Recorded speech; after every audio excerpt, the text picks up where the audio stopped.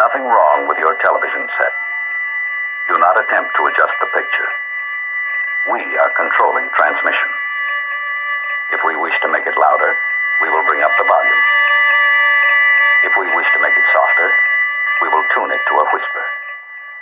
We will control the horizontal. We will control the vertical. We can roll the image, make it flutter. We can change the focus to a soft blur, or sharpen it to crystal clarity. For the next hour, sit quietly and we will control all that you see and hear. We repeat, there is nothing wrong with your television set. You are about to participate in a great adventure. You are about to experience the awe and mystery which reaches from the inner mind to 420.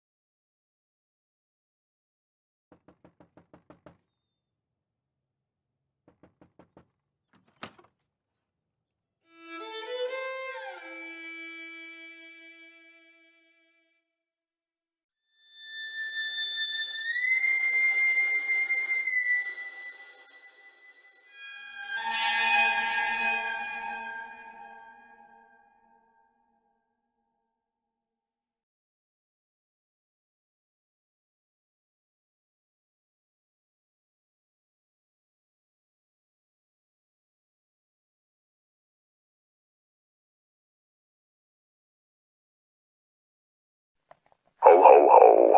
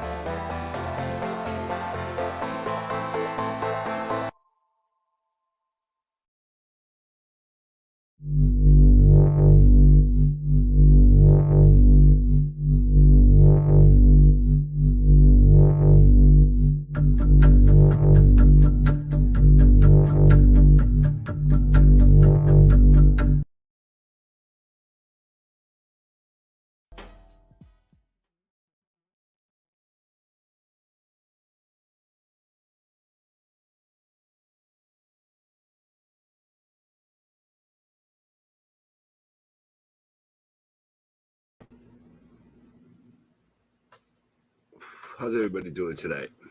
We are live. What are we doing?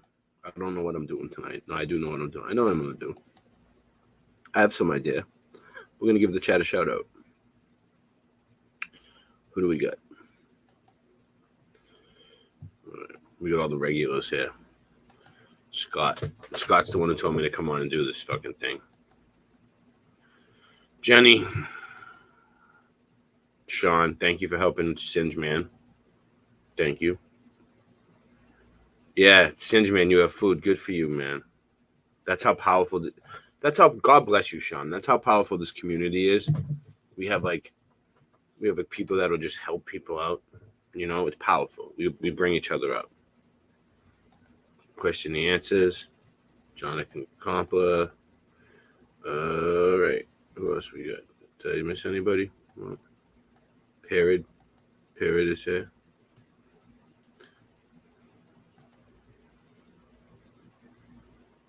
Thank you. So, yeah. How's everybody? Yeah. So, what's been going on? What's been going down lately? Anything new? All the same old stuff? My buddy Slaine did an interview today, and I reached out, and I talked to Big Shug from friggin' Gangstar. What? I was talking to Big Shug from Gangstar? You guys know who Big Shug is? Raise your hand if you know who Big Shug is. He's from Boston. And he's a big producer now. And he was in Gangstar. And unfortunately, the other person in Gangstar passed away, I think. And now Big Shug, he had his own thing, Ill Mannered. A lot of the music that I play on here, that from Ill Mannered, it says Ill Mannered at the beginning. That's them. It's like a Boston label. And Slaine did an interview today. I figured I would play it. I'm not going to play the whole. I'm going to play the Slaine's whole interview, but I'm not going to play the whole podcast. They have their own podcast over there. Shout out to Big Shug. That's Big Shug right there with the Memphis thing on. I just want to see what Slaine has to say. This is from today. This is from a Slaine interview from today. Am I sharing? Am I not sharing? Hold on, give it a sec. I'm going to make sure I'm sharing. I guess I'm not sharing. All right. Hold on, guys. Bear with me.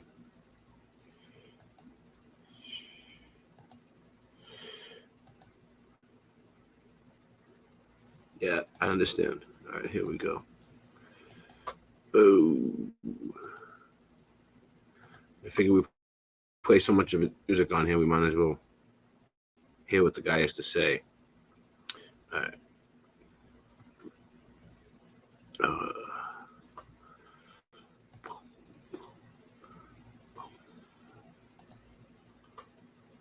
Boom. You know, I got you. You like rosé? Awesome. Me personally, I feel like, man, like, let's do what you do, whatever. How come he never has food in his fridge, but he's fat as fuck? Every time he opens his fridge, it's just full of liquor. Well, like J-Lo got married. Oh yeah, J-Lo going for them Tom Brady numbers. She got more rings than Tom Brady. Why can I say his name? All right, Big Sugar. I think it's. Hold on. Well, we got a call coming in. Who is this? Who is this? Friend of the show. Oh, Slaine. Oh, Slaine. Oh, Slaine. Wu Family Moving Company. They've been your neighborhood moving company for over 10 yeurs, offering swift, efficient, and stress-free moving. Just call Wu Family Moving at 978-398-2784, online at ROUXFamilyMoving.com. Yo, episode 26, we here. The Danger Zone podcast. Danger Zone Park, me, Big Shug, Mr. DL, and Chef Tanya Nicole. We all up in here. And today's, we got the special guest, you know what I'm saying, my man 1,000 grand, Slaine.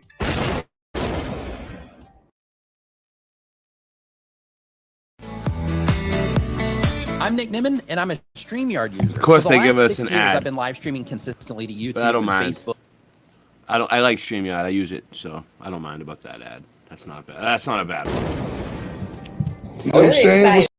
What's good, Slaine? What's good, fellas? What's good, Shug? What's good, DL? Glad to have you, man. You know, I'm glad you came through, man, to chop it up with us for a bit, you know.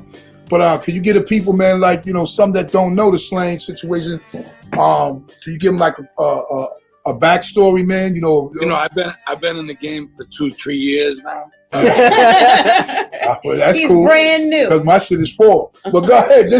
Well, it's basically for people who don't know, you know what I mean? So that's why I ask all the guests that, you know? You know, I've been writing rhymes since I was 9 years old. I've been making music professionally for 20-something years now.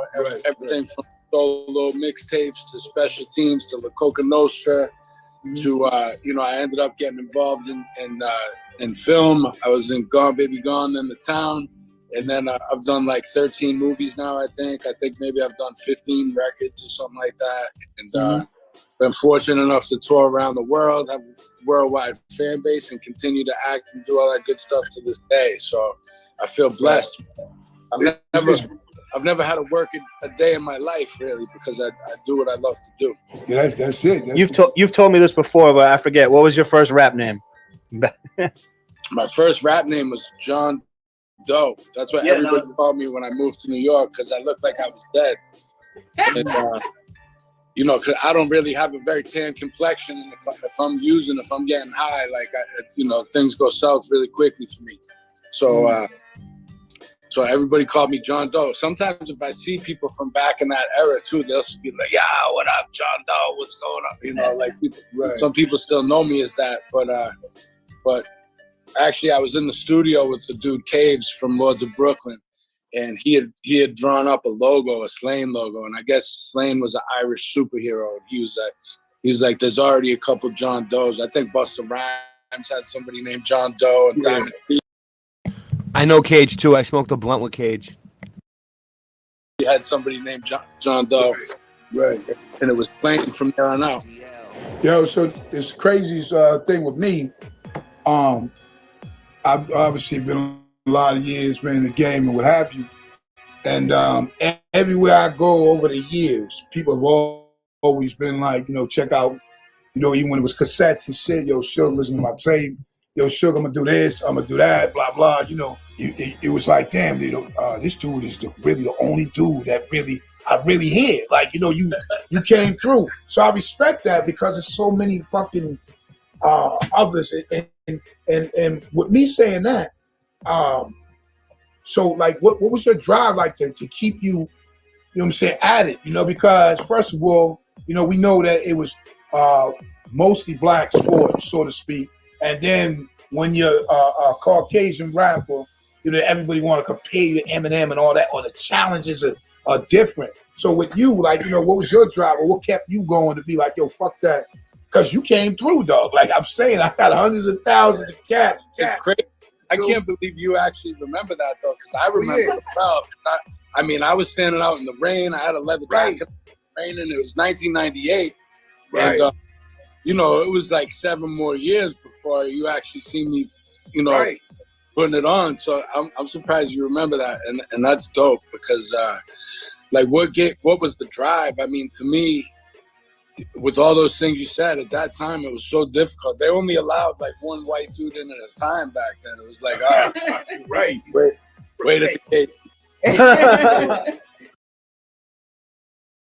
He's right. It was tough for the white. So you're people looking to back make then. music? Well, Soundtrap is the perfect tool for you. Today I'm going to show you how to tune your vocals using auto-tune. Shut up. I'm no singer, but I'm definitely going to make it sound a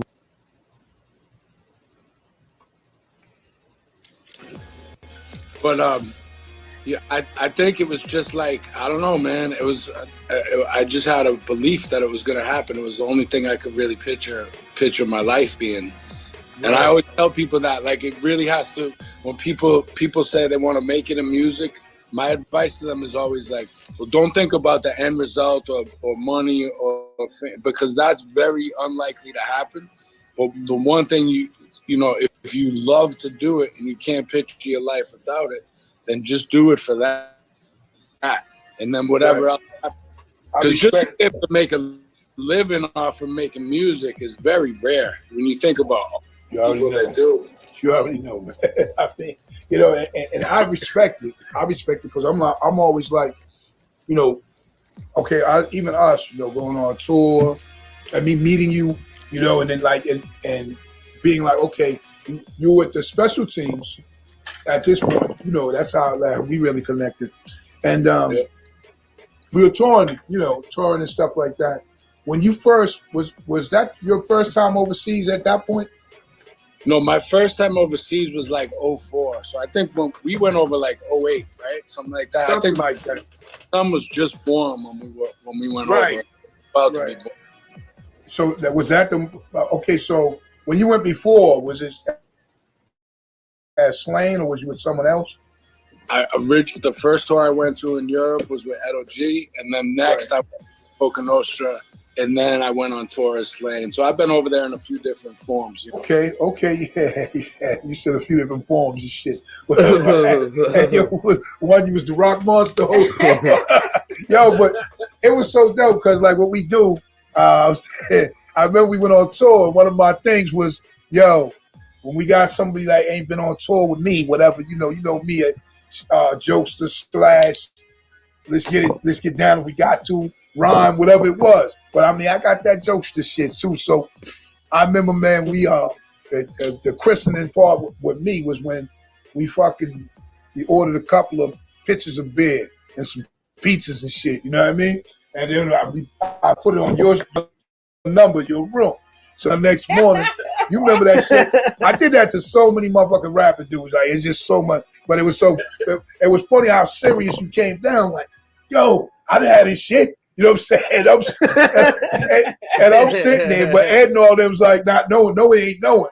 except for me, because I'm like, I had beers, you know, and I probably got one of them too. My man JCO too. Shout out to JCO with cats. You know, that was just like you were my man. Like we all became. You know how Taurus like that. Them close knit shits.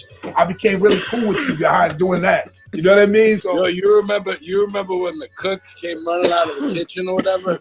Wilding out, he had the knife. Yeah. What the fuck happened? The tour van, and you got out. Ooh, like fucking with the jacket, and you got the knife out of the dude's hand. Why did he come after us though? You remember though? I forget. That motherfucker had That's funny. He had a big ass knife like this, and then we on some serious. I'm like, oh shit, he really trying to come at us. Yo, you just reminded me. Probably because I refused to pay for those pizzas on my room bill. That's probably. Yeah. Oh yeah, but So it was your fault, Big Shug. No, nobody ate sushi though, like Slaine and Jay Saw. The motherfuckers was like, yo. So you remember the dude on the plane that I smacked him on the plane? Yo, you know that thing I spoke on previously? That's what that reminded me of. Because we're on a plane. Now today, your ass will be all on goddamn TMZ. TV. What happened, Slaine? What did you do? Oh man. I'm like, and I'm trying to calm him down because I'm like, yo, damn, we're on a plane. And now it's crazy. Like, you know, it's like that. Wait, Slaine. What happened, Slaine? What happened? We don't know what happened really. How did it start, Slaine? We're not hip. I think there was a dude, he was being real drunk and disrespectful on the plane. And I'm talking about like sociopath level. Like he was just being a real weirdo. He was in like a blackout or something. And he refused to, you know, he wasn't listening to any sense. And I ended up having to smack him. I don't remember it all that well neither. And I was drinking a little something too, so yeah, I mean, it's crazy because I remember this shit, and it was like me turning around, and I'm like, oh shit, we on a plane, you know? Because it was in the air. Oh nah, we was. Yeah, it was in the air. Was it in the air that time? Oh man. Oh yeah. that time. Well, we calmed it down though quick enough. Whereas, like, cause trust me, you know how that shit is. Yeah. Yeah, I'm telling you, Scott. I've hung out with Slaine. I've been to the Gangstar show. I've met a lot of these people. They're cool. These are some cool people. I get this down, whatever. So, yo, to finish with that, they actually thanked me, the staff on the plane, because we were like 2 hours from landing. It was an 8-hour flight. Or remember, I do remember this, and the dude was creeping out all the other passengers. He was weirding them out, and then I got in his face. I smacked him. He ended up sitting down and being quiet the rest of the time. He did. Se portó bien. He became a good boy. No, he did sit down. He did continue our shit, but it was just funny to me because I mean I used to be usually the one in some situation like that. So then this dude was like, next thing I know, I turned around. Tom and Jerry, blah, blah, blah. I was like, oh. I said, wait a minute. Calm down. We good. We got to get down. You know what I'm saying? So, but have you still chop it up with them brothers? You still with special team? Y'all talk or, you know? I haven't seen those guys in a few, man. And, you know, I got love for Edo and Jay forever. But I've seen them in a few. Oh, okay. So, you got any questions? Yeah. Do you remember kicking me out of your dressing room in Los Angeles? Oh yeah, you kicked me out for smoking. Where was that? At the whiskey, I think. What was it? Oh, the Whiskey a Go-Go. Yeah. You know, look, I see some people who are like shaking hands and kissing babies and then walk right out on stage, and like that ain't me. I'm a lunatic before I get on stage, man. I clear the dressing room. I pace around like a lion, and you know, I get anxiety before and. I don't even know if it's anxiety, it's adrenaline. You know what I mean? And I'm not talkative. I don't, you know, I get in the zone and then I know exactly what he's talking about. That's how I get before I come on these live streams. I get like adrenaline. I get in the zone before I come out here. I just want to go out and do my thing. Yeah. No, I forgot. I remember that. I was talking to Suge about it yesterday. You kicked me out for smoking. It was you weren't like wasn't beef or anything, but you were just like, yo, you can't be smoking in here. You were smoking weed in the backstage area. Yeah. I was being me. Meanwhile, on the other side of the room. Yeah, right. I mean, you know, hey, I tell you one thing though, right? So as like you spoke earlier, you spoke earlier about movies and acting. You know what I'm saying? So gotta tell us how the famous story about how you got into acting. Well, you know, I was so the Gone Baby's Gone story. So I had just, you know, I was squatting in this warehouse. That's when I met him. I met him when he did Gone Baby Gone. He was in the movie, and then he had a party at The Good Life for Gone Baby Gone, and I went to the party with my boys. It was fun, and he rapped on top of a bar stool. He just like stood on top of a bar stool and did the whole show and rapped, and it was like it was off the hook. Jason was there, his whole crew was there. It was a good time, and then he had a huge party after, and he brought the whole club back to his house. I think it was like in West Roxbury, and like where he was like staying at the time, like a little apartment condo, wherever the fuck it was, and everybody went back there. I didn't go to the party after, but I think I had a chance to go. I think everybody was going, and it was already like 4 or 5 in the morning, and people were going to this after party at Slaine's house. I could have went, but I think we all just went home because the girl that I was with, who met Slaine, was like driving us home, and she didn't want to go. She wanted to go home, and that was our ride. So we were like, "Fuck it." On Shirley Street in Roxbury, and I had no hot water, no electricity in there. Like the way it started off is that we were going to build a recording studio in there, and this was going to be a spot to build a label. And you know, things went south because dude was looking at time, and he fell out of the picture. The dude who I was doing the label with, and so I ended up squatting in there, and I was charging my phone at the after hours spot up the street. I left there at 7 in the morning. I walked up to the Massey gas station over there. There was a Herald story about me that Chris Ferrone had written that day, and it was about La Coca Nostra getting together and all that. But I was still fucked up in the game at that point, even though I was getting a little bit of buzz. And anyways, I went back to that spot on Shirley. I climbed up the ladder to the back of the staging where I had a mattress tucked away in the corner. I read the article in the Herald. I passed out, and I woke up at 3 o'clock in the afternoon with all these missed phone calls. And they a lot of them was people that see me in the newspaper, but you know, a lot of them was the casting people at 94.5 and all that for Gone Baby Gone. They called me in to come in and audition for that movie. And rest is history, man. I ended up getting that role, and then you know, Ben put me in The Town after that, and shortly after I started touring with La Coca, and La Coca started popping out.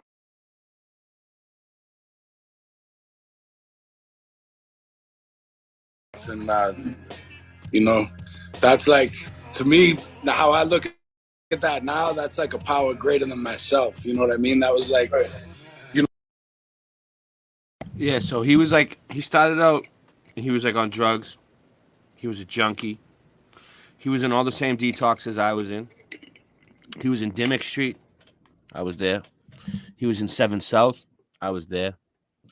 All the, you know, hanging out with the same people, the same crew, from the same streets, from Boston, and going to the same programs and everything else as me. We pretty much went through the same thing. And then he made it, man. He's such a talented rapper that they put him in a movie, and then he was in the movie The Town, and that's the biggest movie he was in. And that's well, it might not be the biggest one he was in, but that's when he really took off, because it's a Martin Scorsese movie. Martin Scorsese directed it. You know, of course, like fortune favors the bold. And I think the universe, like if you have a dream and you're focused on it and you go to any lengths to get it, like the wind will start getting at your back. And that's what happened to me in that moment. But I remember when I was doing The Town, though, when that was right before, I think we were doing The Town, and we had just gone on tour, and I was like, yo, I put the role in this for you, and I gave you a shout after that, right? And you ended up going, yeah, what happened was, with that, to be honest, too, I was like, shit, these motherfuckers don't be putting nobody from in the hood in these movies. This is what I said when I would see these movies, and I knew you in the one previously. I was like, whatever, man. And then Peter Dungeon, remember Pete? Well, yeah, of course. Peter Dungeon filmed my video, My Boston, right? And he also said, you had told me that shit was going down. Then he said, because he was working with Cal Pickton. So he was like, yo, all Yeah, the Freemason handshake on his shirt. I know what you guys are talking about. I think they do that shit on purpose, though. these roles they got down here for this movie, but you know, and I'm fair that people saying to me like, yo, but you'll get that, like, you know. And I went down there, it was every rapper and his mother that was local, and every, like, even Turn was down there, too short for a position. But everybody was there that fucking day. And then I'm saying, yeah, everybody's here, but I'm calm, whatever. Next, you know, I get the call, and they're like, yo, you in this movie, you're gonna be Kenny with the white nose. You know what I'm saying? I was like, oh, okay. Which I thought it was coke, because he was a coke dealer, but it was because he had vitiligo. So the shit got deeper, you know what I mean? But it was dope because I was like, so I knew you were in it, and then I got this role. And then you know how Ben was. Ben was really, really chill dude. Like he was on, like, you know. I told Ben specifically, you got to put Suge in this role. I remember. Well, that's dope. I appreciated that because that set that shit off for me. Like, you know, I've been in about 8 since, because you know how it is. Like, I only be doing those principles. You know what I mean? So when they hit me and they from that town shit, then it was the Heat with Sandra Bullock, then it was Larry David, then it was, you know, Black Mass, you know what I mean? But it started. I don't know, Parrot. All I know is when he first started out, he was on this label called Leeds Edutainment. That's a label from Boston, Leedz, Leeds, Edu Leeds, and he's independent and he's legit. I've talked to him on the phone. I almost got signed with him a little bit, like I was when I was rapping for a while. He was gonna get me some shows at some clubs. I was gonna get some, you know, he's gonna give me a bunch of tickets, and he was gonna book me. He's like a promoter, and that's who started.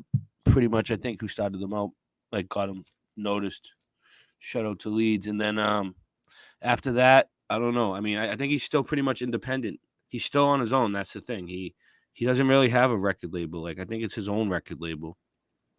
It's funny too, because and this other one, Ill Mannered Records, is this guy's record label. So they have, like, these are all independent dudes. They just basically got enough money to make their own labels. The drug dealer in the movie, The Town, for all those who live on the rock. The big and when I remember when Ben, you know, we was doing the scene, and the little dude, Jeremy Renner, shout out to him, because he was one to talk to me a lot about, you know, what I could be doing in these movies. And Ben was like, they go to the door. They was like, go to the door, sell this, they coming to buy the drugs, blah, blah, blah. Yo, I opened up the drug case. They got packages like this, like big ass shots. To listen to Ben. I know for a fact that this dude used to give out his CDs with bags of Coke, right? Because I got one that way. You know what I'm saying? Like, you get a bag of Coke, and he'd give you a CD for free. So listen, man, you want to be authentic, or do you want? He changed his life now. You know, you making a comedy? That's what you said. That's some shit. He was like, well, what do you think? I said, dude, the shit you'll never knock on nobody's door and they're going to bring you some shit like this. So the dope thing was how they adjusted everything, you know, and did it. And then Ben had just been on Men's Health magazine. Yeah, Men's Health. On the cover, right? You know, looking all in shape, but you know, on the movie, he's smoking cigarettes like a motherfucker, right?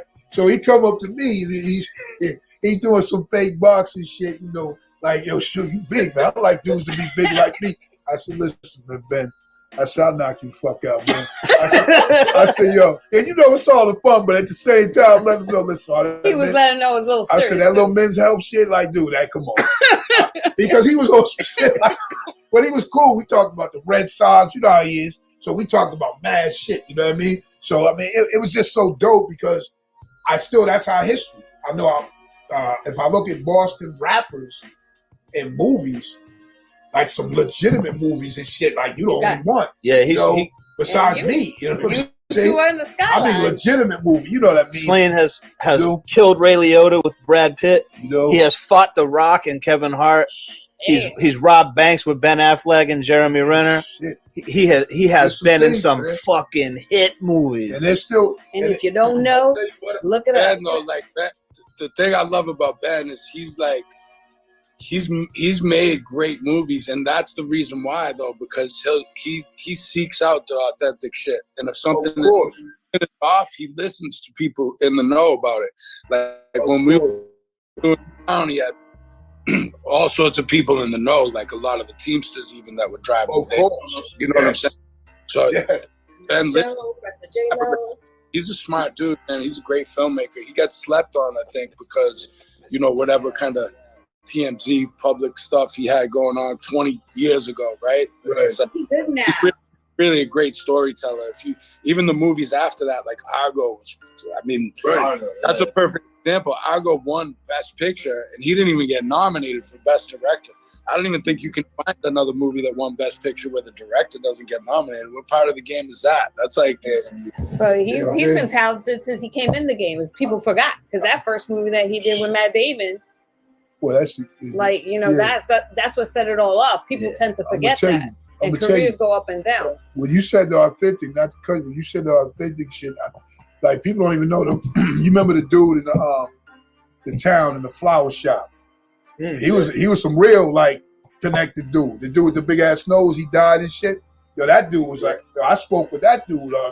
He put the hook in her real good. Yo, when he's talking about his mom getting hooked on dope. But that dude, the flower shop. Pete Postlethwaite's a legendary actor too, man. Like he was nominated for Best Supporting Actor for In the Name of the Father with Daniel Day-Lewis. Yeah, rest in peace to him, man. I think he died shortly after that. Yeah, he did. Because I talked to I picked brains and hung out with motherfuckers. You know how it is when you're on the set, and that dude was like telling me some shit. Like he knew about Boston shit. Like, you know what I mean? That on some real shit. I was like, wow. So he had the right people around too in these movies. You know what I mean? So I'm a motherfucker who's from when the shit was crazy like that. So I was like, wow, they put me in this shit. You're in this shit from Southie. You know what I mean? So it's like it was so dope time, man.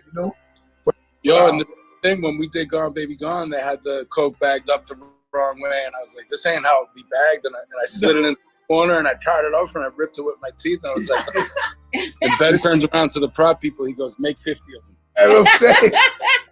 Because when you got them motherfuckers like this, people is coming in there like, yo, this shit's got to be little and not seen. Y'all brought the authenticity of the streets and the streets. Hey, she about to say like how you said in the movie. I'm trying to make the shit sound fucking authenticious. You got it all fucked up. Authentic what? That's how I got that role. Authenticious. Word in the she had caught her right there. It reminded me when you said that shit. What were you gonna say? You know? Oh, I was just saying, like, they brought life into art to imitate life. Like, they brought that experience. What, say that again? You brought life into art and made it real life so that people who are from the streets could be like, and it makes them connect to your character. You know that's what you got to do. If you have any, first of all, if it's not a comedy, like Clear History was comedy. Yeah. So of course I'm gonna be on some silly shit, like how they want it, Larry David. Well, if it's some other shit, yo, I'm gonna give it to you like that. That's slaine. You always sell those parts. You always fit right in, man. Respect on that. Have you been doing any movies lately, or?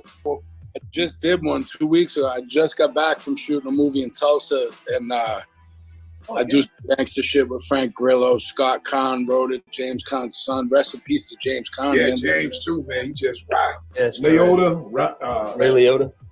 All of them, man. At this time, that's why, man. Life is so, man. It's so precious, man. Because you step around greatness, and you've done some things and see things, and people growing like that, man. So we still here for a reason. More than the season. What's the movie about? I don't want to give too much of it away because we just shot it. It's funny with, Is it a drama? Is it a comedy? That's kind of one of the differences with music, right? When it's music, I can promote my project. Right. Movies, like I always leave it up to them because it's a film, man. It's an expensive thing to make. So I never want to you know what I'm saying? It's like inside baseball until it's out there. But speaking of what you just said, though, like that's, to me, that's like one of the beautiful things about what we've been blessed to do is like, short, and you never know when it's your time to go. So to put you put your art out into the world. And to me, it's never excuse me, it's never been about selling 1 million records or being mega famous or anything like that. But it's leaving like a piece of who I am, what my story is. And these movies, they live forever, man. Like, these are the type of things, like, you know, my son's kids can watch and be like, oh, that's your grandfather. You know what I'm saying? I already know, I know, right? So, you know, I'm going to tell you, right, too, is when you get those movie roles, too, a lot of times, first, the name is fake. You know what I mean? Because they don't be wanting people to, like, say, oh, I'm in this movie. And then once you do get it, you're basically signing, too, like, not to divulge what this is. Like a non-confidentiality. Or they can cut you, they can cut you out. I mean, like confidentiality. Because the one he did with Brad Pitt was called, like, Kogan's Trade or something. And then when it came out, it was called Killing Them Softly. That's true, right? Yeah, that's right. Well, the book was called Kogan's Trade. And initially, the film was called that, and then they changed it to Killing Them Softly after that. That incredible experience doing that one, man. Yeah, I don't know though, Ryan, because like, if you struggled your whole entire fucking life, and you were really good at fucking something like he is, he's really good at rapping, right? I know him. He struggled, dude. He was a junkie. He was homeless. He was a coke dealer. He went, you know what I'm saying? He was everything. He struggled his whole entire life. People from Boston are poor. You know what I'm saying? Nobody has any money here. Everybody's fucking broke. Everybody's broke everywhere. But he's really good at rapping, you know? And then someone finally comes along and gives you a break. It's not like he's not like his music's good, dude. You know what I'm saying? His music's legit. I kind of agree with this one. He was like 1 in a million, and he finally made it. You can't really hate on him for making it. You know what I'm saying? You can't hate on people for making it. I mean, if you want to like stay poor your whole life and struggle for the rest of your life and die poor, then that's on you. You know what I mean? That's up to you. I mean, but like, I don't want to struggle like this my entire life, me personally. So if I had a talent that I could make a lot of money, I might take it. I might take the money, and I wouldn't sell my soul or anything like that. I still believe in God. I would still help people and do everything I could with the money to help other people out. I wouldn't like, you know, lie or manipulate people or anything like that. But it's not like it's coming out of our pockets. He's getting it from like recording studios, record companies, fucking big people who make movies, you know, whatever they call that, film studios. They got tons of money. Who gives a shit? I'm happy for him. Bet. That was crazy. Working with Leota. Rest in peace to Leota. Yes. Beating him up, dude. You saw the movie? Nah. He kicks the shit out of Ray Liotta. Gotta watch the movie. See, he got the better role because I had to get beat up by Whitey Bulger. So he was able to beat up Ray. So, hey, here's a funny one too, man. Slaine. So I'm doing that movie. You know, I'm 6'3", you know what I mean? Every bit of 280 something at that point. And and fucking, you know, Johnny Depp playing, he got the little heels on. And he's still like about 5 whatever. And they're like, well, yeah, I agree with you, Pie Man. We are rich in family and community on YouTube. But like, this is something completely different. He's not coming on YouTube and doing a podcast and trying to take everybody's money. He's making hit records and making movies. You know what I'm saying? This is just a thing he did for free. You know, like an interview. Like he's one of the most talented rappers that I've ever heard. You know what I mean? He really is for me, I think. But I don't know. I think there's like, yeah, like I know what you guys are saying, like, you know, but why limit yourself? Why stay poor your whole life? You know what I mean? Why struggle your whole life if you don't have to? I don't know. I can see it from both. I can see it from both angles. Because I've been rich, I've been poor, I've been both. And I've had money. There's been times when I had a lot of money and I had everything I needed. And there's been times when I fucking was homeless. There's been times when I didn't have any freedom. There's been times when I was in jail. You know? So he finally gets a break, and he took it. It's not like he sold his soul. He's just making money. He's getting paid for his records and his acting. Walk up to you and punch you, and then you're gonna drop. This is them saying this shit on the movie theater. I'm like, at the movie set. I'm like, listen, there's no way this little motherfucker is gonna be convinced to come up. I don't care, Whitey, whatever. If anything, Whitey gonna shoot you or whatever. That shit ain't happening. So then they got the pipe wrench, and and boom, bang, bang, bang. But I mean, it was just so funny. But they really, that's in the script. This little motherfucker come up to midget man, whatever they used to call him, and gonna punch out this big black dude, and that's that. You know how it is. Movie magic, bro. Switch it up, man. They wouldn't find. They be finding props quick though, because they sure wouldn't find some big ass. One day, if I make a hit record, if I come out with a hit record, right? Now you guys all know me, right? All you guys are my friends, right? You guys have been here with me every single night for like a year now, right? Half a year, right? If I come out with a hit record one day through these people, and all of a sudden I get all this attention, and I get really big, and I get like 30 million subs because I came out with a hit rap record, and they helped me with it, would you guys all hate on me? Would you guys all turn your backs on me like Ray sold out? Or would you guys be happy for me that I actually got a deal? And it wouldn't be like I wouldn't come on YouTube and try to make money off you guys. I'd be fine. I'd do everything on YouTube for free. You know what I'm saying? For this community. But like, there's nothing wrong with having like a separate project to earn money. That's what I'm trying to say. Like something that has nothing. I don't think you should make money off truth, but there is a lot of flat earth people that are charging for interviews now. Did you guys know that? I asked a few flat earthers to come on my show, and a few of the bigger names that I'm not going to mention, and they told me no. A few months went by. I went to the meetup, and I found out that person is charging to have people have him on the show now. That's where he's at. He said his time is worth money. So, I mean, it works both ways. It's in every community. There's people charging for their time now in the flat earth community too.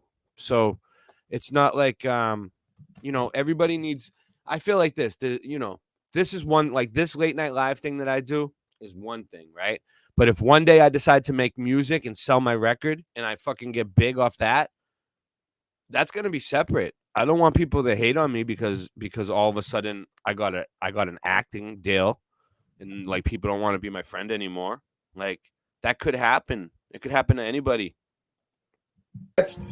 Pipe wrench. And I'm like, okay, yeah, that's more, Yo, but the prop master, they have a truck, especially on a big budget movie like that. Like those, right.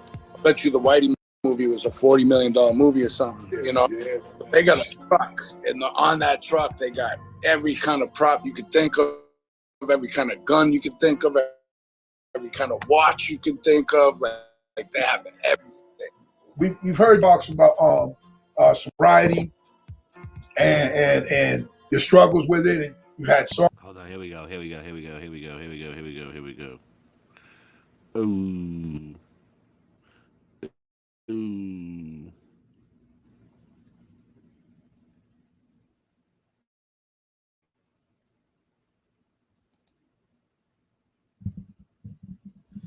Nice. You've had songs, where you spoke about it, and it's almost like this, right? You got to work, you got to earn money, you got to support your family, right? So some people, some of us don't have jobs, but then there's probably other people on here who have jobs that are like they work during the day, they come on YouTube at night. During the day, you have a job that you do for money, right? It's like a separate project. It's something different. You keep it separate, than your YouTube life. You keep your job life, your work life separate. Your YouTube is kind of like something you do at night. Well, everybody needs like a side hustle. You need something to bring in money, you know. And you can't survive with no money. And now you're at this point where I just saw something about you getting with some people and creating a clinic, sort of, or you could fill me in more. But yeah, man. So like for years before I even started getting on with the music, I mean, a lot of what made my music really resonate with a certain crowd of people was I was writing from the center of the drug epidemic in Boston, like with the White Man is the Devil mixtape. Yeah, this is important. That stuff was all centered around using and getting high and all that. And I had a lot of circumstances happen that gave me this amazing life and touring and all that. But at the end of the day, who I really am is, I'm a rock bottom alcoholic and drug addict. And I got to the point in 2014 where there was nothing that would ever wake me up. And but I got to the point where I knew I was not going to be the father that I should be, and that I was going to lose my relationship with my son. I had supervised visits with him. I couldn't take him in the car. I couldn't have him sleep in my house. And ultimately, like, I broke his heart too. You know what I'm saying? Because I wasn't showing up and all that. And I had a moment of, speaking of when I met you at Tower Records, I had my moment of truth, man. And it was time, the fork was in the road, and I could either go one way and be that dude, or I could fight for my sobriety, and I chose to do that above everything else. And 8.5 years later, man, like, I haven't had the need to pick up a drink or a drug. I work a program that keeps me sober, and part of that is helping other people. So, I've done that consistently since I got sober. And then at the beginning of the pandemic, I canceled like 30-something shows, and for the first time in my life, like, I was just home. And what I started doing in that time was going and visiting all these programs and speaking to sober livings, halfway houses, going to different detoxes and rehabs and all that. And I did the. He really does go to meetings, dude. Around here, people have seen him. They told me they seen him at the meetings in Charlestown. They seen him at the meetings in Southie. He does. He goes to detoxes. He goes to meetings. He helped like AA, NA. He speaks to people with drug problems. He tries to he helps people. He tries to help people with drug problems because he had a really bad one. Deep dive, and I started working, going down Mass Ave with jackets and clothes and food in the winter and all that. Yeah. And I was presented with this opportunity and linked up with this group of people to open this new place. It's called Charles River Recovery. It's on the Waltham Western Line. It's only 20 minutes from downtown Boston. It's an in-network facility. We're working on having an in-network across the board, which means like we're going to be able to help a lot of people in the community, man. So right now we just had the DEA come through and had a positive visit, which I never thought I would say. Like I'm saying, this is the most unlikely shit for me. Like if you told me 10 years ago, like this is what I'd be doing, I'd tell you you're crazy. Yeah. I think anyone else would too. But so we're open right now for clinical stabilization services, and we detox open in the next. That's awesome, Slaine. You opened your own detox and your own recovery. That's fucking awesome, Slaine. Good for you. Next couple of weeks, so we'll be able to take people in and detox them off of opiates, alcohol, and all that, and then put them in a program. And it's a 30-day program, and then we're working with other providers. You see, guys, he's not a bad person. He's working. He's using his money that he made to help all the drug addicts because Boston has such a bad drug addict problem, and all of our friends died. Okay, everybody that me and him grew up with is dead. Like a whole generation. The opioid epidemic. That's what he's focusing on. That's like his main thing. All of his music is about it. His struggles with addiction and a lot of it I don't even play because I don't bring that type of energy because it's addiction stuff. But it's real. It's all true. The shit that he raps about is all really happened. It's not fake. And Yeah, I mean, he uses money he's helping people with his money. Term treatment. I've been working with as many people in the recovery community in the Boston area as possible so that I can find resources for people and all that. And as much as I was using my platform to do that by myself for a while, now I have like a whole team of people with me, man. And it makes it like a lot, because so many people started hitting me up. I started to feel like, fuck, man, like I can't answer 150 emails in a day. No. I knew that's why he didn't email me back, Slaine. I knew that's why. 40th one.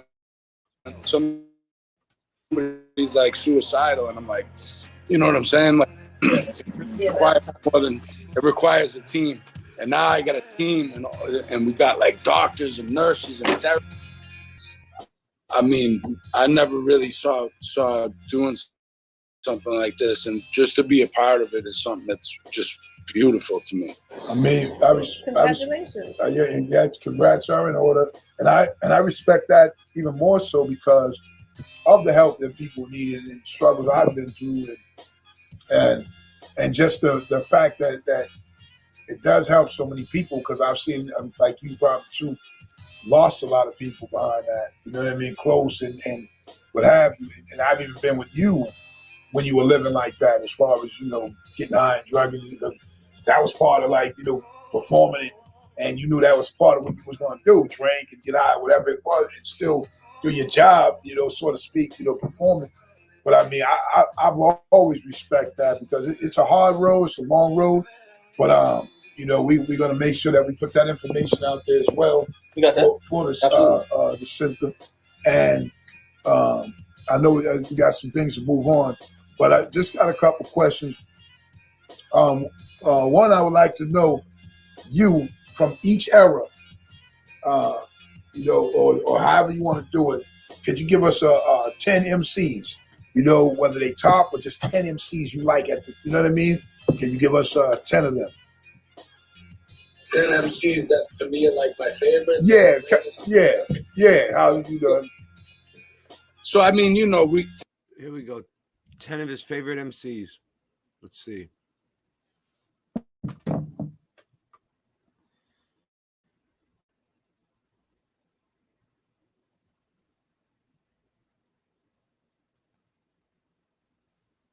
There's always going to be the ones that everyone mentions, and all those guys are great. But I think, like, I'll list some people that I think are usually left out of the top 10 that I think are incredible. I'll start with Guru, because you know how much I love Guru. That's dope, yeah. Guru's the one that died. He's never really mentioned, but when you look at those albums, they're just classic albums, man. He had one of the most distinct voices ever.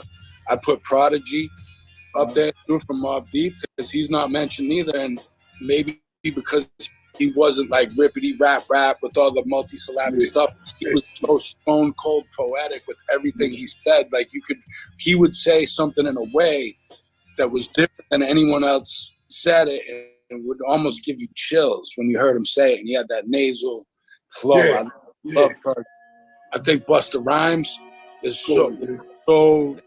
When you see him perform and he just has hit after hit after hit, like you forget how many hits he got. Like, he'll do 20, 25. Yeah, I see bro. Him. Incredible MC.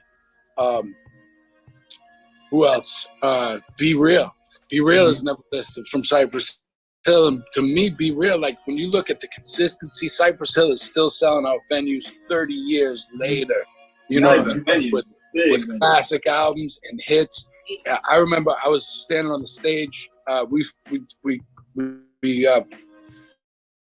crossed paths with Cypress Hill when we were on a tour in Europe with La Coca a few years back. I guess 2018 now, and stood on the stage, and I was like, God damn, they've been performing for 2 hours. I never even saw Be Real have a sip of water. I drank about 12 waters when I'm up just rocking it. Be Real to me is insane like that. I think Ill Bill also never gets mentioned, man. Ill Bill is just an incredible lyricist and somebody I've had the pleasure of working a lot with. Who else? 5 more, 4. And then I'd say like some, obviously I put Biggie in mine. I think Jay-Z, I would put as the greatest. If hip hop was embodied in one person as the story of hip hop, it's Jay-Z. When you talk about Marcy Projects to the boardrooms to being a billionaire and all that, and you know, he's the story, he's the American dream. He's the story of hip hop embodied in one person, and he's also the mouthpiece where he can go and talk to any audience, any crowd, and really be a great ambassador for hip hop culture. So I love Jay-Z for that. Of course, all the hits too. I don't know. I guess Cool G Rap. Right. You know what I'm saying? I don't know how many that is right now. Is that enough? Two more left. Two more left. Yeah.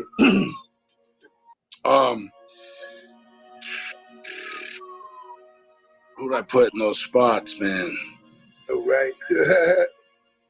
I mean, you know, I gotta put some, maybe like, you know, somebody else who never gets mentioned. Nobody has ever sounded like the RZA, and he always gets props for his production, but his lyricism, especially back in the early Wu-Tang stuff and the first couple of Wu-Tang albums, and then you talk about producing 7 classic albums in a row. You know, I feel like RZA doesn't get his flowers often enough, and I don't know, man. I guess with the last spot, how can you not go with Rakim? You know, Rakim could be in any top 10 list. So that's your 1, 2, 3, 4, 5, 6, 7, 8, 9, 10. 10 crack commandments. What? We good. And there's a lot of MCs that I'm leaving out that are super, that have influenced me heavily, that I think are incredible. We got some random shit real quick, right? Just some random questions, man. Just run it out real quick. So, you got shepherd's pie, pot pie, apple pie. What's your choice? I like all those pies. See, if I had him on here, I'd be like, so Slaine, how do you feel about the shape of the earth? You know, I'd be asking him some good questions. Yo. Steak man on tour back in the day, because I eat steak every day.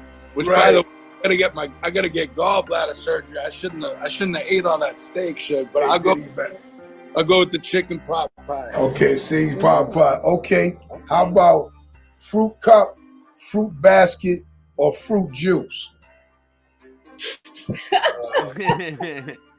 Fruit cup. Okay. But I don't want no cantaloupe in mine, man. A fruit cup with no cantaloupe. Here's another one. It's never sweet. What's the one that you despise the most? A liar, a stupid person, or a silly person? I like silly people, and stupid people just feel bad for. I think it's the liars. Just tell me the truth, even if it hurts. Go ahead. What you want to say? I got a question about being sober. Is it strange to perform like a 99 bottle? That was important what he just said there. Did you hear what he said? He said, I hate the liars. Just tell me the truth, even if it hurts. That was his sent. That was exactly what he just said. I hate the liars. Tell me the truth, even if it hurts. I like it. Bottles now? No, it's empowering. So in the beginning, it was strange to just walk out on stage sober, because I was like, I do now. Yeah, you're aware. Yeah, you're aware. Like part of the drinking and the drugs, it makes any kind of fear or anxiety just melt away. So, but it's also a lie that your brain tells yourself, because ultimately, like, I got sharper, clearer, stronger on stage especially the more time I got sober. But doing 99 bottles, I always still end my set with that to this day, because it gives me the opportunity. Because I used to always have a drink before I do that. So I used to slug a beer. I used to slug a pitcher of beer. I used to drink vodka. And now I get to let everybody else have the drink for me. I say, my name is Slaine. I'm an alcoholic. I don't drink anymore, but you have one for me. And I'd still do my old shit. That's still 99. That's cool. Hell yeah. I got one more crazy one. This is it. You was a kid. So that's intense. So So Slaine, he has this song that he does called 99 bottles. 99 bottles of beer in the wall. 99 bottles and you're hearing them all. 99 problems and you're hearing them all. I'll play it after this. I'll try to get it up. And he said that he had trouble doing that song for a while. Basically, that's what I got out of it, right? He's saying like he couldn't perform his own song because he was trying to stay sober. He was struggling with alcohol so bad.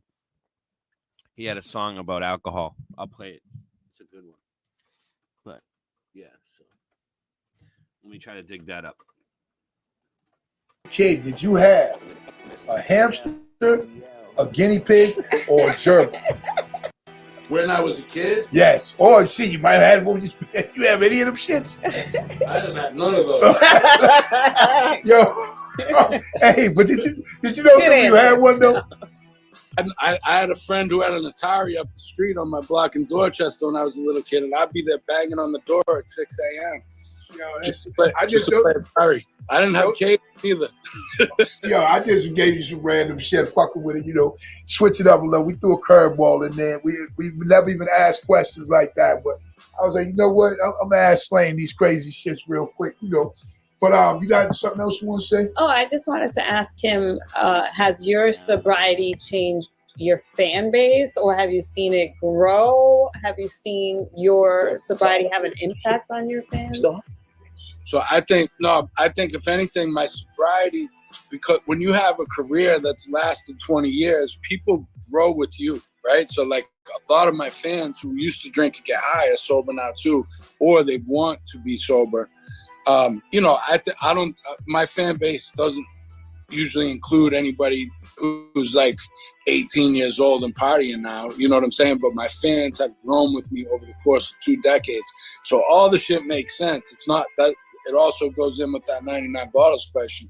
Nothing I do from the past is inauthentic because that was an integral part of my story. You know what I'm saying? Yeah. So I think if anything, like, my fans have grown with me. Can you just tell people, Slaine, your socials and stuff, and just so they could, know where they hit out. Yeah, social. Active on Facebook, Slaine.official for all the old people. I'm on Instagram, Slaine's World. I just got on TikTok, but I haven't posted too much on that. I think I'm gonna get more active on that. That's also Slaine's World.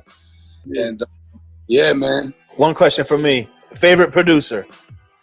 Just one. All you need. That's easy. That's DJ Premier, man. DJ Premier. Okay. Wow, you shocked me. I thought you would say Muggs. You shocked me. Muggs is also one of the greatest of all time. No, I was just curious. Yeah, I never asked you that. Yeah. I think there's it's like MCs. There's who the great ones are. You know what I'm saying? It's just. Slaine, I like what Freedom Grower says. Music is not a competition. Music is not a competition. It's a matter of taste. Like, Muggs has made some of my favorite joints of all time. Talk about the Cypress records and House of Pain records. I grew up on those. They inspired me to do this. And but to me, like, Premier also was just like, he was there that day. I was at Tower Records when I told you I'm going to work. We'll have to have Slaine back. Question. He's a friend of the show. Yo, hey, can I get my Tebow money, man? You what? Can I get my Tebow money, man? You forgot that one. Which one? Yo, remember we was on tour and you was like, I'm fucking, but we was on tour and me and you had a disagreement because you was like, Tim Tebow ain't getting picked in the first round. And I was like, yes, he is. So we bet $100. But he didn't get picked to like the last pick, if you remember, right? It was the last one. So I snuck in there. And so they was like, all right. He didn't get drafted, did he? No, he did. Remember? The first round, he was the last pick. So you was winning. And then I'm gonna do the research on that. Yeah, go ahead. Zona del peligro. I'll pay you that. I'm not a Welshman. No. Hey, but you remember that though? You're gonna see I think he was the 32nd pick. Yeah, because then he was like, he just got in there. So how about I pay you 50? It was some shit like that. Cause remember, hey, yo, I'm telling you, Slaine, because I was like, oh shit, I ain't gonna win this. Yo, he was the last one. That's so funny. I was like, oh shit, Tebow got in there. And he was like, oh.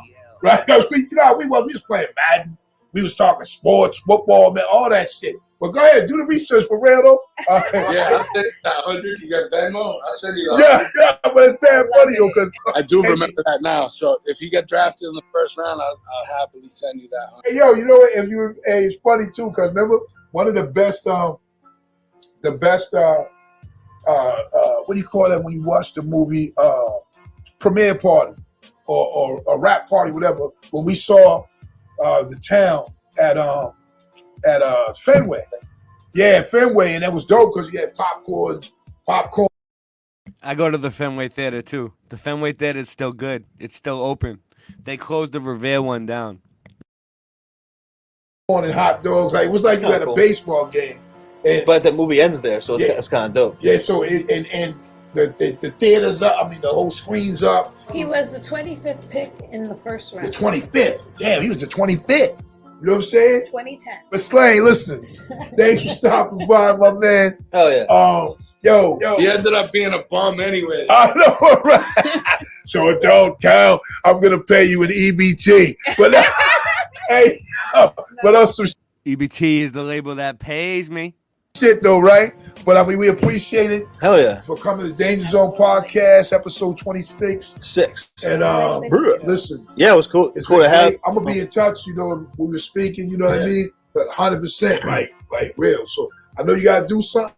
You know what I'm saying? So good to see you. Great, man. Let's do another video soon, man. You'll be listening. You'll be hearing from, you know what I'm saying? All love always, man. My man. All right? Peace, bro. Later, man. Yes, sir. He was like, I ain't go to my friend's house and play no hamsters. I want to play Space Invaders. Was from South End. They probably have hamsters. Guinea pigs, gerbils.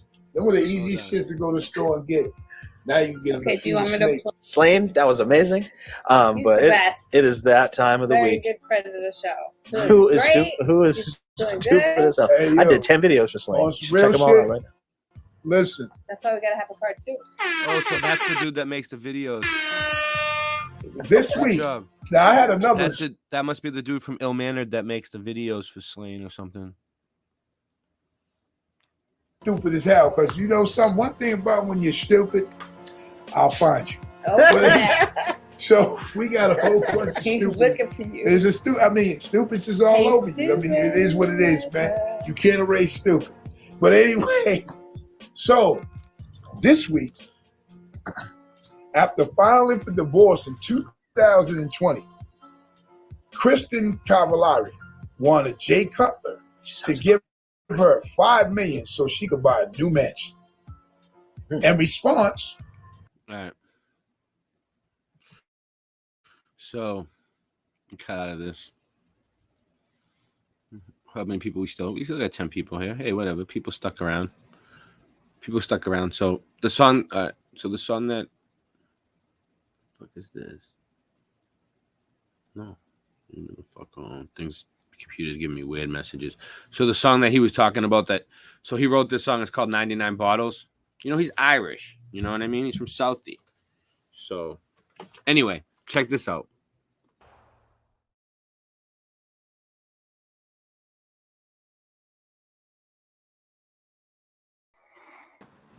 I like that one. What do you guys think? That's a good one. Right. Scott. That nerd, I don't know about that nerd. Wait, he's just young. Can you hear me? He's just young and he looks like he's just young and he looks like kind of like a Zuckerberg type of looking dude. You know what's funny? I know what you're talking about. He's good though, man. That's he's good, man. I don't know if he I don't know if he just looks like that for the video. No, I'm saying though, his raps. I know he's rapping gold, man. I know he's rapping about topics. He's rapping about topics, but his rapping is horrible. But anyway, like when he said you don't like rap. You don't like rap anyway, though. Yes, I do. Nah, what do you mean? I like good rap. Smooth as man. Did you not? Did you not hear my top 10? I put it in there. Raekwon, Big Boy, freaking Redman. I mean, dude, I know they're not all white. Listen, that guy said Tom McDonald, and I was like, this guy, that video and the beat. You took a shot at Tom McDonald. Yeah, but dude, you know what? I bet you they're on the same freaking team. They're the same kind of characters, dude. They're doing the same like truther stuff. I'm telling you, bro. This is all. What do you think's going on? Go ahead. Yes, I'll tell you what's going on. It's COINTELPRO. It's the same shit that's been going on for 10 years now, dude. It's COINTELPRO. They do the same things over and over again. Where they what did he say, man? What did he say in the song that wasn't true, man? Well, I mean, I don't like the negativity towards women. I don't like the negativity. I mean, why do you got to talk crap about people? I mean, I get it. Like what did he say? He's showing how angry everybody really is. That he's finally letting the anger out. Why should we like sit with the big elephant in the room and not bring it up? I get it. No, I get that. The Batman symbol. Look, do you guys remember these fucking two little things right here? Yeah, I know. It changed. No, they've always changed them, Ray. They've had different. Dude, for 50 years they've done. No, it doesn't change. They changed. They've changed them. All right, stop. I'm not talking. They've changed a lot of the Batman symbols. I know about Batman. I know about Batman since I was a little kid. Listen. But listen. Let me tell you something, Ray. Don't have a panic attack over it. I'm not. Let me explain something. So, did you see Surveyor Raw in here in your chat earlier? Do you know who that is? No. Yeah. Okay. I know who. That's Rice Krispie, right? No. That's Surveyor Raw. That's the other guy that shut your mouth guy, right? Yeah. Did you hear that he gave that CFM gave you a shout out? Yeah. Did you see that one? Did you see what he did? Yeah. Like when you were arguing with like, you're escalator police. Are you escalator police? That was good, man. That was hilarious, dude. You fucking motherfucker. Yeah. But that's pretty cool, though. Yeah, what did everybody think? Everybody was like, "This dude's nuts." What did this? What I didn't really watch it. What did the? Well, he just did a really quick little. What did the surveyor? What did the other civil rights audit people think? Well, the other guys were like, "Yeah, that's cool, they were whatever." On my side, right? Of course, yeah. But they said I should have kept my cool though. I shouldn't have got so. Yeah, tricky, I agree. Like you should definitely keep your cool more, yeah. But it's not my style. It's not my style. I know. To keep my cool. I know. And people enjoy it. So you go off the hinges a little bit, and then you laugh about it. You're like, ha ha ha. You know what I mean? Yeah. Like what? But like that's pretty cool though. He gave you a shout out, and that guy. Those guys have a lot of I don't know how they get a bunch of. I'm pretty sure there's a lot of bots, not views, but like like subs. The subs. You know what I'm saying? I don't know how it works. Yeah, they like Bill Miller has like 3,000 subs now. Does he? And yeah, and I didn't know that. I went to his live stream. He has like 10 people. I have 9 people. I have 9 people right now, and I only have 600 subs. Well, I'm surprised you only have 9 people right now. People. Maybe it's because it's I even have that. Because it's Sunday. Is because it's Sunday? Maybe it's Sunday. Maybe it was just because I was playing some mainstream stuff. But it's like I just wanted to show you people because I always play this person on here, and I wanted you guys to just see who. Yeah, and dude, you know what? Learn a little bit about him. The thing about slaine what do you think, Scott? I think you probably struggled your whole life, right? You're an artist, right? If I'm a musician. I'm a musician, dude, and I know about this. Like that's the thing about people saying "sell your soul." But I'm saying like if somebody came along one day and gave you a record deal though for making music, you wouldn't take it. From what label though? See, that's the thing. See, it depends on what label it is. It depends on the conditions, man. Yeah. No, but the thing is, though, Ray, I was gonna move to California because my friend moved there. He's like, dude, come out here. You can, we can do the music thing. And I was like, okay. And this is like, 15 years ago, right? And I was like, okay. And he went out there and he started like doing stuff. But like, dude, I could never be in LA right now. Do you understand how non-PC I am and how like I am you know what I mean? I would never last. We couldn't live there, man. No chance. No, I could never live in LA. Like I would get off the plane right now and I would be like, get me out of here because I would hate it. But the thing is about music, dude, is you do kind of sell your soul to the label. But if you get a right label, you can get an independent label, dude. You can have your own label. Yeah, you can make your own label. I'll show you guys the label from Boston that starts us all off. Let me give him a shout out because I talked to him on the phone. Yeah, let me bring it up. The Leeds one? Yeah, man, he's good. If you need a show, you talk to this dude. He'll get you a show. So he's a promoter, not just label. A promoter. Yeah, let me show you. He was gonna get me a show once. Like he gets shows at like real clubs, like artists, like Avalon. He was gonna get me a show at. Oh yeah, I was going to ask you about that. Is the Roxbury is that where the did I ask you this before? The Roxbury, is that where they came up with the Night of the Roxbury? No. Was that what that was from? That's Night of the Roxbury, yeah. Is that Roxbury is a bad neighborhood. No, I'm saying it's not not the same thing. You see this? You see? Look. Yeah, Leeds. You guys Leeds. Can you guys see this? Leeds Edutainment? Yeah, so Leeds. You see how he only has like 1,000 subs? He's not that big. Independent hip hop promoter. Yeah. This is how Slaine started out. This guy. What? All right. Yeah, and so what's this? A new video from 2 days ago? Well, the thing is, dude, I think Slaine really. Yeah. He obviously. That's the Middle East right there. That's the club right there that I was just telling you. Oh. Yeah, that's the club. That's the one that I think his movie work's going to run out if he keeps helping people there, man. What? Yeah, you think so? I don't think he. Yeah. I think he made so much money now. Look up his net worth. If you look up his net worth, like that, man. I don't even think the he cares. The system doesn't like people helping other people, man. No, that's awesome that he's doing that, and that's the thing. You see that place right there, the Middle East, right? I've been to so many shows there, Scott. It's in Cambridge, and they have this club downstairs, right? The Middle East downstairs. Oh, and like downstairs? When they have a rap. Yeah, the Middle East downstairs. They have the Middle East upstairs, which is like a restaurant and a bar. Mm-hmm. And the Middle East downstairs is a nightclub. Mm-hmm. And it's such a cool spot to see shows. You get to meet everybody. It's like small. It's like 50 people, maybe 100 people. And like underground. You get to meet all the underground. rappers, and you get underground. Yeah, underground. Yeah, dude. That's how it used to always be. But isn't it crazy, bro, how underground became mainstream? That's what they did. Independent. Yeah. I've hung out and gotten drunk. I've so many good stories of being there. Well, yeah. That's it. Yeah. You're talking about like back. I have a funny story about that place. You're talking about. I have a real funny story about that place. Are you talking about like 10, 15 years ago? Like 10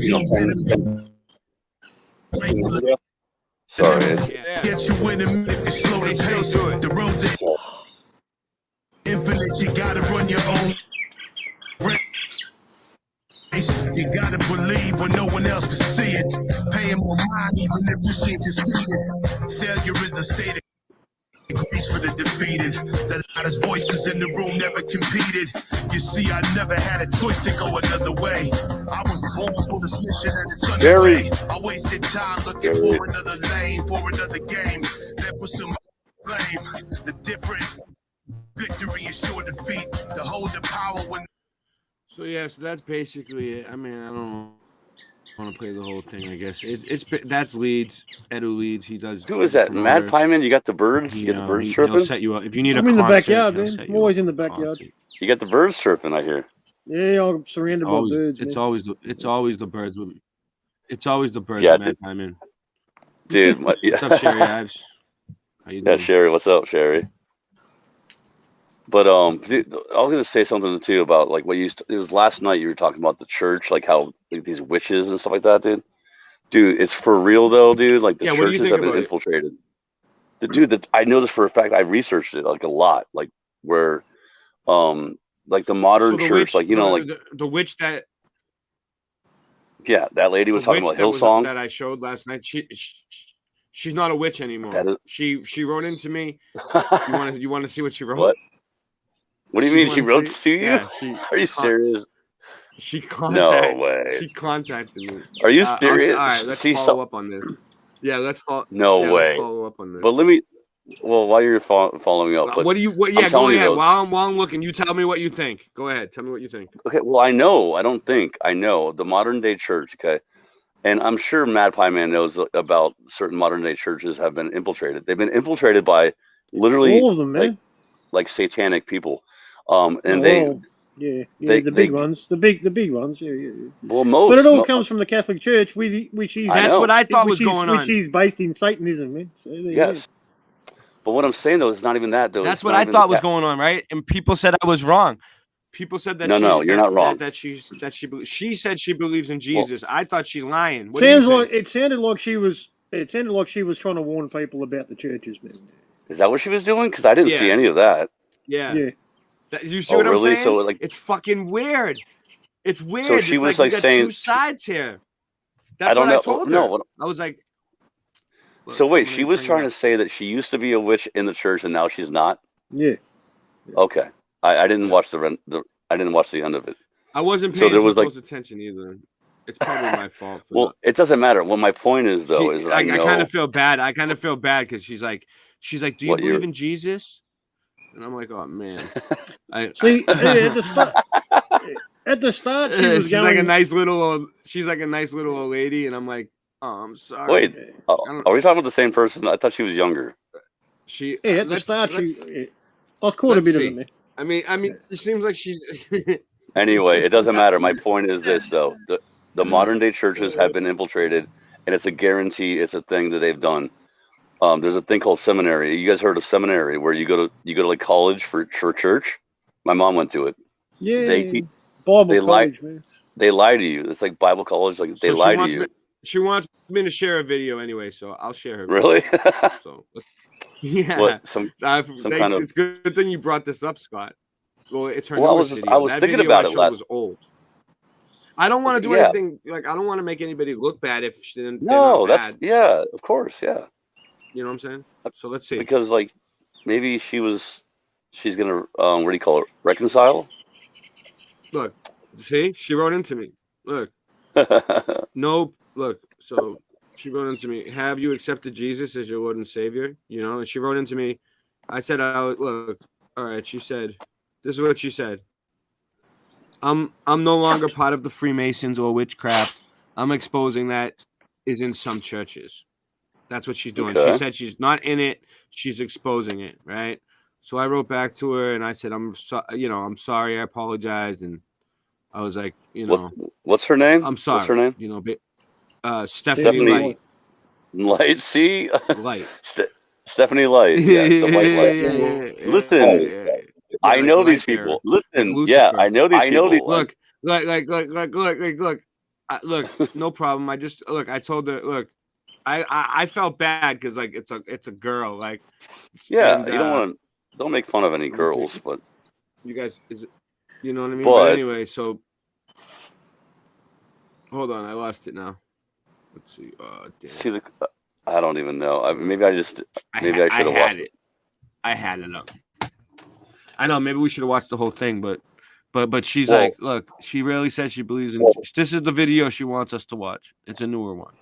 She doesn't look like the Wicked Witch from the West anymore in that one. I'm not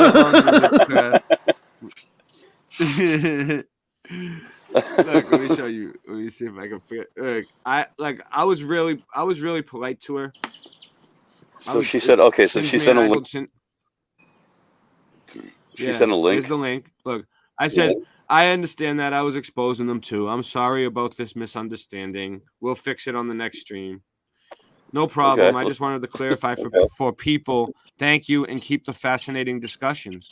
So she enjoys the discussions. Right. All right. And then I pinned the comment and everything so people could see. And this is the video that she put up next. There she is, Stephanie. Okay, she's different. She's a little bit different. Okay, she's different. She's a little bit different. Stephanie Light. That is my real name. I am. It's her real name. It's her real name. Psychic. Okay. All right. It's her real name. That's what she said. You name it. Okay. I am sorry, but praise Jesus, I am in His heart. He's in mine, and here's my testimony. Let's get going. So there's two parts to me. So there's definitely the psychic, which I stopped doing the psychic work the middle of 2018. Most of my life, that actually was the primary part of me, was I was a choreographer and dance, tumbling, and martial arts instructor. So I was born in 1976 in San Diego. So there were three religions in our home: the New Age, aerospace engineering, engineering, and baseball. But there was no God. No, and I was a pretty lonely child. I was a loner, which contributed to the loneliness, I think, natural acquaintances, but I didn't know they were demons at the time.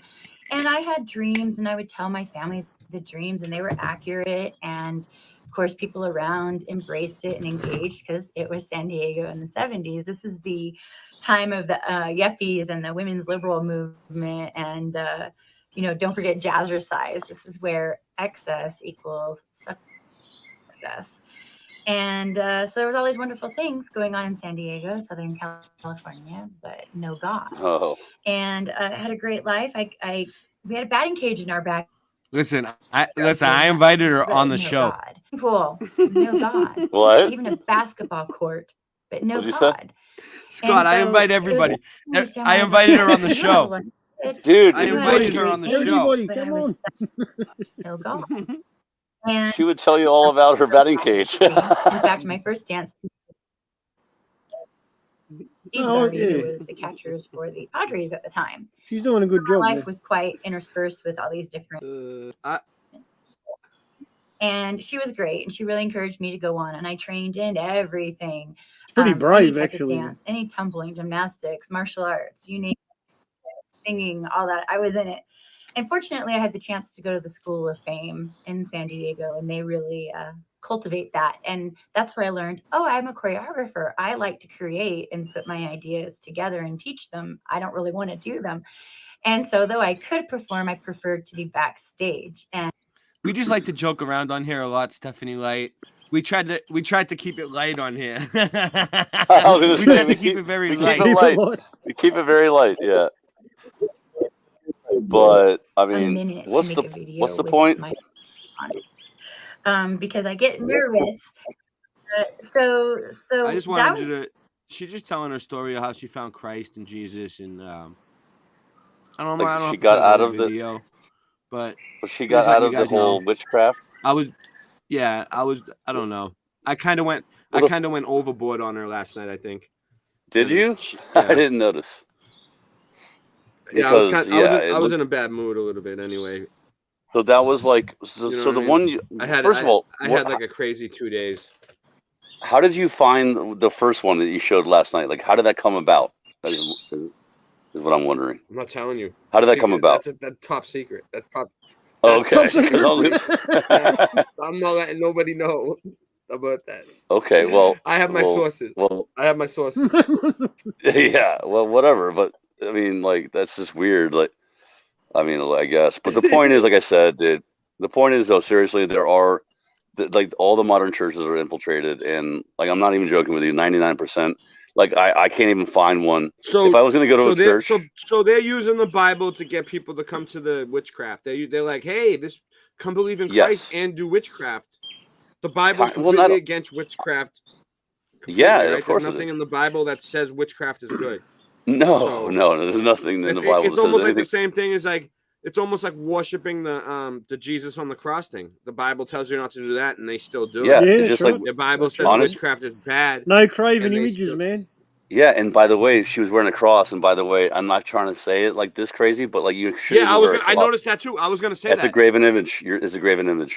Yeah, that's one of the. But not Christians. Yeah, because Catholics are crazy, dude. You were raised Catholic. I knew you were, right? Because you're. And I was like, and I knew that my aunt was religious, but I never met her before. The blood of Christ, the body of Christ. Until I was like the blood 32. of Christ, the body of Christ. And then I went out to visit eat Jesus.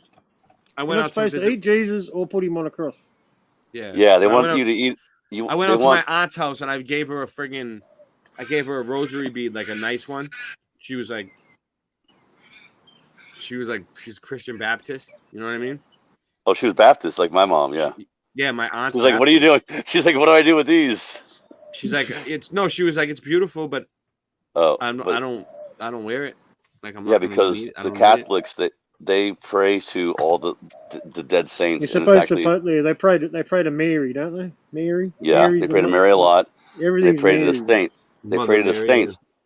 They pray to saints though too, like all the saints, dead guys. Yeah, saints. You know, and the Bible says not to do And you that. got to And I'm ask like, for forgiveness in the little box with the priest yeah, next Ray, have you door, ever gone to that? I've never done and that. get Have you your ever done Hail that, Ray? Marys from the Pope. What? Yeah. The what do you call it? Confession? The confession. Little, That's it. what's it called? The confession station? No, this is confession booth. Yeah, I've never done confessional. it. Yeah. You never done it? No. You never did it? No. That's where you tell a creepy guy like all your Everything. sins. All your secrets. Yeah, it's like, why would you do that? But they did it, you know. Like my dad was all Catholic, and I was like, that's weird. Then My they're like mom everything's, and then they're just like everything's okay now. You can go. Everything's okay. Yeah. Now. Say It's 7 all Hail washed Marys. away. You'll be fine. Yeah, until next week, and then come back next week and tell me more about your creepy life. About the creepy shit you do, but that you don't want no one else to know about. And then it's like they get off on it. They do get off on it. They're like, tell They us your do. deepest, darkest secrets. They're like, tell us everything that you do in private, that all the creepy shit you do that you don't want no one to know. The creepiest things about yourself. every week, and we'll bless you for it. Yeah, they bless you for it. You're forgiven, son. You may For go now. Until next week. Oh shit! Unbelievable. We got 8 people here. So 8? Yeah, That's kind of surprising. There was something else I wanted to show while we were on here. Well, you said you had some Mandela flood stuff. I do. You did. I did. It just gets away from me. No, I know. I'm just saying, like that. I thought you said that. You know, on the Hughes. I had it up for a minute, and then when I was in Hughes, I feel bad though. I feel like Hugh ended his stream early or something. That was only like an hour and a half long. How long was the stream earlier? An hour and a half, yeah, something like that. Yeah, but dude, like you were than that. Remember, you were telling me, you're like, dude, go out there in the mountains and find all the melted mountains. But dude, you know what's funny is there's a mountain called Stone Mountain, and it does seem like it could have been melted, dude. I have videos of it. Yeah. On my you found old videos. But no, I'm saying it's like a granite rock, and like half of the mountain's all like there's nothing. It's all just rock. You know what I mean? So I'm like, what if that? You guys want to see melted? something cool? So yeah, it probably was. But listen, what if it was? I'm just saying. This is what I think. You know how I I went to the Science Museum looking for that Rome exhibit and they didn't have it. Yes, it was gone. yes, Batman. The Rome exhibit was like, yes, Batman. Yes, okay. Batman. Okay, you ready? So let me do this real quick. Share screen. So the museum. Ironically, we have a video on Rome here. Let's check this out. Jenny, different Stone Mountain. We have one here too. It's the same kind of thing. It's a similar. The more they also HFE Can you hear 2.3 video. Yeah. Where Victor Hugo talks about how the people of his time were destroying old buildings. They had the technology to build imitations, which you are demonstrating now in your short videos. Spot on. Thank you. LHFE 2.3, where I discussed Victor Hugo, was my way in to presenting my revised thesis. And I planned to ease things as I went, slowly debunking my previous claims and refining my arguments. But it just was not feasible in terms of writing. My form was suffering too much, so I crashed it down. I think it's a good time to present my revised hypothesis in a series of short videos, starting with the overall plot. This hypothesis relies on the viewer understanding that structures between the medieval era to the present day were very possible for those in the history books to build. By accepting this, it opens up a whole new avenue of investigation in terms of historical erasure and fabrication. A quick caveat, I do acknowledge that there are impossible structures by what the narrative tells us. This is primarily the megalithic stuff, the pyramids, Baalbek, etc. I will reference these when appropriate, but they are slightly outside the scope of my current research. My focus is on the end of the Middle Ages, where I think a great population reset occurred and what I call the Great Transition, or Age of Transition, the period from 1400 to the 20th century. So let's start with the broader, more general plot. It most likely will not make immediate sense, but I will be following up with further short videos that explore aspects of it in more detail. So do not take it as truth. My objective is to try and turn the hypothesis into a theory, with a lot of supporting evidence in LLG and these short videos. If I need to make future adjustments and refinements to the thesis, then I will. The Middle Ages came to a tumultuous end with deliberately planned famine, plague, revolt, and war. The world fell into temporary darkness at the hands of one of the most fatal depopulation events in history. It is estimated that the Black Death alone killed over half of the European and North African population, and over a third of the Middle East. It may have been more. Much of the social, economic, and technological progression achieved in the Middle Ages suffered tremendously and came to a halt. In other words, there was a great population reset. The word reset means to return to a former condition. But in that darkness, a light began to stir and shine brighter and brighter, the light of Renaissance. Renaissance means rise again, or born again. Humanity began to recover, but something had forever changed. They did not repair and restore what was lost, but began to slowly build back better, in a very different direction. A direction that would dictate the course of history until the present day. A brave new age began, and the old medieval world began to fall slowly into obscurity. Why? Because during the traumatic upheaval at the end of the Middle Ages, an entity, a shadow syndicate, or synarchy, if you will, rose again, seized power, and began implementing a plan that is still in action today. This entity has one goal: world domination. It is a malignant force, serving only itself and its agenda. It is the empire above all empires, Shadow Rome. It moves very slow and cunning like a snake, often hidden, shedding its skin wherever it goes. The characters that make up the anatomy of this entity, this creature, are not easily identified, but it does have a very distinctive modus operandi. It operates by infiltrating nation states. It uses large-scale staged events to further its agenda. It has orchestrated these events since the end of the Middle Ages, and continues to do so today. Every time it does, the plan slowly advances. One of its key trademarks is its religion, its worship of the light in all forms, especially the celestial light. Sometimes it will stage events that unfold like a human dramatization and personification of the movements of the celestial light above us. The eclipse is its crowning chess move. It will plunge the world into darkness. One ring to rule them all, one ring to find them, one ring to bring them all, and in the darkness bind them. Only to then bring back the light, the saviors and their solutions that society embraces with open arms. Each time this happens, this entity slowly advances its agenda.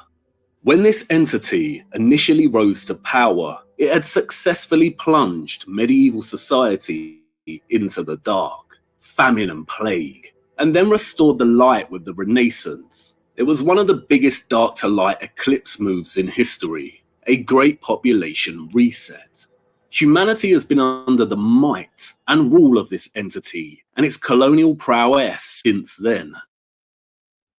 The Renaissance marked the beginning of the age of transition, where the world shifted into modernity.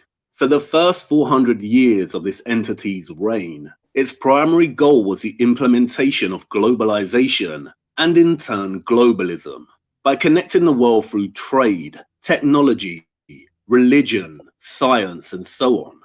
It achieved this through infiltration, colonialism, slavery, industrialization, and war. Not everyone accepts change. Competitors for power arise. What's up? This entity really had... quick. What up? Really quick. Let me ask you a question. Do you believe in all this this old so-called history? His story? Do you believe in all this medieval? Well, I was going to say something. So I remember just 5 or 6 years ago, I was watching this show about it's like 1860. Like, remember the Alamo? You remember the Alamo and Texas, and like that was like the Mexican American I've heard the about war. It's not that long ago, Yeah, right? right. It's only like 1860, right? And they said they had no actual documentation of of things that happened. I'm like, if they don't have documentation of that 50, 60, 70 years ago, then how do we have documentation of 300, 400, 500 years ago? You know what I'm saying? Yeah. How would they? How are you going to believe the nonsense that this is all fantasy land, in my opinion? Anything past, you know what I mean? Yeah. Like it's hard to. Well, It's yeah. hard to. Yeah. I mean, all I of just like these. to look at it. I think it's interesting. All of these buildings it's are all interesting. dated. Yeah, all of these buildings that were the Tartarian buildings, they're all dated 1860, 1865. You know what I mean? We don't have any we don't have any history we can trust before that date. Yeah, That's what I'm for sure. saying. Like where Yeah. you I can't agree, trust man. any of these little things. It's like all kind No. of fantasy land. Yeah. And then when you start running with it, it's like you're just kind of making stuff up, and then you're kind military. Well, no, not really. So I mean, there was I believe that there was a great civilization here that that had the whole place, and I believe that a lot of these buildings were tech and all that. I'm not sure about everything. Well, but, it's like how they say Rome. But go ahead. They say Rome was conquering the whole world, right? Well, what if it was not really Rome? Because they want you to say that because of the Vatican and because of Catholicism, but it wasn't Rome. It was something else, like whatever you want to call it, the Tardans, whatever whatever that that might have been, and it's all different from what they tell you. All these historical things are different than what they tell you. In my opinion, the Mongols. The Mongols. Yeah, exactly. They were supposedly the first race to conquer Dude, all of Europe. you hear those? Genghis You hear Khan, those? You hear those birds, Scott? There's nothing like hearing the birds in I know, Australia in the morning live. Huh? Yeah, but Mad Pie Man, seriously though, From Boston. I was gonna say Genghis Khan. That was a Khan, by the way. That was a lie. Khan. Yeah, Khan. Genghis Khan was a lie, dude. Like if you really look into it, it's ridiculous. The Mongolian thing, it's I've heard other people talk let me about it. listen. Let me get through this whole video. It's only 9 minutes left. Yeah, play it. Okay, all right. And imperial force. It had to divide and conquer. It devised new methods of defense and attack. What is a star? Celestial light. Who worships the light? Your masters. Libertas, the sole invictus. Its other central primary objective was to erase and replace the history of the old medieval world. And one of the key ways it achieved this was by using architecture as a weapon of historical erasure. During the Renaissance, this entity devised a new style of architecture, named the New Classical. It did this by extracting stylistic elements of European Romanesque, Gothic, Middle Eastern, and Moorish architecture, and fusing them together. It has concealed this, and I plan to show you how. This entity then used this new classical style and pseudo-stonemasonry construction techniques to begin replacing the old medieval world, and in many instances, fabricating history.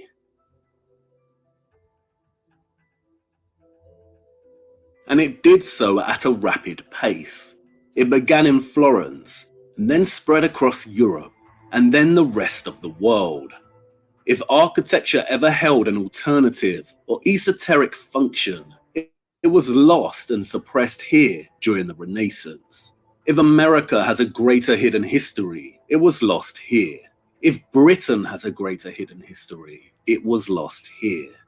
This entity deliberately delayed the Industrial Revolution by 300 to 400 years, perhaps out of a fear of losing its position of power, perhaps to first let the population recover from the Black Death. The technology of the Industrial Revolution and its powerful potential did exist prior to the 1700s, but in a different form. When it was ready, this entity unleashed the industrial technology of steam power and used it to further strengthen its grip over the world through globalization and overt colonialism. It also uses technology to finalize its editing and erasure of medieval history. It continued to use the new classical style as a weapon of erasure, demolishing old sites and replacing them in this style. But it also seized upon the Gothic style to finalize its agenda. This was primarily undertaken through two operations: the Victorian Restoration and the Gothic Revival. The first consisted of restoring and thus editing, destroying and replacing most of the remaining medieval structures in Europe. The second operation, the Gothic Revival, worked by spreading the Gothic style in the form of new structures all over the world. Why? To instill and solidify in the minds of contemporary and future generations a preconception of what the medieval world looked like. It also used a new classical and Gothic revival as a means of cultural colonialism, subjugating entire nations to its own cultural expression, changing their religion, histories, education, mythology, and so on. This does not belong in India. The classical here does not belong in Singapore. It does not reflect their national expression. Here they are building a huge classical edifice in South Africa. Does this carry an African cultural inflection? Does it even belong in Britain? What about America? Eradicating heritage characterizes this entire period. The new classical is the architectural expression of this globalist entity and its colonial monomania. Does this mean every classical or Gothic structure built during the Age of Transition served the agenda to erase what came before? No, but a big portion of them did. The builders, the brickmakers, the stonemasons, the decorators, the carpenters, the laborers themselves were some of the most talented, hard-working, and incredible artists of all time. They were our ancestors, and their legacy is immortalized in these structures.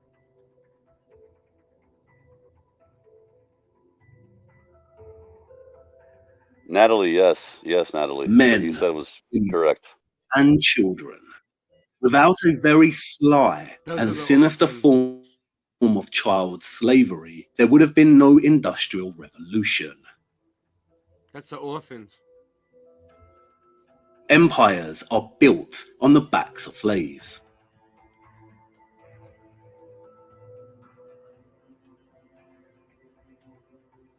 The workers, both free and enslaved, were the muscle and talent.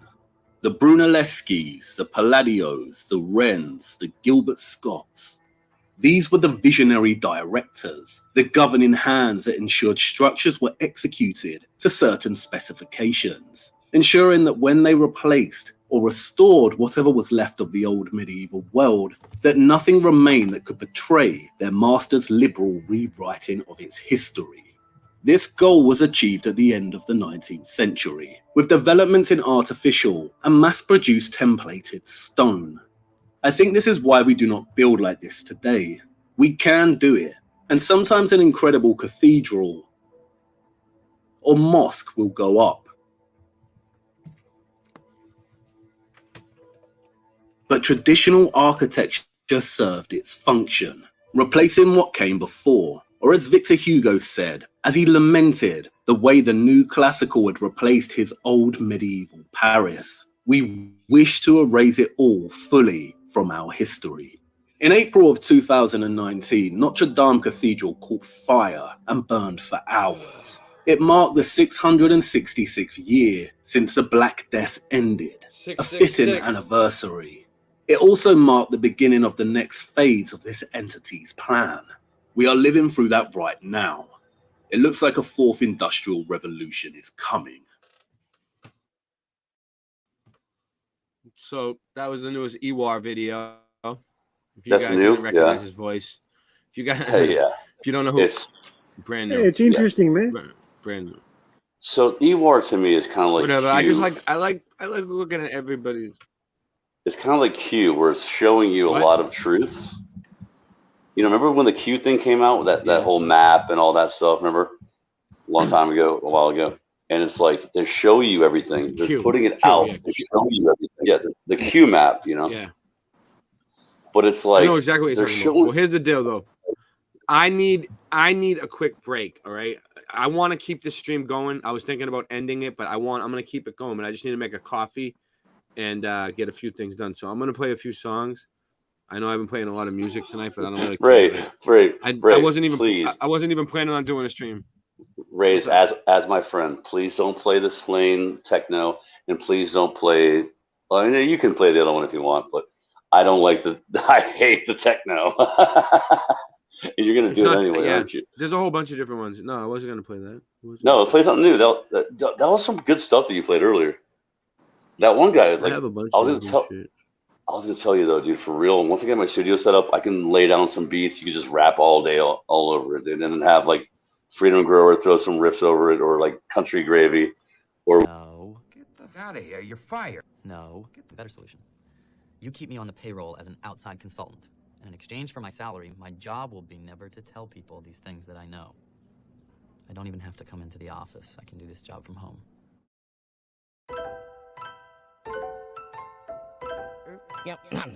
Yo, if Earth's flat, why don't you fall off the edge? I heard that Mike Collins from Apollo is dead. My girl's fat girl, let's just crawl into bed. Don't spit if you want, just swallow instead. Swallow instead. Can you hear me, Siri? Swallow instead. Hello, Siri. Is gravity a theory or a fact? Throw my tampons in the house where my period's at. Get my rap on when I'm pissed about the serious crap. Passing so fast through space, time bends and how. After blasting through warp speed, we get to plaid. Don't listen if you don't like when I spit these raps. Rhymes I write like lightning, I write so fast. I'm like Mike Tyson, you ain't got to fight in chat. Yo, I'm going back to basics, flat smack in the faces. You can't have gas pressure without adjacent. To the vacuum of space, bitch, without a container. Like paying for a lawyer without a retainer. I ain't playing, about to let a slug out of this chamber. When you see the red dot, yo, no doubt it's a laser. Helio flatty dude, shot up for later, shot up for later. Flatty dude, shot up for later. I've been around the world, and I measure the earth, measure the earth.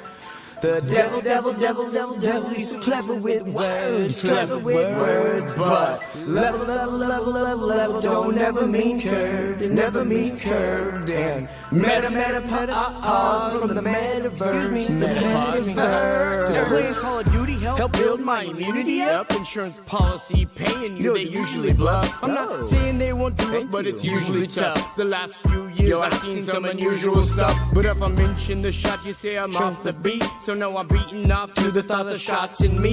What a rotten little awful getting off scot-free. Son of a gun of a bitch, I've come to be. Shaking up the game to break up the redundancy. And if it wasn't for work, they'd have no taxes. And if it wasn't for burnt, there'd be no ashes. And if it wasn't for birds, egg, be no hatching. And if it wasn't for dirt, there'd be no traffic. And if it wasn't for hurts, there'd be no passion. And if it wasn't for learning, then why all the classes? If it wasn't for your purse, I'd have nothing to snatch. And if I don't come in first, then I'm coming in last. I've been around the world, and I measure the earth, measure the earth.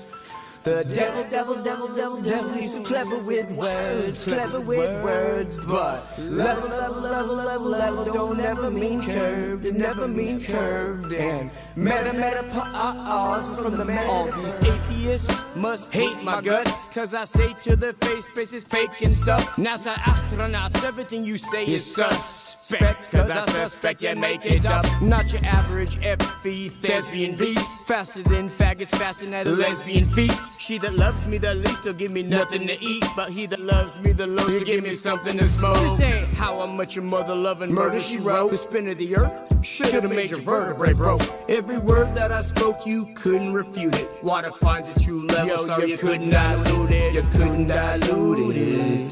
It can't be refuted. You couldn't dilute. You couldn't dilute. You couldn't dilute it. Who the f do you think you are, you crazy little shit? Security? I am Jack's smirking revenge.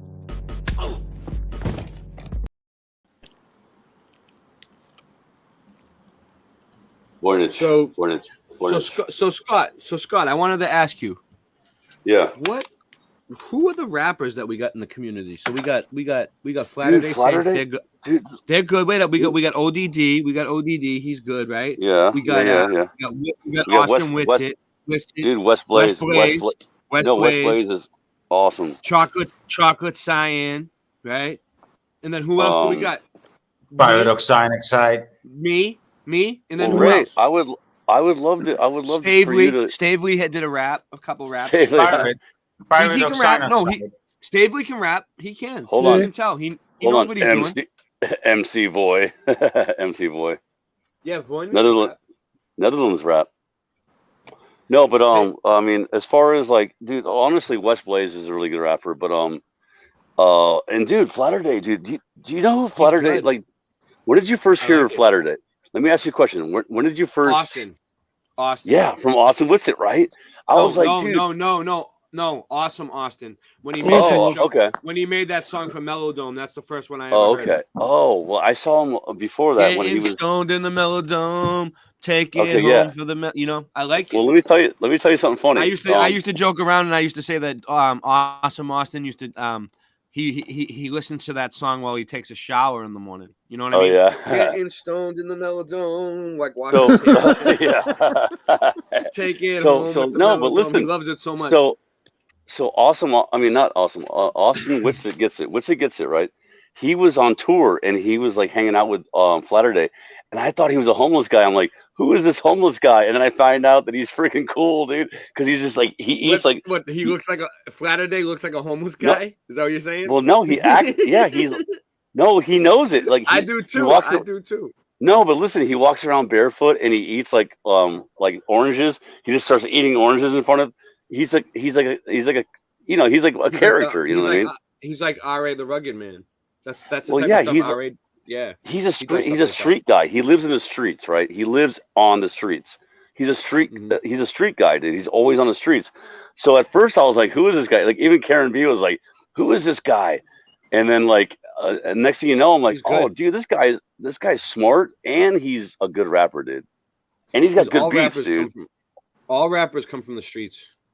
He's got good. I know. That's what you do. That's what you do when you're on the streets. You learn how to rap. You know what I mean? Well, yeah, but I mean, dude, yeah, he's got good rhymes and whatever. But like, yeah, he's cool. But he's way out in California. You know, he's way out there in California. He's in L.A. actually. You know, he's in the belly of the beast, dude. You know what I'm saying? Yeah. Speaking of the belly of the beast, how's it going over there in the belly of the Netherlands? Voynich. Sip on your little, what do you got? A little cappuccino? What is this, a cappuccino? Yeah, dude, it's a cappuccino. Latte. It's a latte? Latte. There's mostly latte in there, yeah. It's a very milky coffee. You guys are so hoity-toity over there. I'm so what? Hoity. You know what hoity-toity means? No.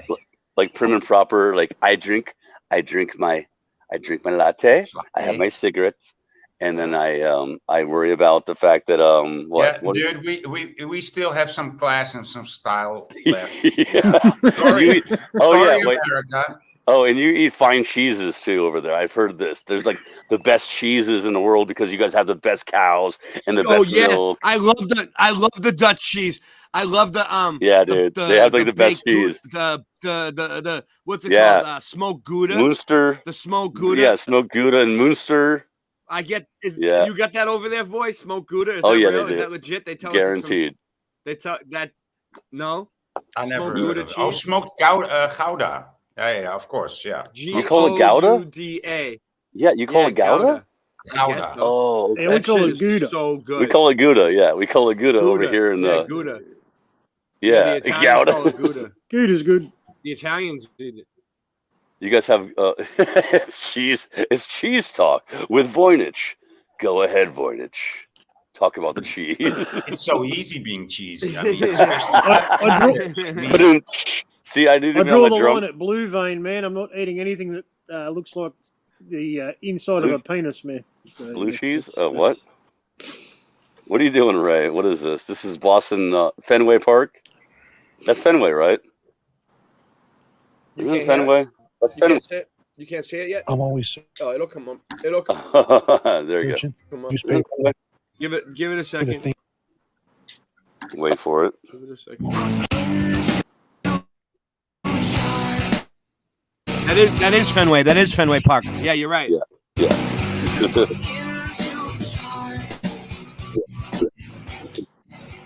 Oh, that's a good song, by the way. That's Newspapers.com. What do you call it? Oh, this guy. The thinker, fist, residue, and something popped up today for the first time. Wednesday, February 10th, 2021. Wednesday, December 28th, 2005. Rape suspect captured. Rapallo caught just minutes after tip. Manhunt from 1A. That same blue sweatshirt, said Pantoja, who said Rapallo was sitting like the thinker, fist to forehead, just like that. Sitting there. Okay, Scott, what do you think about the thinker? Okay, that's a Mandela flood. It's a statue. I'm going to explain. I will explain to you. What do you think about that, Scott? I know this one. Okay. All right. Listen. Do you guys know who Arnold Schwarzenegger is? Right. Who's Arnold Schwarzenegger? Everyone. Ding, ding, ding. He was the governor. Listen, if you're gonna come on here, if you're gonna come on here and try to say Arnold Schwarzenegger is causing the thinker Mandela effect. No, he used to do this. He used to do this. He used to do this. He used to do. How do you do this? Like he used to do this in a muscle. Yeah, I know. Oh, now I know who you're talking about. So Arnold Schwarzenegger, he's the guy that modeled for Rodin, right? He did all this. He was the guy that modeled for Rodin. Yeah, he did the bodybuilder thing, right? Okay, and that's where you get that from. He's the one. Do you know how they pose? Do you know how the thinker? This is the do you know how they call that pose? What's that pose called that you just did? I don't know. It's called the gay no, it's called the thinker. It's called the thinker. Yeah, exactly. Yeah, and that's what I'm saying. They changed it, right? For guys doing guys doing bodybuilding to have a pose called the thinker, right? That's like the opposite. They were copying. Yeah, it was a bad copy. There should be reason. It was a bad interpretation. I mean, it was a bad interpretation of it. That's why they did that. But then but there were other people. Not everybody did that pose because of Arnold Schwarzenegger, dude. He did it because that was the thinker. Do you know there's multiple? There's multiple statues that did the. Yeah, but they're all doing the wrong pose now. We remember them. I know. I saw that. Right. Like all the people, they were doing the wrong pose in front of the one we remember. It's not like there's still one somewhere doing the one we remember. Is Scott actually a denier? I don't deny anything. I don't deny anything. Oh no. Okay, so you're just an explain. I'm not denying anything. I'm saying. There's different ways of doing certain things. That's all. There's different ways of doing a lot of things.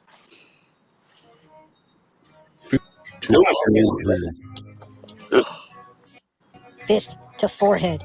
Fist to forehead. Fist to forehead. Fist to forehead. I think it was fist to forehead in my past. Would have been. He should have been called the Chino. He looks like a fucking retard. Sucking on his knuckles. That's what I remember right there.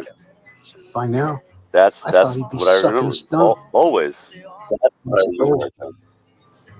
That's all I remember. I remember. To me, go ahead. It's just misremembering. I mean, so there's more. No, stop. It's not misremembering. It's alternate. It's alternate memories. Is what I say. Alternate memory. Alternate memories.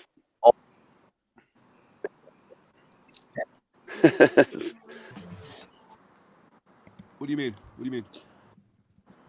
What do you mean? I was going to tell you, like, sometimes people are like, Ray, I'm just giving you some like constructive criticism. I don't mean criticism, but dude, sometimes people say some good stuff in chat and like you miss it, and I'm on a phone, dude, and I'm still seeing it. Shout out to Ken Rotman. Yeah, shout out to Ken Rotman, and And like he's got to give me his address. I can't go around otherwise. This is the problem why I miss it, Scott. Is the way that you probably know you've had StreamYard before, right? Yeah. So like you said, yeah, you used to do streams and shit. So yeah, I mean, I know, but like, well, you know when you're streaming, and you're screen sharing, and you can only see one screen. Yeah, like, yeah. You can't. I need two computer screens is what I need. Like going Yeah, like I need. that'll help, while man. Yeah. Oh wait, You so just while need you're you just need a monitor, man. Yeah, you don't need another computer. Yeah, I need another monitor. Oh to hook yeah, up to the yeah, yeah. computer. And if I ran another monitor on this thing, it's so old it probably wouldn't work. It would probably wouldn't work. No, probably You don't have a tablet. You don't have a tablet, Ray. I'm Does he watching still have on a the tablet? TV. I'm watching on the TV, but I get the comments late, and then when I'm streaming on both channels, I can only see like one channel at a time, and it'll just confuse the fuck out of me if I. Well, read yeah, all I the know. comments. I'm just saying though, it's pretty I'm getting cool. better at it though. But if I you know, see but anything, if you see anything, someone say anything good while I'm on here that I missed, I let me know. I try to, and that's the thing. Yeah. Like because It when goes we're by so fast. and when we're screen sharing, and we're it's behind. It's like 30-second delay too. By the way, it's like 30 or 40-second delay. Yeah. But my still, though, shit's glitchy. My shit's glitchy as fuck. But I want to get through this Mandela effect stuff, so I can at least say I did a Mandela flood. So give me a break. I got you. I'm not busting your balls. It's a new ceiling fan man theme song. Oh, that would be hilarious if Ceiling Fan Man took this song. I don't remember her saying sailing. I don't remember her saying sailing fans. I don't remember her saying sailing fans in this song before.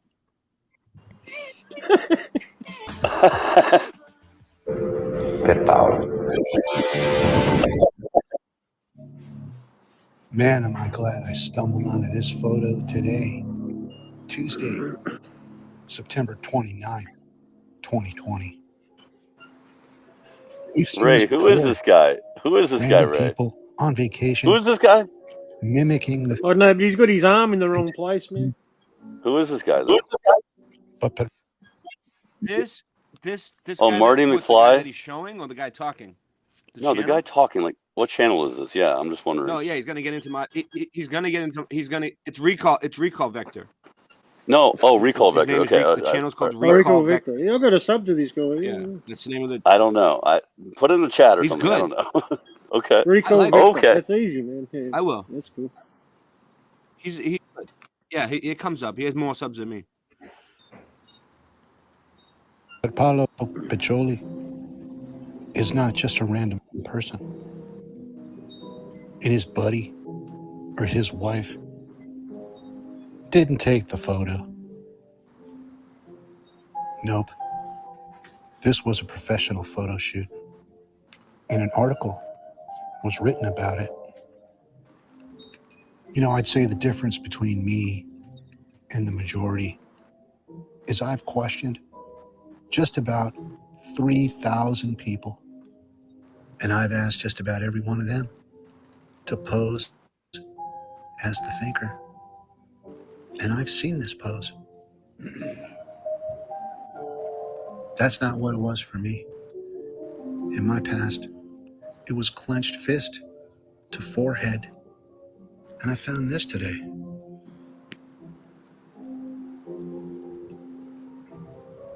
He sure looks like he's thinking. Thinker. Boom, baby. Good. That's a good one. That's a good. Boom, baby. As fact. Looks like he's performing the stinker. Photographs and video.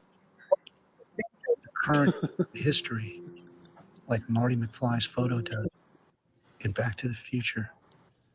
You're a rookie. You're a white belt.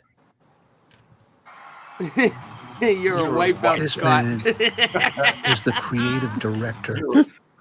What? I'm a white belt? You're a rookie, Scott. Rookie. He said it. He said, this is what he said. I'll let him repeat it. He said, photos and pictures shift like Marty McFly's photo in Back to the Future. Oh, no. You are a rookie or a white belt. I'm a rookie. I've talked about this stuff for longer than y'all even heard about this, dude. That's the funny part. So basically, he's saying he's tilting his head that way, and the fist looks a little different, and that's how it looked then. Like this statue keeps shifting. Now it has this thing hanging off of its head that was never there before. Like Did you say quantum tetrahedron? This guy's like this guy has good he's music. sure. He thinks I like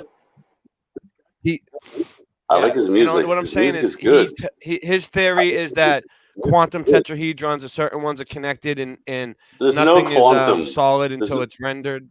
There's no particles, Ray. There's no particle. There's no this is his theory. Electrons, neutrons, and electrons. It's nonsensical. Quantum physics is quantum physics is. I know. I know this for a fact. Quantum physics is nonsense. I know. It's nonsense. I know. It's scientism. This guy. Yeah, scientism. Exactly. But I do like his music. That's 311. That's good. It was like, yes, we're all alone. Look at the thinking. So he's been keeping track of the thinker for a while. Watch, I think he has a few more videos. So the idea is that it used to be so different. This is, he had people trace the. It was different before all these statues and stuff. Thinker, like what? Nope. What do you mean? Not to you, but to us it was. Okay. I know, that's fine. I totally get it. Okay. Affected object. Thanks for the permission, Scott. Thanks. I have begun a tracing study. I didn't give any permission. I said, that's cool. That's good. And catch them. You would like to participate, please trace any image of your choice. Take photos. Nobody remembers that. Nobody. Nobody in the world remembers that. Oh, nice. This is email.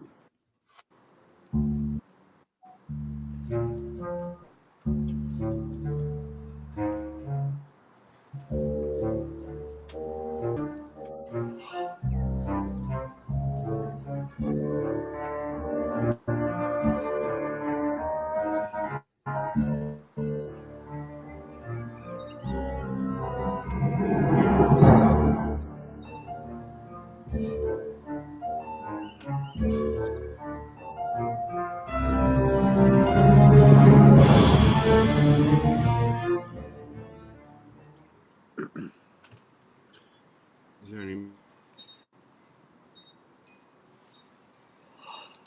more? All right, that's not it. That was it. All right, so cancel.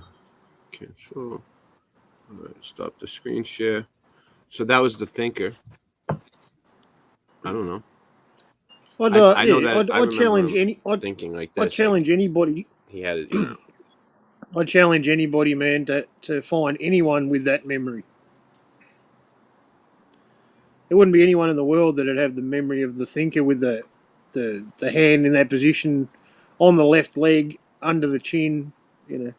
Oh, I don't know if it's that deep, but I remember it being under the chin, like that. That's how I remember. I think that's what Stavely says, man. I think it went from the forehead to the chin with the clenched fist to the hand on the in the collapsed position and the elbow on the left knee. So it moves through, 2 times.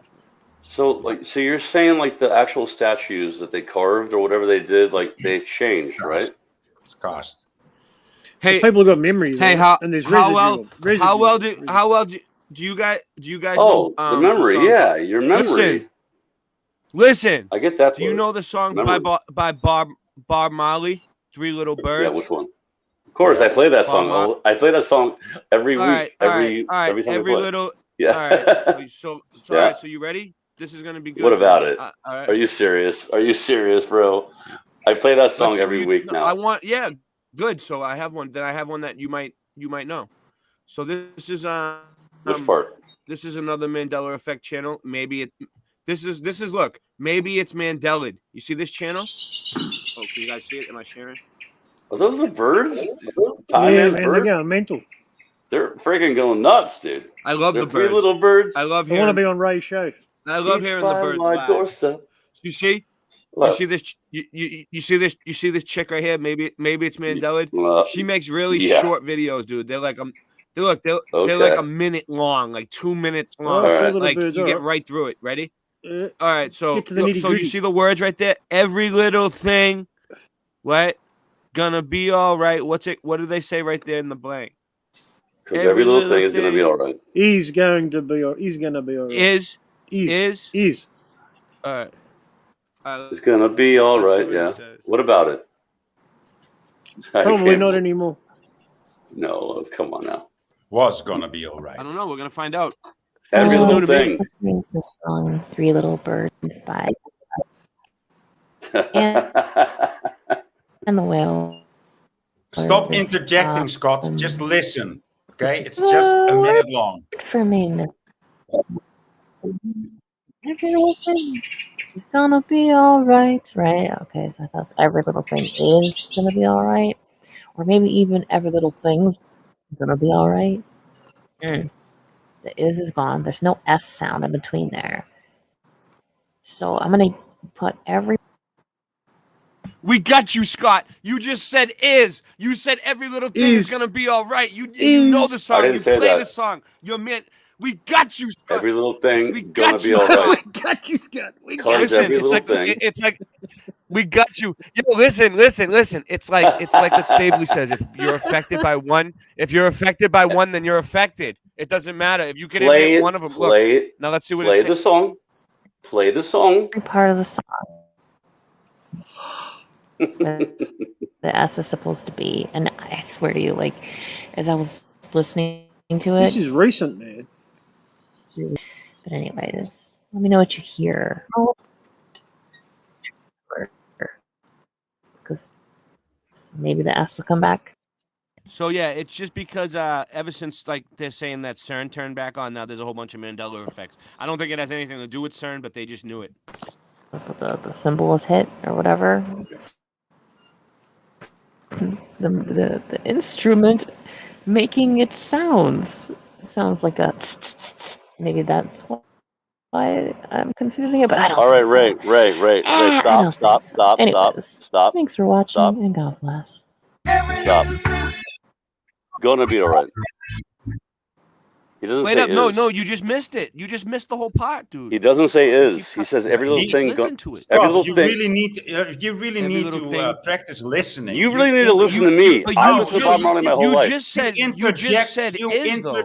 No, I said that's how they say it. It's a fucking messy conversation, dude. Every little thing gonna be all right. Every little thing. You cut him off right before you get Go ahead. the song. Go ahead. It's just gonna. That's it's his technique. It's a technique that Scott does. He interjects just a little bit too early so people cannot make their point. He does it every time. Go ahead. I'm not. I was trying to tell you what I thought it was before you hear it. That's all. Because I've heard the song a million times. Man, I was just singing this song not that long ago, man. Dudes, Islanders at my work, they play this song at least 3 times a day, man. So I want to go back to my lead singer and see what he says.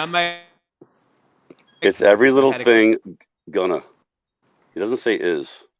Every little thing gonna be all right. Be all right. No, you're That's putting how that the in song there. goes, man. No, it's not. It doesn't work other way. It's only every little thing gonna be every little thing.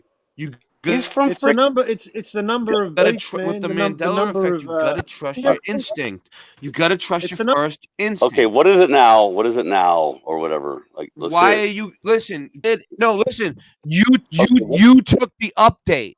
You just took the update live. Okay, because what happened is, they call it the update.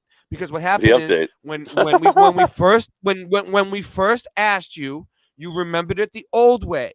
You said it is. We got you on tape. Every little thing. I said things. Then you remembered it the new way. You remembered it the new way, and now you remember it the new way, and you. I don't remember it the new way. I remember it the right way. Don't doubt yourself. Ray, it was the first way. I remember it the right way. It's the way it's been since I listened to the song of 25, 30 years ago. It's every little thing. Your mind just changed. Your mind just changed. Okay. Okay, right. My mind changed. Yeah, But I you know. can see in the whole attitude that Scott has that he doesn't really. Yeah, no, I mean, I just want to hear it. Can we hear it? It's Can the we hear whole it? attitude. Is you don't. All right, let it play. Let it play. Let it play. You don't want to hear other people's explanations. Continue, but I don't think so. I don't. Anyways, thanks for watching and God bless. Every little thing gonna be alright.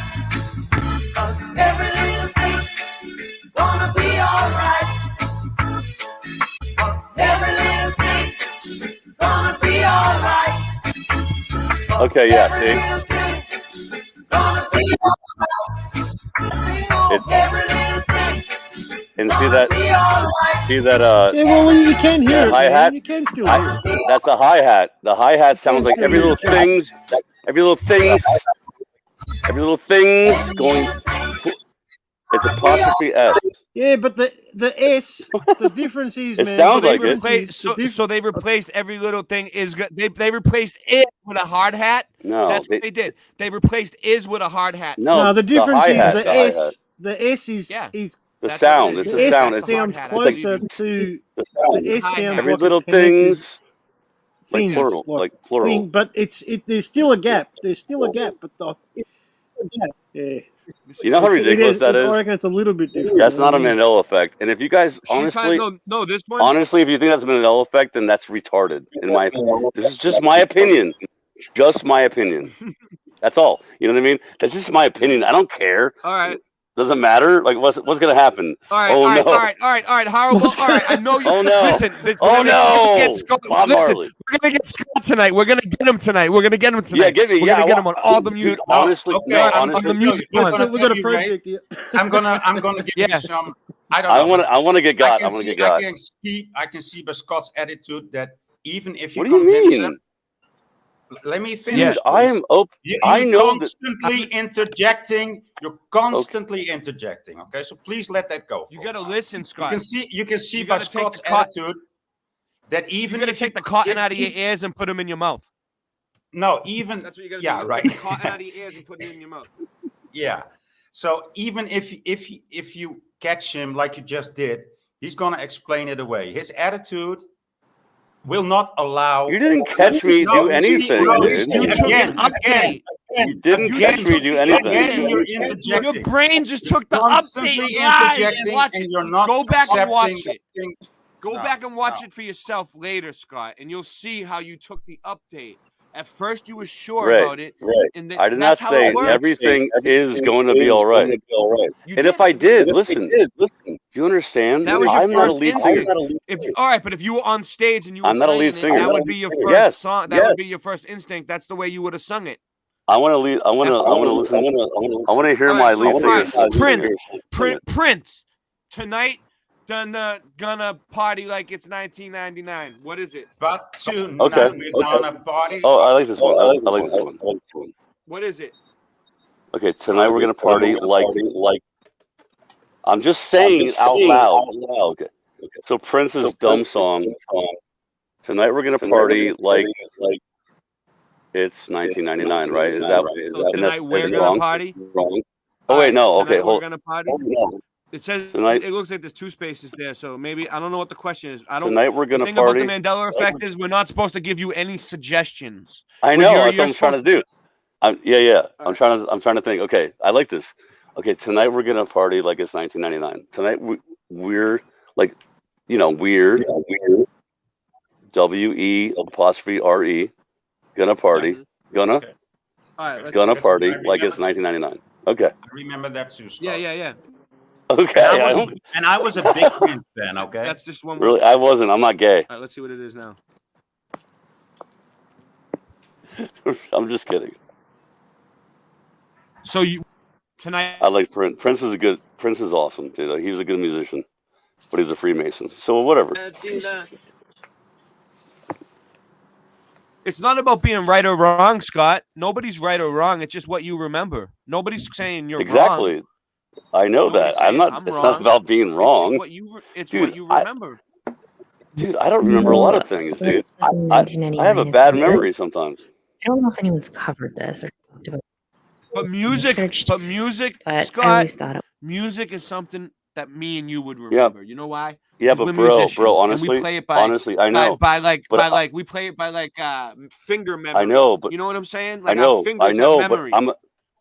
I know, but what I'm saying though is I never was in the lyrics. I'm not a lyric guy. I don't know words to lyrics ever, dude. I'm not a lyric guy.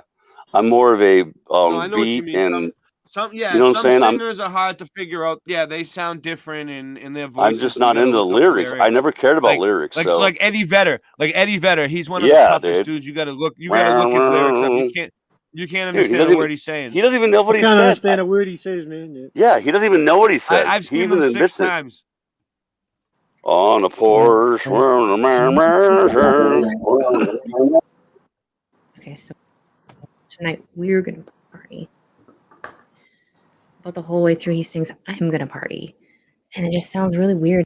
And I couldn't figure that out. He says we gonna at some part, but it's like an embellishment, like in the background kind of. So I don't know.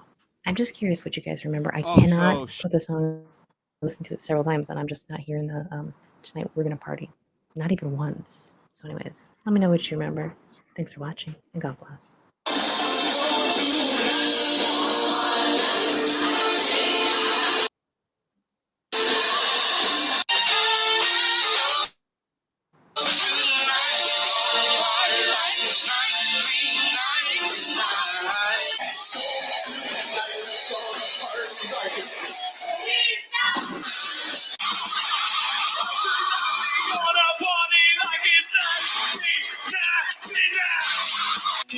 So tonight we're gonna party like it's a 1999. You said I. It sounded like Limp Bizkit said we to me. Okay, so the song 1999 is weird. Let's see what else we got. There's a bunch of music ones here. I like the music ones, so let's check this out. We can go over these. I don't think she minds. What about the Shout out what to about maybe the it's Queen? Mandela. The Queen, where it says at the end that's another one that I've always like. I'm like, what's up with that one? Where of the world, we've been of the world. We've been over that. Let's look for. You know what happened with that one, right? That was everybody just started saying that live This one looks good. When they played live. It's good. Totally Let's check debunked. this one out. You know the screen painting? I think. Let's check this out. Because I love when the art changes, when the artwork changes. Scream, yeah, that's I know famous, this painting. This is a famous painting. Famous painting, man. You know it? Yeah, of course. Everyone knows this painting. Everybody had that in their Alright, so I want to talk college about dorm room. a Canadian video last year. Two changes I noticed in this the screen painting, very famous painting. I know there's multiple paintings of this, but I'm just focusing on the first one, the most popular one. His mouth used to be completely like dark for me, and then his eyes used to be looking towards you. But that all changed. Another thing that I just noticed, because I've been painting a lot and I was looking at different styles of art and the different mediums that they use.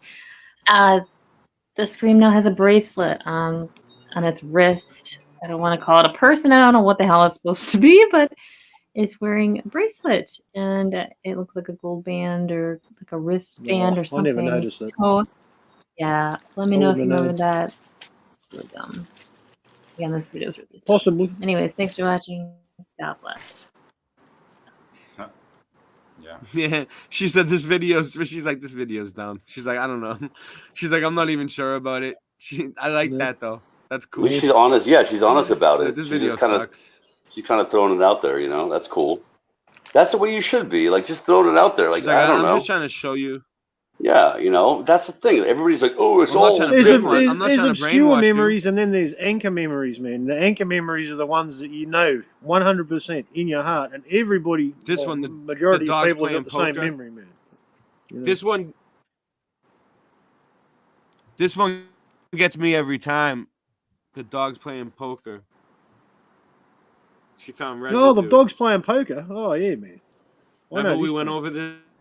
The green poker hat, the green poker hat thing. Yeah, the poker visors, man. Yeah, the visor. The visors are missing now. There's no. He's not wearing a green visor. None of them. None of them have it. See, that's the thing. Like, I remember a visor, definitely. Yeah, and now instead of one painting like that, there's like 16. There's heaps of them. Yeah. There's like 16. There's a bunch of. Yeah.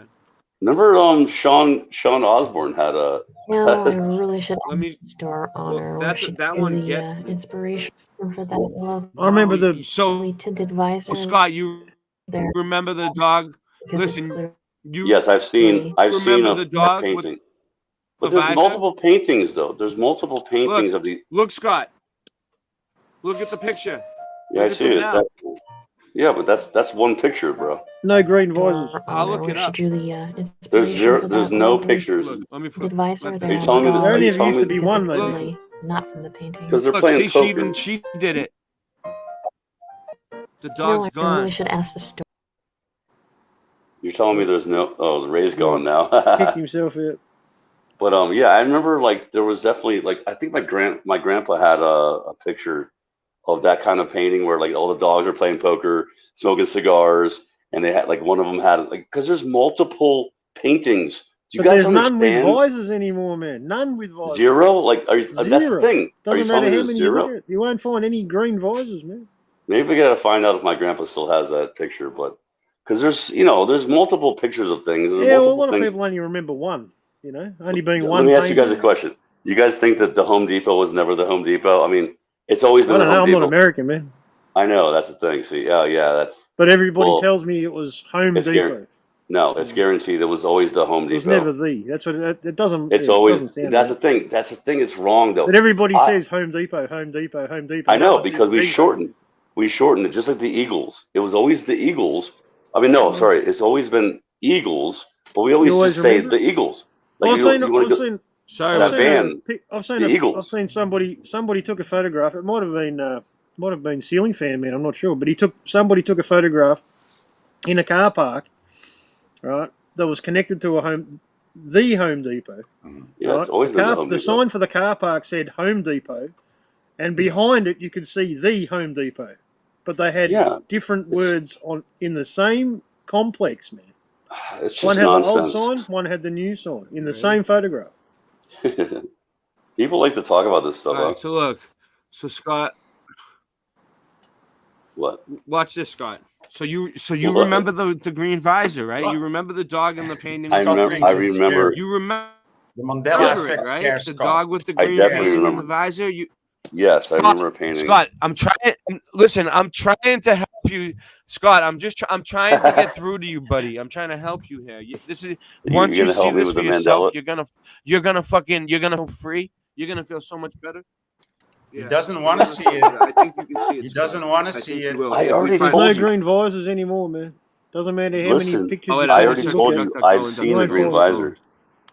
So wait, so I'm wrong for seeing the green visor? Like, what are you talking about? No, watch. I'm going to show you. So there's multiple paintings. I can draw a painting right now. You can look at every painting. You won't find a green visor, man. Yeah, well, there's no green. Yeah. No. Listen. When I was a kid, there was only one painting. All right. So how? All right. If you were searching for it, Scott, right now, say you were in front of the keyboard right now, and you wanted to find the dogs playing poker with the green visor, what would you type into DuckDuckGo right now to find it? Oh, I would put dogs playing poker. What keywords? No, I would. I just want to know what he would do. I'm going to do his research for him. Okay, painting of dogs playing poker, green visor.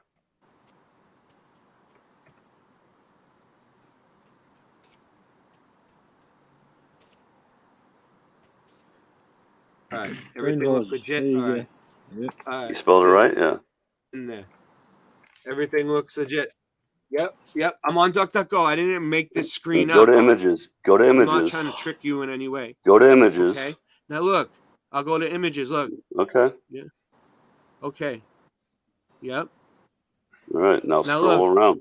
Look how many there are now. There's even more than before. Look. There's one. That's residue. Look. That's not the dogs. Let me get that one up because that's residue. Oh man, you guys are funny. No, look. See? It's a rabbit. Yeah, It's a rabbit. Look. See, someone remembers the green. Yeah, there's the green visor. The dog had the green visor. This isn't the actual one. No, the quantum tetrahedrons weren't connected to this one. That's my point, dude. There's so many different paintings of things, dude. This is not legit. No, but this is the dumbest thing I've ever say heard of. is, look, what? This is people's memories, man. But do you see any of the? But where's the one with the dog? Look. Keep looking for a dog with a visor. Keep looking for a dog with a green visor. Look, I'll show you. I'll click on him too. I'll bring it up. Look, there's none. I think he had a cigar. I remember it being this guy. Cigar. Right? I remember it being this. Like a bulldog. A bulldog. Some people remember there being the Doberman Pinscher. The bulldog. This guy right here. Well, no. He had the visor. He had the visor, right? With maybe. Yeah, he did. Yeah, I remember. But it looked different. It looked I think a bulldog. Yeah. I think it was a little bastard. Yeah, bulldog, right. Yeah. You remember the bulldog? Yeah. But it's gone, Scott. No matter which way you look it up, you ain't gonna find it. You'll never. Keep looking. And Sean you can't just Osborne, look. who's in the chat. Look, he's got a bunch of those old ones. I'm not gonna scream. No, he has the actual painting. Look, there's one, but it's not. Look. Oh wow, look. But They this all ain't look the wrong. one. This is They're Resident. playing pool. They're They're not playing playing pool. poker. They're playing No, pool. but this is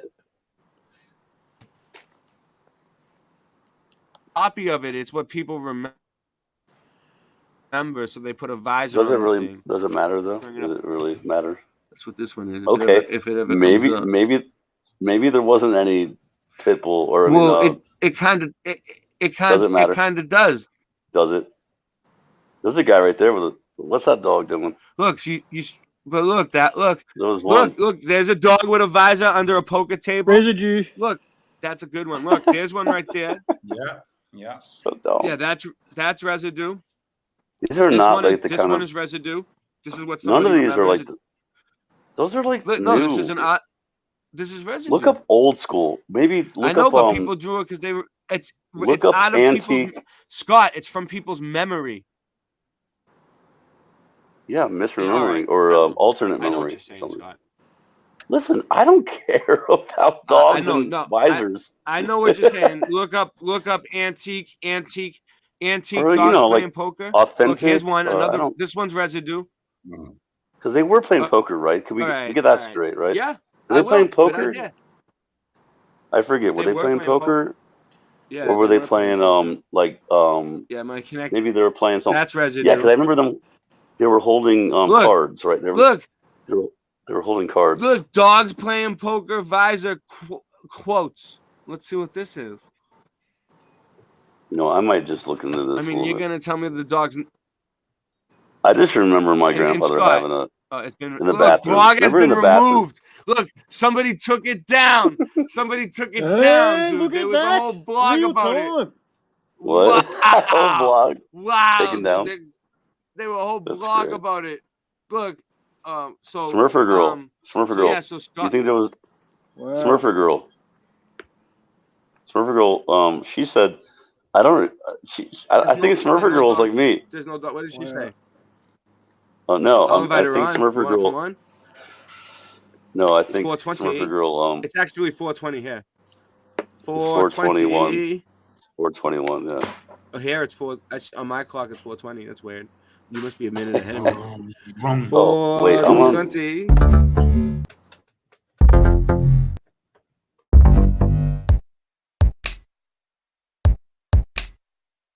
Wanna get high?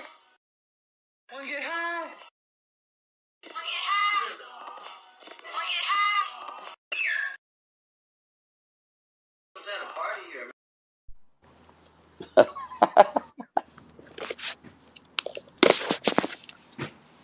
Dude, I got a dog playing poker. You can't even see it. Finish.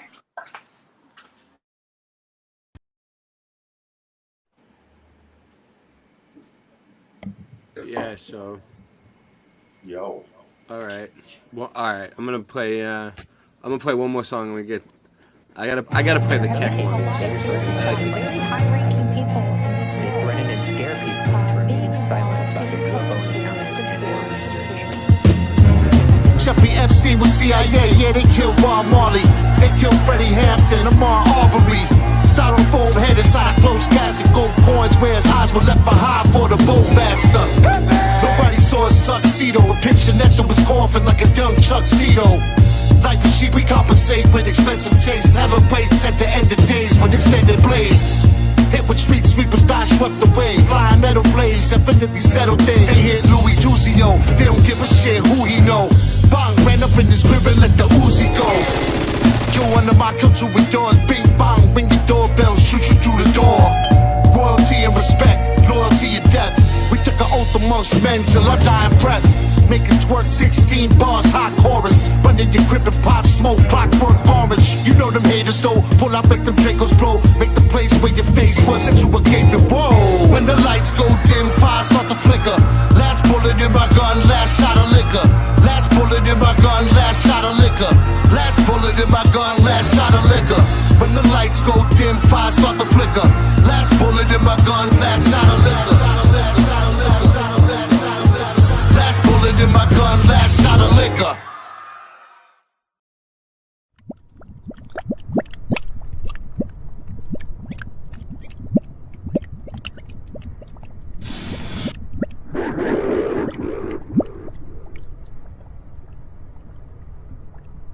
What's the matter?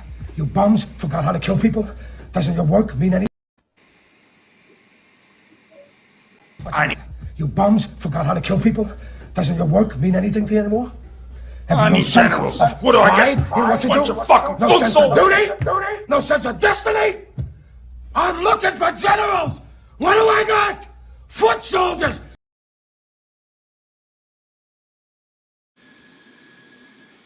So, Scott, I have a good one for you because you're a drummer, right? So you're a rhythm. So you're rhythm is your thing, man, right? Yeah. So what if I told you that? What if I told you that not just words of songs have been changing, but rhythms of rhythms? All right, complete rhythms. Man, obvious. So how well do you know "Folsom Prison Blues" by Johnny Cash? I used to play it all the time. Yeah. All right, I used to play it all the time. This is a good one for you. But let me explain something to you, this though. out. I used to play it, but I never really listened to the song that much. I mean, I heard it, but I didn't. I do my own thing. Well, I don't know nothing. This isn't one that I would know about, but whose sound is that? That sounds all like staticky. Who's got the staticky sound right now? Let me find out. Hold on. Is it me? Someone's like running water or something. Yeah, me, man. Hold on. Is it you? All right, we're good. We're good, right? All right. Okay. All right. Cool. All right. So, because we need to be able to hear the sound. It's rhythm. Scott's the sound guy. Remember, he's always on here telling me about my sound. So here we go. Yeah, but I mean, Mandela. Are you telling me there's I like this. This is fun. You're gonna enjoy this. I'm giving you music Mandela effects. See, there's all Is this different going to be the Mandela original effects. Is this the original, like the original recording? Is the original recording by Johnny Cash? Cash. I play it on the. All right. First of all, there was 2 changes to this song. Okay. How does the first? Okay. How does the first line go? The first line of the song. How does it go? Isn't it like I'm going? Something about. I don't know the. I'm not good at words. When I was just a blank, my mama called me. When I was just young boy, my mama. When I was just what?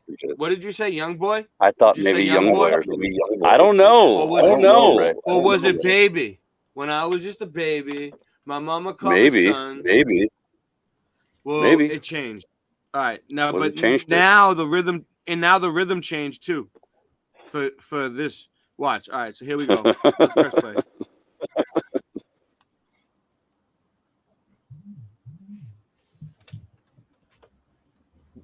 I don't think you're ever going to convince Scott. So I don't think you're ever. He just doesn't have the attitude. Just not a while, and he's something wrong with your attitude, Scott. Voynich, calm down. I'm throwing you out. Blew my mind. So good. Voynich, calm down. Some blues, and for me, it always started. I hear that train coming. is rolling round the bend.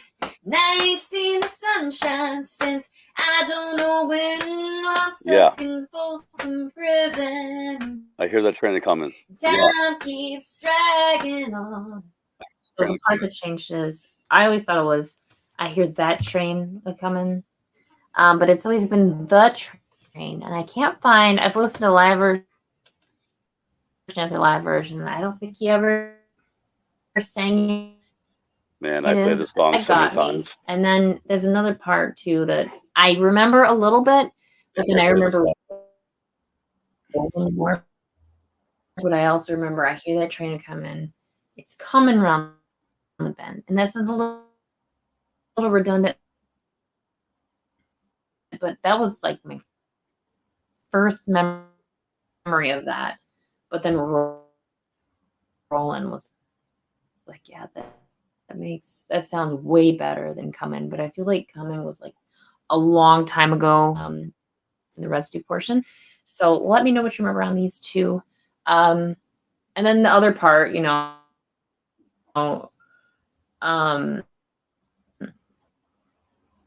we know this changed. I covered it. Oh yeah, that's how it goes. Just a young boy. Don't play around with guns. People don't play around with guns. This is how I read it. Yeah. It's weird. He so anyways, goes, right? Young He boy used to say, when I was just a baby, my mama called me son, or something like that, That's like now the second verse. I think that's the second verse. That's the second verse.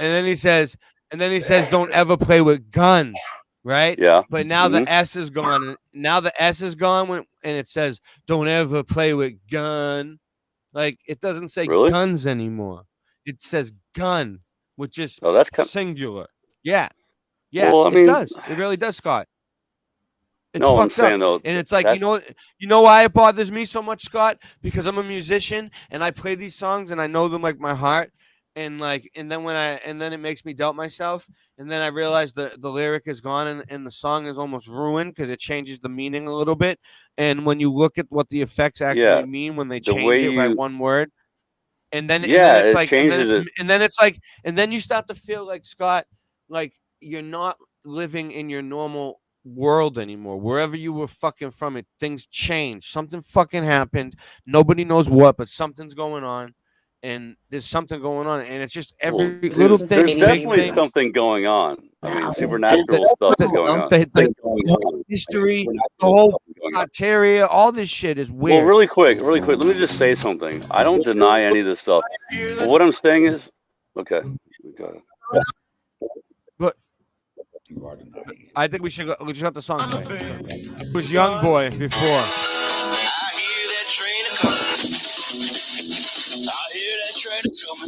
Well, I hear that train coming, it's rolling right. That train coming. I hear that train coming around the bend. I hear that train coming, it's coming around the bend.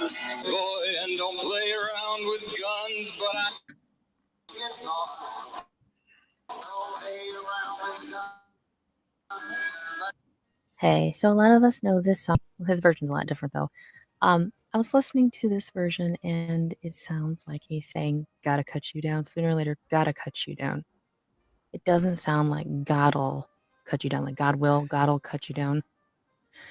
So I wanted to ask you, do you hear God'll or gotta?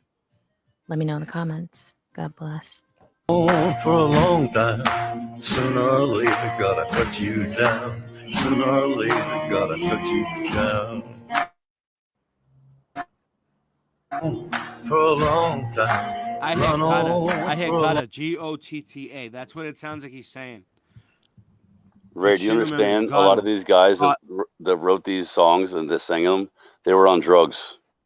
So they started like just kind of mumbling and stuff. It's just the way they did it. Oh, wow. That's such a good explanation. Yeah, this is the original. Good explanation. It's true. No, I know what you're saying. No, the truth.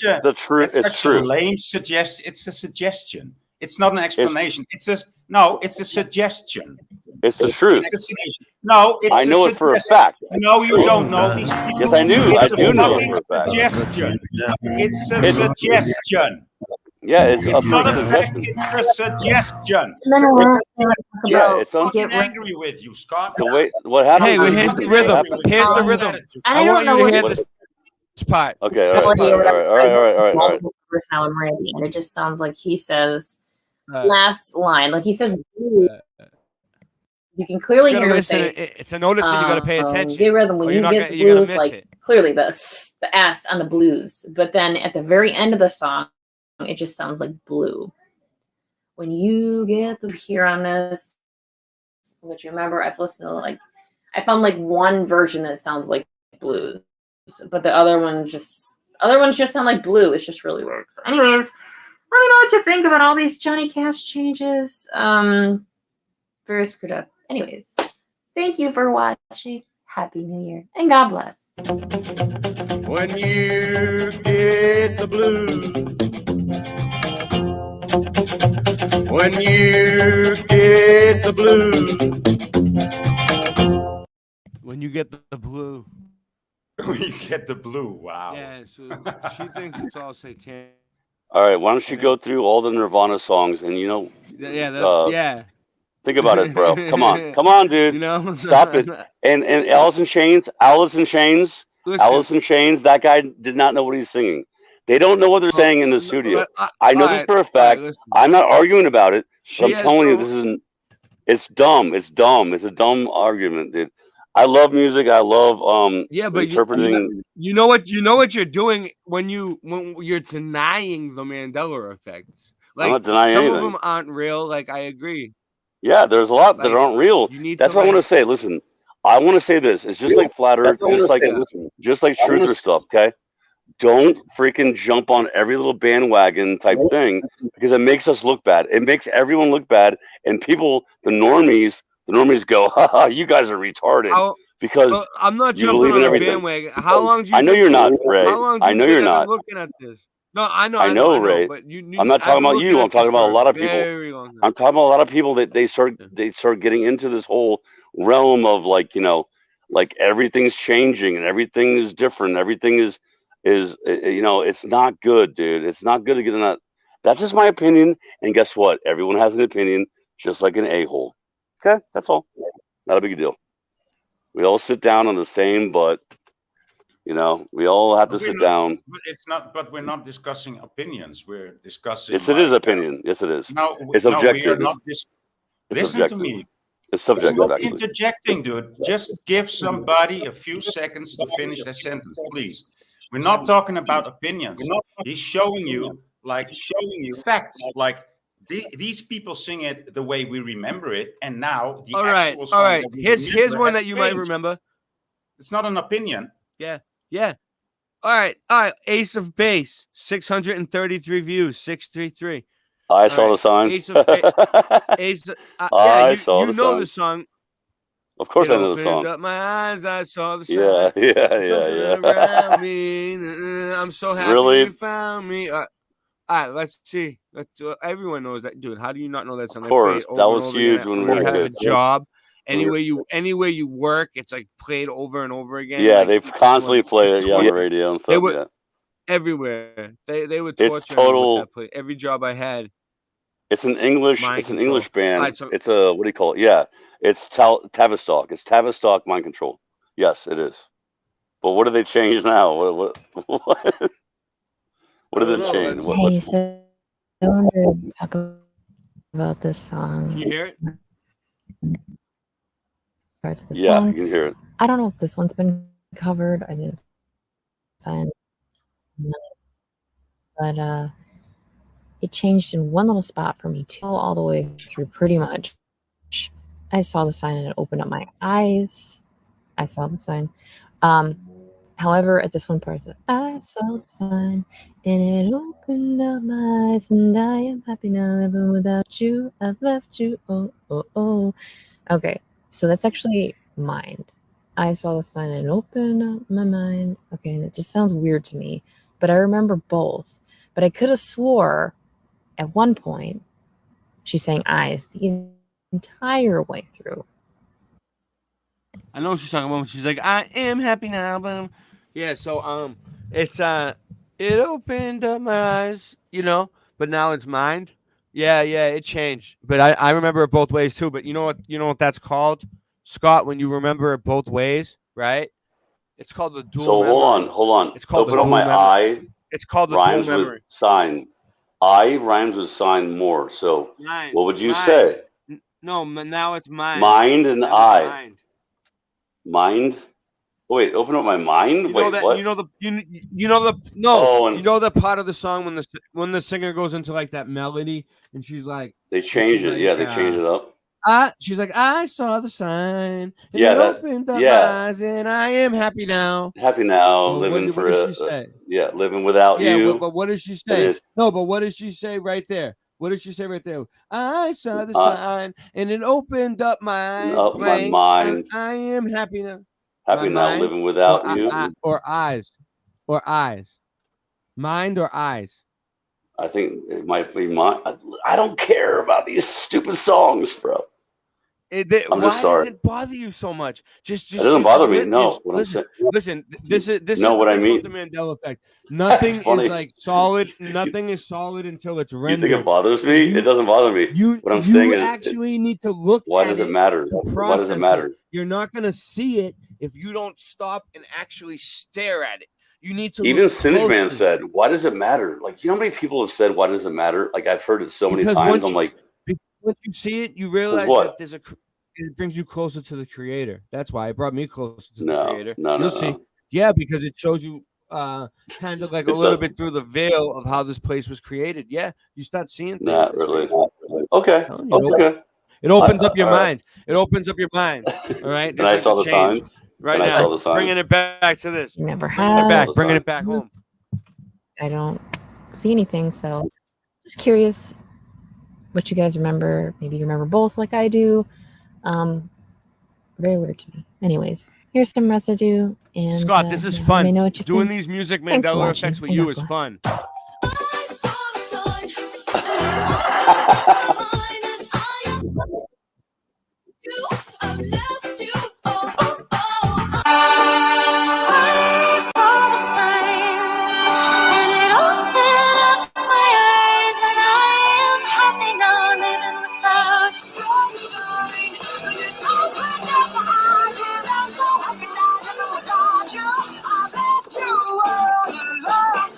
Saw the sign and it opened up my eyes, and I am happy now living without you.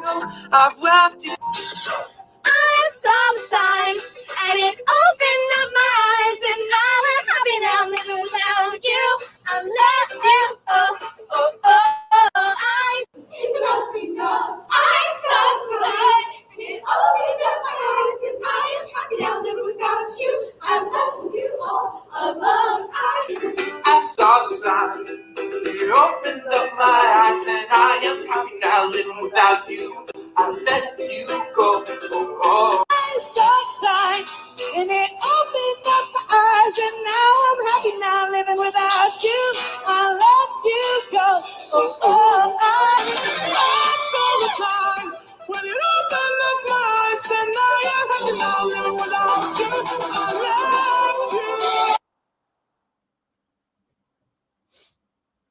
So Scott, Hey, right? so I wanted to talk about this. So Scott, right? So whether it was mind or eyes, right? It doesn't really matter, like you said, right? What matters is all these musicians, like you could tell they sound legit, right? Can you hear me, Scott? Are you there? So these musicians sound legit. You can tell that they're legit, right? And they're not legit. Those are horrible. Oh, how? Because people are retarded. They sounded so bad. They all just got really it the same thing wrong, the same word. So wait, hold on. I don't know what. So no, listen. What's the actual thing? Dude, they're on drugs, dude. They're musicians. They're on drugs. So. No, what was the actual? No, is it open up my mind? Now, right. It was eyes. It used to be eyes, and now it's mind. Is it always? Does it say it every time? Mind. Yeah. Because you'll the song says eyes again. I saw the You'll sign never hear and it open say up eyes again. You'll look for it. You'll go ahead, look it up any which way you want. What do you mean? You'll only hear. It's always mind. it's only people who do parodies or artistic renditions. That's why we can use like skits from Saturday. They don't change. They don't change. They stay the same. Like when somebody puts a human element into it, like and then it changes. yeah, no, it stays the same. It stays the same.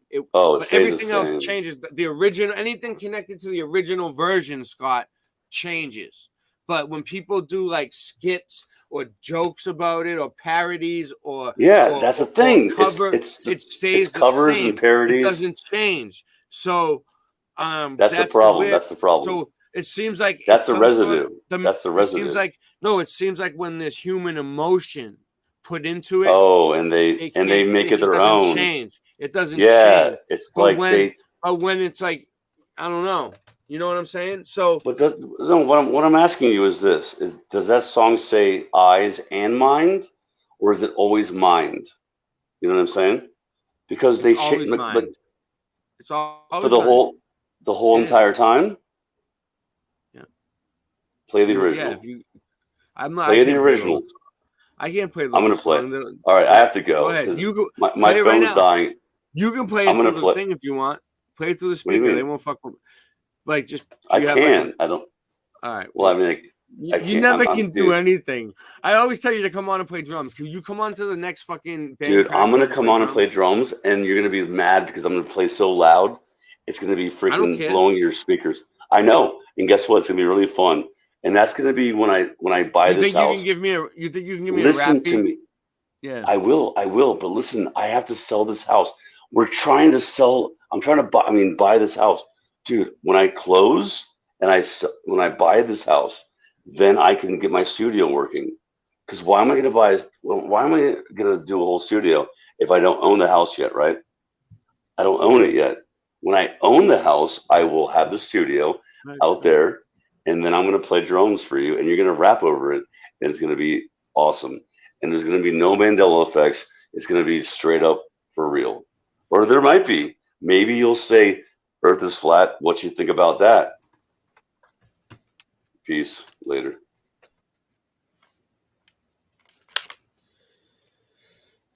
Scott, I'm gonna have to look up a few more Mandela effects, and then I'm taking off. I'm gonna find a few more for you, a few good ones that you. Go ahead, Pie Man. What's up, man? How you doing? Yeah, I've just been eating, man. Oh. Listening. So you know for a fact that the Mandela effect's real. I know that. There's some people that just don't look at it close enough, Scott. It's like some people don't trust their own memories. They can't. And then you got to fight. They can't imagine. They can't imagine that something could change. The new memory. Yeah, and you got to fight the new memory when it tries to come in. And you got to keep remembering it the old way, no matter what they fucking tell you. I'm telling you.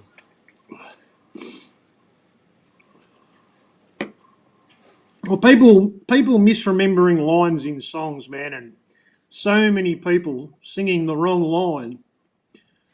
That's mass. Either that's mass misremembering or something changed, man. Yeah. And I don't believe in mass misremembering.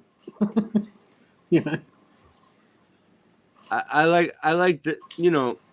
This isn't my only one source, but right now she's on fire. So I'm gonna just keep going to this girl's channel because she has them. They're really quick, they're easy videos. I'm just looking for something really good. I don't want to still her videos, but I'm sure she doesn't mind. They're only a minute long. She wants people to see this shit. Hall and Oates, I can't go for that. Yoda, Charlie, hold on. No, can do. Was that changed too? What's different about that? All right, Journey, Don't Stop Believing. Journey, yeah. Mandela effects. Come on, Scott. You know Journey, Don't Stop Believing. Where's Scott? Did he take off? Yeah. Oh wow. All right. Well, I'll play this one last video and then I'll take off. What do you guys think, man? What happened, man? I'm trying to just show them. I'm not trying to be hard on you, Scott. I'm just trying to show you what we're talking about because you don't seem to understand it. He doesn't want to understand it. You can see it in his attitude, the way he talks, the way he reacts. He's not going to be amazed. And even if he is amazed, he will explain it away immediately. Yeah. So, but yeah, this one looks cool. So let me screen share this while I got it up on here. The Journey. Everybody knows that song by Journey. Don't stop believing. Yeah, we all know it. Yeah. How could you not know that song? Too? They keep cutting the stream. Jenny's saying for a minute and bringing us back for all the music. You know what I mean? We can't even use those shorter clips. Whatever. It's not getting cut over on Odyssey. The people that are watching over on Odyssey are fine. If you're watching this on YouTube, go over to Odyssey if it keeps getting cut on you. It's not being cut on my TV, but Jenny's saying it's being cut.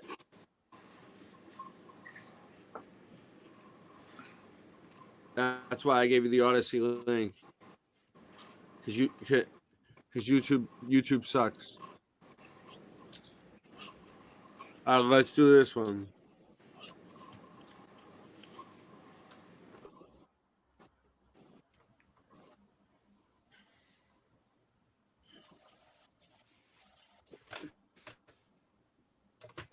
Hey, I haven't made a video in a while, and I apologize. I've been super busy. This is one that I've talked about a lot during like live streams and stuff. I'm sure many of you are familiar with Moneybag's video with the he or she you can hear. Some of these are just kind of weird words here and there. For the song "Don't Stop Believing" by Journey. Very familiar song. I have another one tonight, probably personal for me, but it bothered me to the point I was like, all right, fine, I'm just gonna make the video. So there's several things going on here, and I'm not gonna put a bunch of videos like residue in here because it's a lot to show, and I don't have the energy to go through all the stuff. So there are a few changes. It sounds like he says nights instead of night. 2 parts, and I'll play it for you real quick.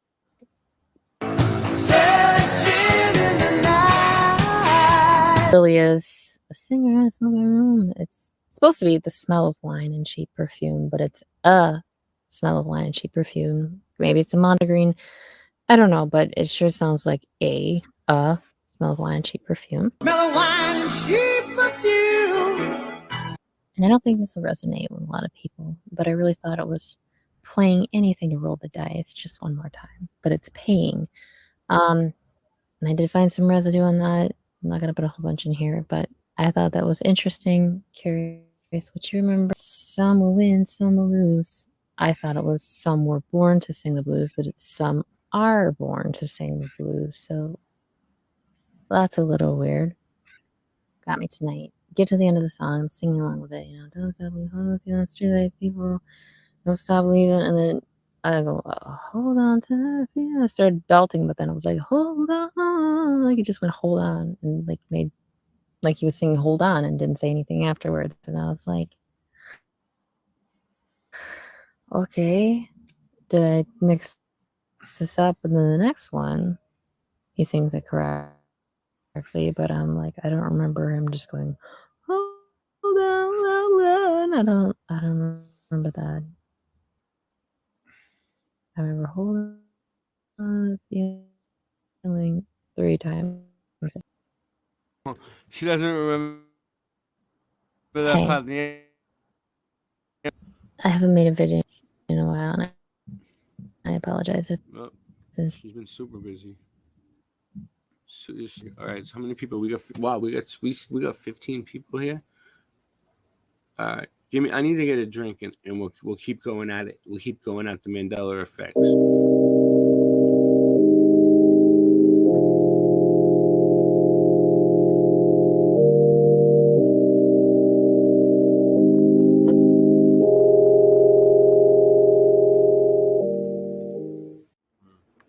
It's weird, yeah. I've heard somebody else tell a story about it.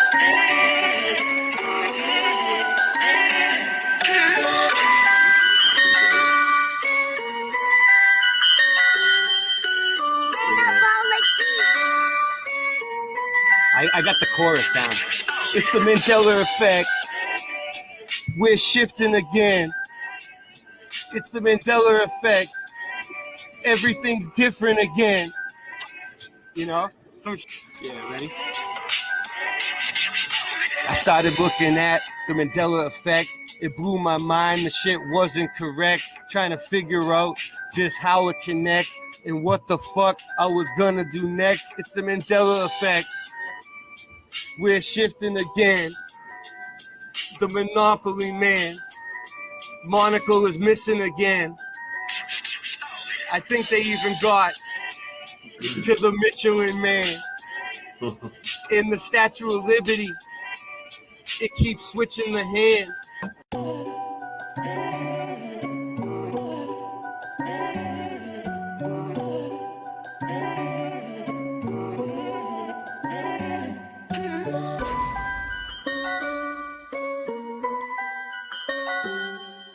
Did you know your reality is being put to the test?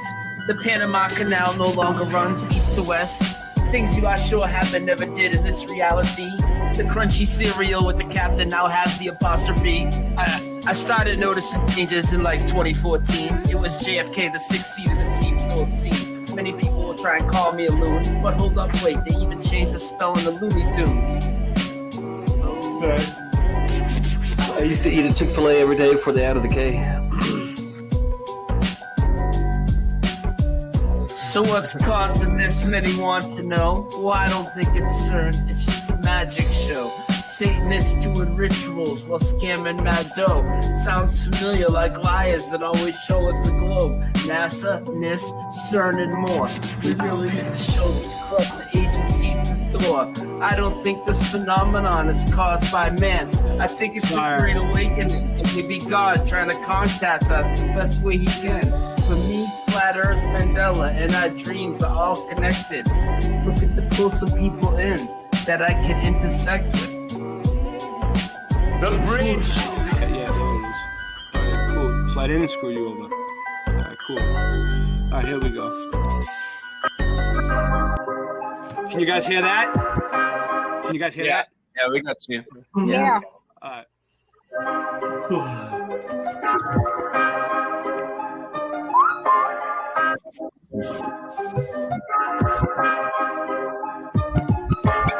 Earth is flat.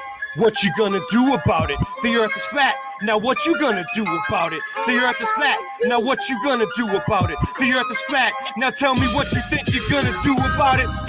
Tell me what you think you're gonna do about it. Tell me what you think you're gonna do about it. Tell me what you think you're gonna do about it.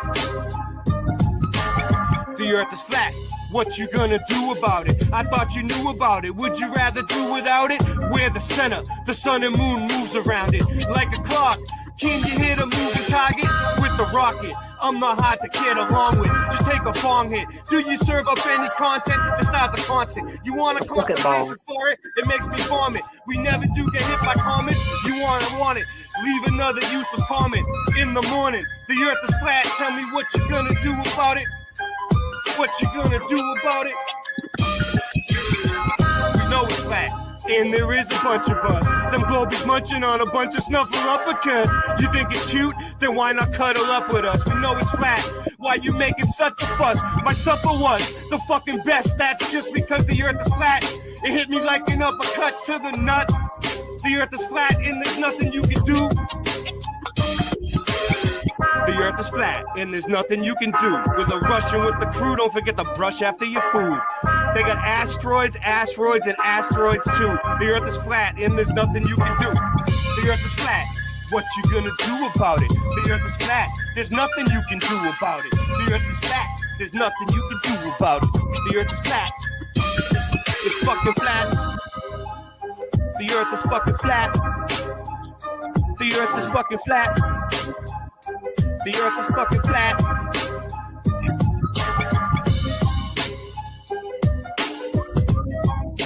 How did the voice Very good, bravo.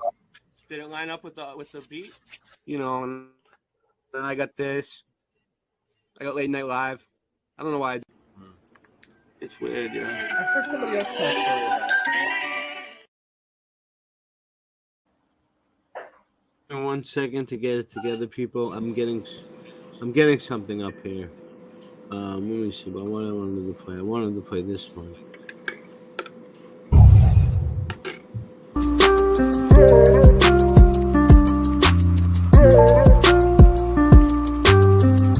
When Mandela affected, oh no, where did that go? Mandela affected, oh no. I said we going Mandela affected, oh no, where did that go? And we all infected, oh no. I said daydreamer, They said I'm just a daydreamer dreaming with my head always motherfucking in the ceiling. But it seems that you've got that hex sense.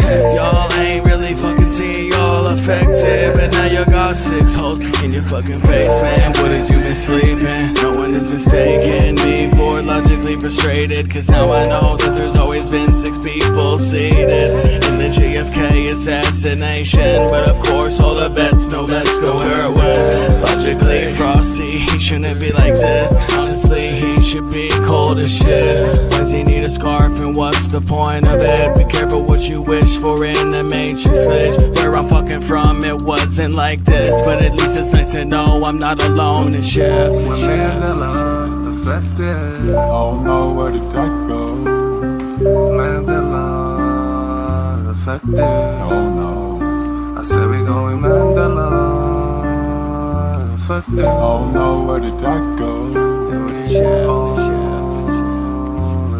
Oh no, I said these shifty bastards, your wrists are tethered as your pulses under your thumb no longer centered. Your shrinking factor, here and after. Not even talking that quick, it's just the time is moving faster. You're lost in the facts since reality's hackfish. Like summoning demons with these dancing tactics. Like Sam Psychiatric, blending some magic. Losing your stars and stripes as the demons demanded. Running in circles, but to whose advantage? It's a sense from the creators while on Satan's sandwich. No longer get scared from Ricky Ricardo's laughter. In fact, I slap a bitch just to hear someone in the chatter. Like someone in a bar quoting it like it matters. Cause this isn't my home, it's a slain and disaster. How the fuck could this be? Someone tell me, you can't say. When Mandela affected, oh no, where did that go? Mandela affected, oh no. I said we going Mandela affected, oh no, where did that go? And we all infected, oh no. I said daydreaming.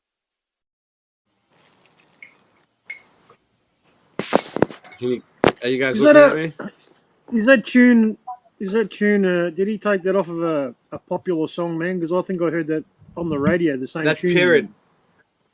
I don't know what they did. I think it's original. I like it.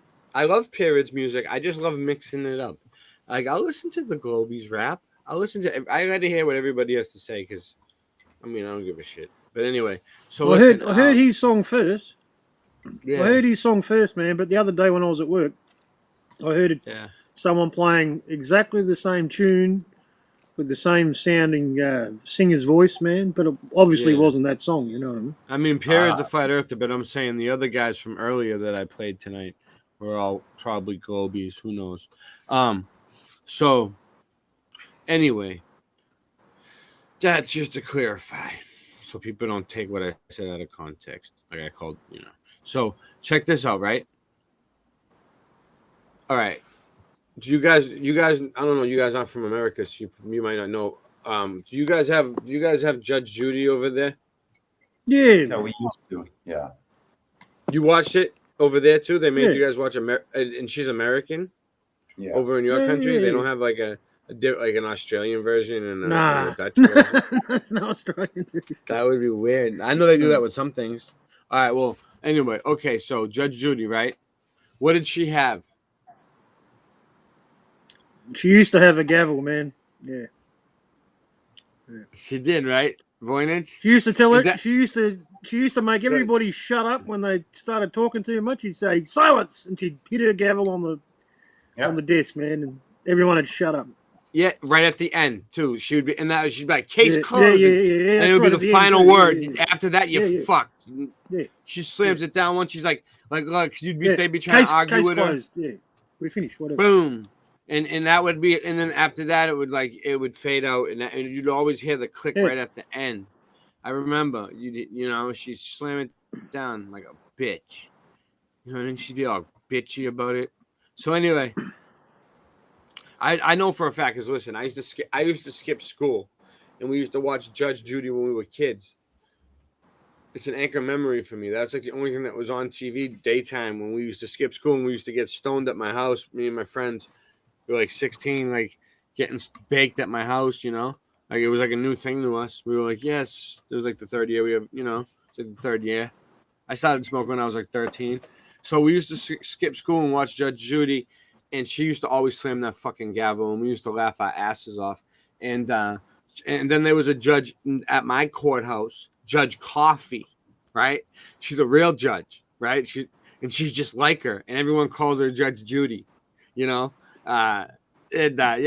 Coffee from the West Roxbury court. Everyone calls her Judge Judy, because she's just like her. So, anyway, let's moving on. She used to have a gavel. Judge Coffee has a gavel, definitely. She put my ass away a couple times. Yeah. Not funny at all.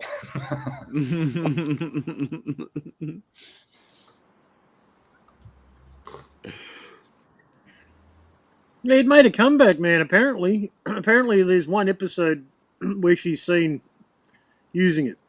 Yeah, I've heard. Someone found. Well, this is Moneybags.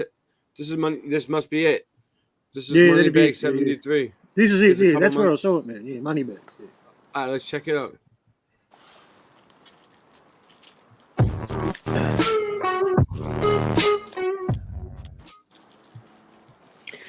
Welcome back to the channel, everyone. Thanks for joining me for a discussion about voting video number 113.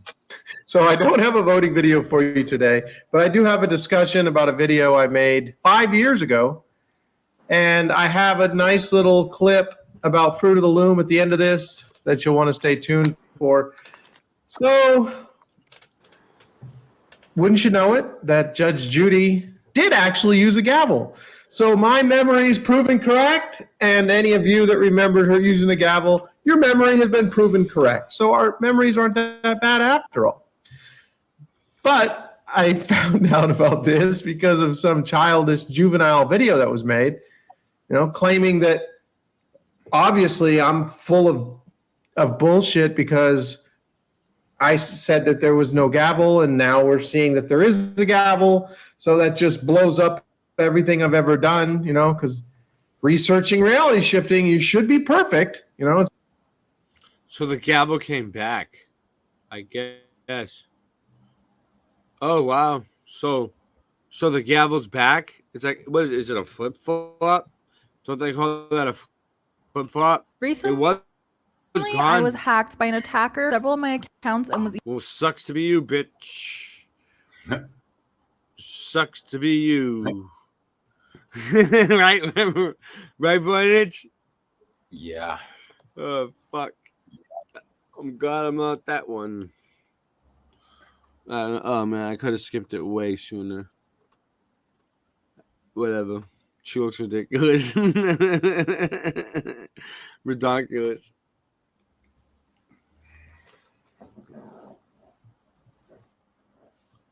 All right, so...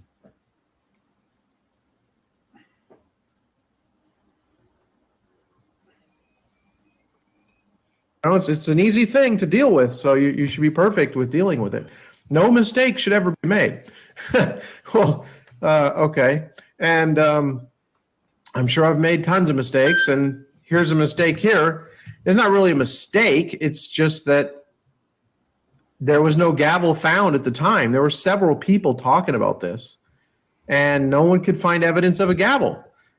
Okay, great. Now we have a gavel, so we can take voting video number 113 and we can make it private because it doesn't need to be part of the Mandela effect anymore. obviously it's not a Mandela effect. And I won't be surprised if this happens to 5 or 10 or 20 more of my videos.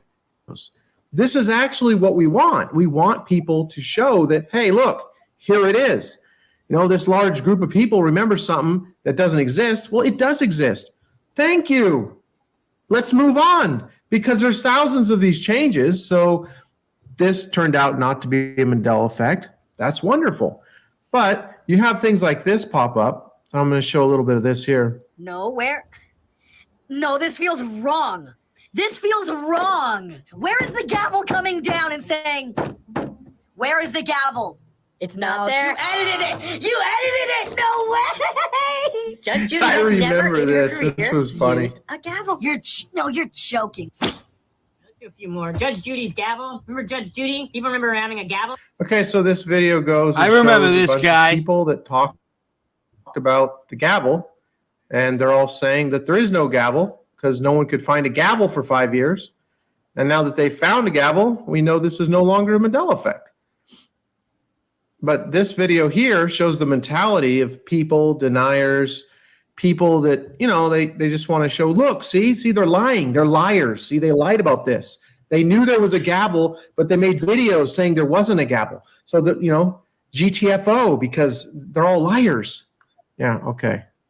Oh, and here, you know, here's the childishness that I was talking about here. Does anyone remember Judge Judy using a gavel? Well, let's get into this. But that's fine. You know, this type of stuff is just, these people are playing their part on the grand stage of life. So, you know, you can expect things like this. How do you remember these types of reactions from Judge Judy?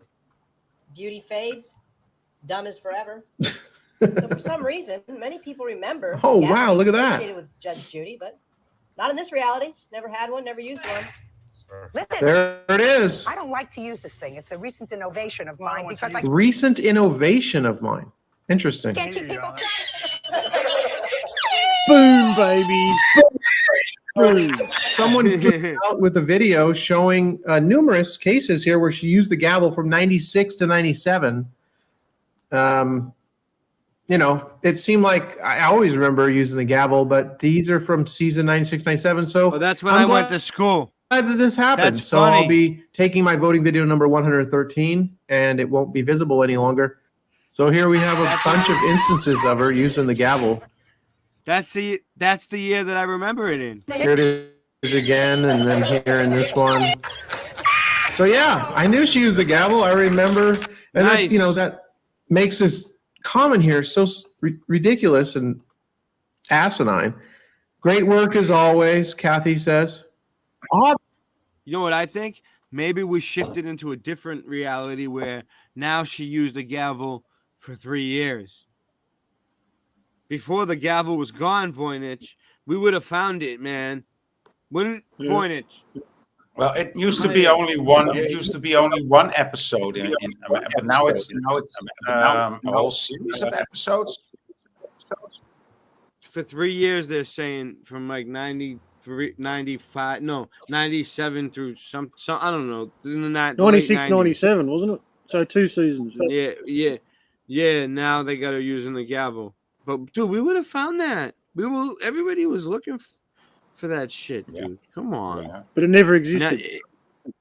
So like, and now, like, I believe, like, some people believe it's like one way or the other, but I think that it's like it could be both ways. But it could be if a it bunch never of ways. existed, how come we've got 2 seasons of her using a gavel here? I'm If it coming never into existed. the back. I'm coming into the back door. I'm bringing this new song up. I want you guys to check this out. So, if the audio gets fucked up, deal with it. Not you guys. Not you guys. Too The right. people that like to complain in the chat about the sound. All right, let's see. Yeah, there's 2 of me, but that's because I'm putting some music in. You guys got to hear this. You guys got to see this video. If something plays by accident, it's not my fault. Because I might have to. I'm trying to take something out.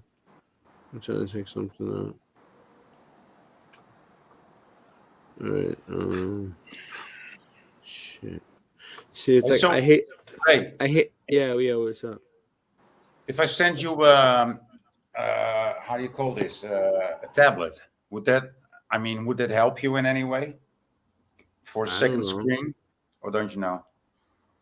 I already have another tablet. It's not that new. It's an Android. I mean, I don't know. I kind of just need a better computer. I think I got someone that's going to give it to me. I think I'll be all right, Voynich, but I appreciate it and thank you. But if I do end up needing it, I'll let you know. Okay. But this video that I got is really cool because I have right now. I'm using this TV and I have the phone open. And I got the computer on, so I'm using 3 different devices. I have a 70-inch TV. 70 something. Oh, I hope it went in. I hope I didn't leave too quick. It's like giant, dude. Yeah, let's see. Is it there? Oh, I left too quick. Fuck. All right. Here's the deal. Let me play another song, and then I want to bring this other song in. So you guys are gonna like this video. Let me see. What do we got? I'll play something first, and then we'll take a break for a minute.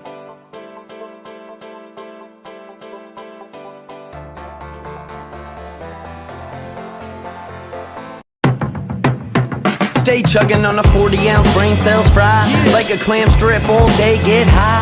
Never-ending story, fell course, stay fly. Mom's a math teacher, so I gotta multiply. Not a mathematician myself, so I ride in my 98 Altima parked outside. Hustling mixtapes and trying to get by. W-E-double-B, follow with a Y. Motherfucker, that's me, and I be so cool. To be on my level, you're gonna need a step stool. Always been a troublemaker, gotta break rules. Breaking every law until they kick me out of school. So amped up, you think I'm chugging jet fuel. Chasing a bottle of moonshine with it, no duels. No door rules, let me pull a Billy Madison and have them slipping on banana peels. If they challenge him, I'm baffling any competitor with what I'm rapping. And the future's looking bright, I think I'm staring at a halogen. Born in 88, I got it tatted on my abdomen. Product of the 90s, everyday practicing. Then it started happening, turned into a beast. Full bred pit with a little Maltese. Woof, slaughter any track that I see. You've now been warned, you better hide your beats. I'ma never give a fuck about you. I'm just doing what I do. Murder any beat I put my mind to. Thought you knew that's what I do. Rapping on the mic till my face turns blue. Through and through, that's what I do. That's what I do. Yeah, that's what I do. Stop sleeping over there, man, pass the blunt. L ride around town and be back for lunch. Got a full plate of beats and some Captain Crunch. Mean on the mic, only lost a battle once. Everybody else murked them, cooked it up, served them. Pen in hand, I got the dexterity of a surgeon. Freestyle, burn them, written rhyme flawless. Like the names of every Ninja Turtle, I'm an artist. Bitch, nobody stopping what I'm saying. Lyrical display, gon' shock them like Raiden. Everyday raging, show me where the party's at. Where the bitches, where the broads, where the hotties at. Where the liquor, where the bud, where the molly at. Where the stage, I'm about to give the crowd a heart attack. Life short, so you know I gotta live it up. Brim low, ducks rolled, I'ma never give a fuck. Never give a fuck about you. I'm just doing what I do. Murder any beat I put my mind to. Thought you knew that's what I do. Rapping on the mic till my face turns blue. Through and through, that's what I do. That's what I do. Yeah, that's what I got to my word and my balls. Just a nerd with a cause. Living life like a video game, so press pause. Double tap X with a shot to the brain. Back, square, catch him with the scorpion chain. So get over here, bitch, I'll kick him like Liu Kang. And fatality anybody who shits on my name. It's that tatted up tyrant, heating up the climate. Pissing on these haters like puppies on fire hydrants. It's that motherfucking Optimus rhyme. Full bottle of pills, blunted with a bottle of wine. Fully transformed, about to take over the game soon. Ain't a motherfucker I'm afraid to bring a flame to. Got him rotisserie while I be smoking piffery. Making words connect like letters written in calligraphy. Not a person here stepping in my shoes, cause see Webby's back and this is what I do. I never give a fuck about you. I'm just doing what I do. Murder any beat I put my mind to. Thought you knew that's what I do. Rapping on the mic till my face turns blue. Through and through, that's what I do. That's what I do. That's what I do.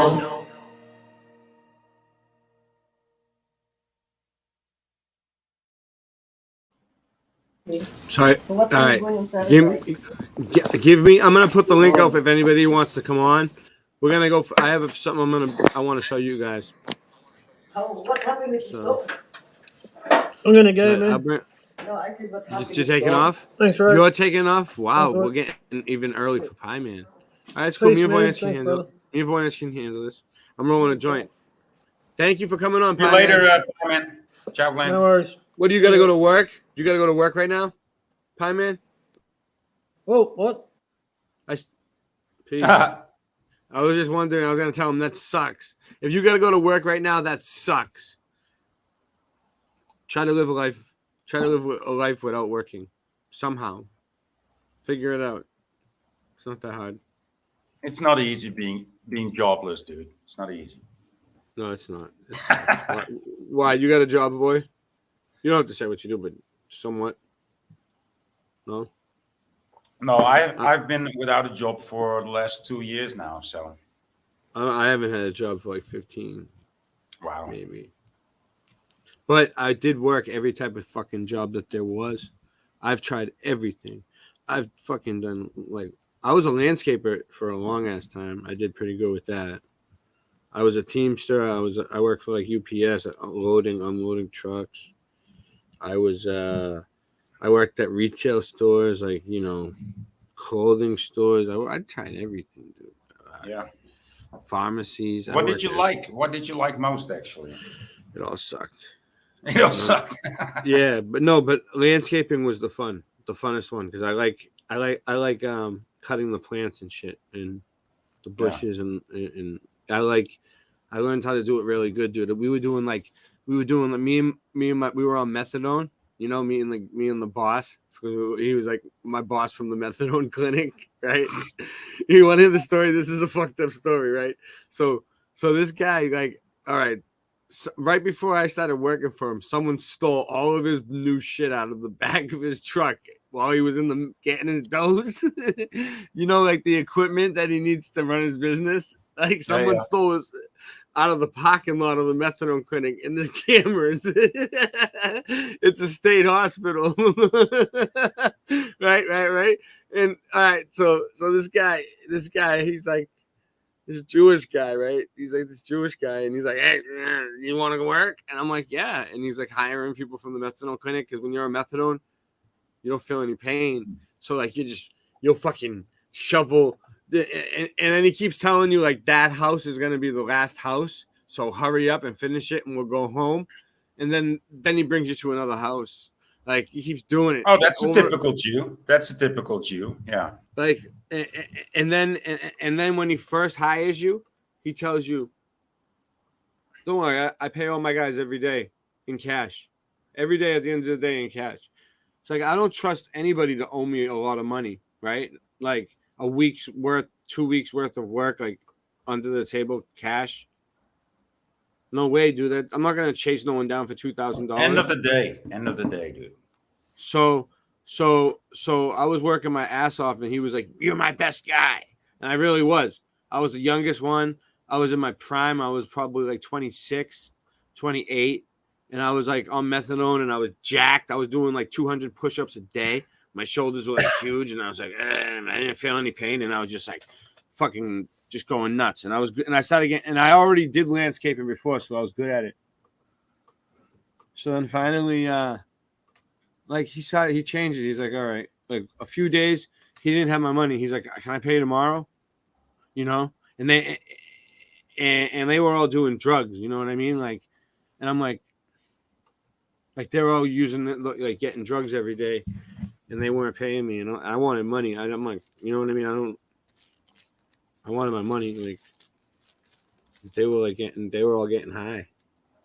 So I was like, "Fuck you, just give me my fucking money," And then I was and then I started complaining, I'm not gonna work for you anymore because he's started paying me every 2 days.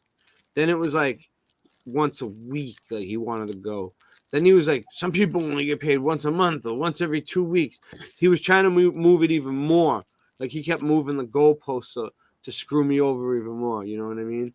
Yeah. And I was like, "Fuck you." So I was and then you know what? The day that I left, he owed me $300, He only gave me like 150. The guy still owed me like $150. That's their sports, you know. That's the way they love doing that. That's their hobby. That's their sports. It's just cheat on people. Piece of shit. Yeah, Every little inch they can bite off, they will bite off. I don't understand it. Well, you don't have to understand it. You just need to know that it's like but that. now I understand why someone stole all his shit out of the back of his truck, though. Right? You know? I mean, so I don't know. Whatever. Everybody knows Ricky Ricardo said, Lucy, you got some splaining to do. I'm smoking a joint. How we doing? We still get 13 people here at 5:30. At this point, I think it'll never go away. Well, everybody make sure that you're subbed to both of my channels and everything. Jason Stogg, Grand Rising on the Late Night Live show. Grand Rising, Jenny. Let's give the chat a shout out. Jenny. Super Sidewinder. Sean Osborne, where the fuck are you tonight? You ain't coming on here? Super Sidewinder, Jason Stock. Come on here with something entertaining, Sean. I know you must be doing something.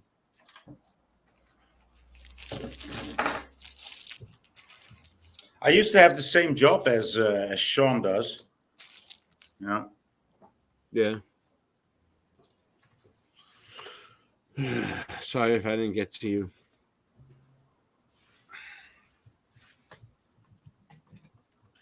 So I don't know. I guess my channel's a little different.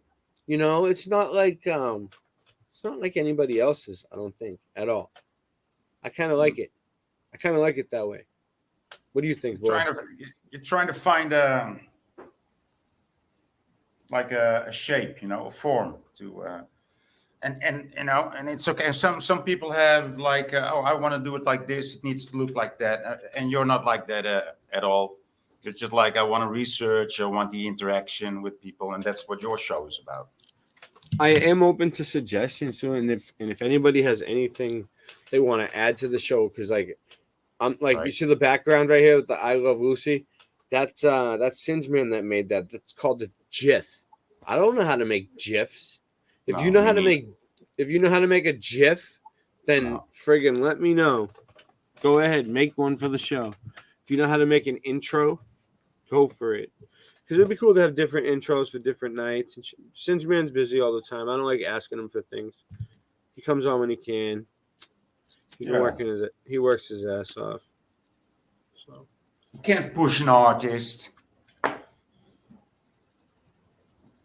Oh, he's working on something really cool right now for tomorrow. Listen, me and Singeman are doing. Let me announce it now. Me and Singeman are having a show on mermaids and sirens. You know what a siren is? Yeah.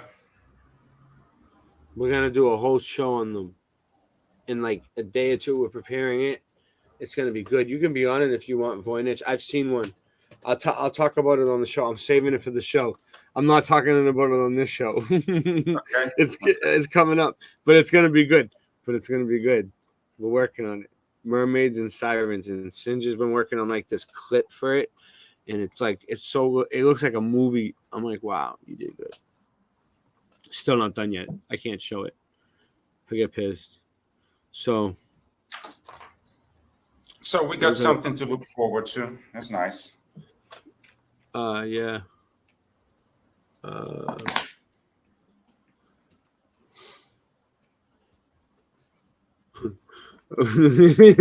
see if I can find this. Let me see if I can find this. Fuck. Yeah, here you go. Here you go, bitch. All right.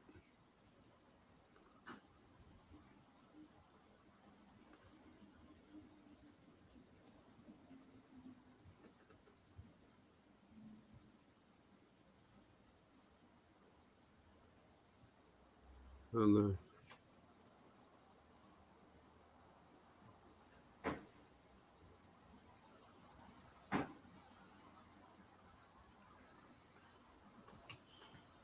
What's happening? Chill. I just want to see what I want to play. So, all right. All right. So this is I'm going to share the screen for a second. Just, I learned, Voynich, you got to be careful what you share. So this is my buddy's page, man, from Greentown, Beantown. And he's a grower, Voynich. And this is the one who taught me how to grow weed, this guy. He taught me how to grow weed, Keith Laham. Everybody could sub him if you want. Get him some subs. I don't think he cares. He doesn't even need. He hasn't uploaded it over a year. But look, I mean, he's funny as shit, dude. Hold on. Let's let whoever that is in. Hold on. Whoever that is, Sean Osborne. Hold on. I want to show you this character. I grew up with him. And he's the one who started the Greentown Beantown. But let's wait till Sean comes in. We'll let Sean in. Come on, Sean. It says device is not connected. You know what? Fuck it, Sean. You have to wait now. I'm sure my buddy doesn't. Oh shit! I could show this shit. This is gonna be good. This dude is funny the way he talks. You know, like I have so many funny stories about shit that we did growing up, but now he's like all like all right. So he's a really good grower too. So this is his first video. Springtail is not an issue. What's a springtail?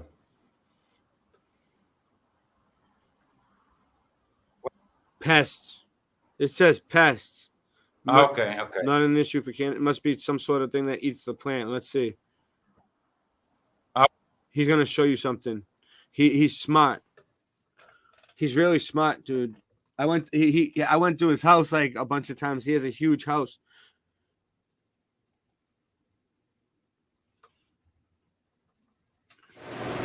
What's up, guys? So last couple grows, I noticed a couple things. Powdery mildew sucks in life. And two, there's an insect called springtails. Springtails are these tiny little white worm-looking fuckers. And you'd almost think that they were thrips, but they don't do any damage to the plants and they don't start flying around the room. But when you notice them is on top of the soil when you water a plant.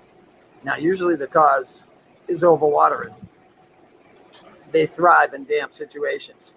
If I wasn't flushing this plant now, I would be leaving it to completely dry out, which I'm going to after I flush it, but this will be a good way to show you guys springtails. You'll see them on top of the water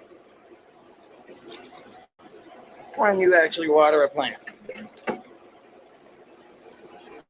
All right, now let's watch. See them? You see them floating around in there. They congregate. They get into little groups. They actually, what I can see him. I can see him. They keep the plants mold free. You know, it's always creepy to see bugs in the garden, and you always think it's worst case scenario. But here's why I'm going to say that they do not bother the garden at all, especially if they're eating dead plant material and wood and mold and mildew and whatever other shit's in there that could affect your plant.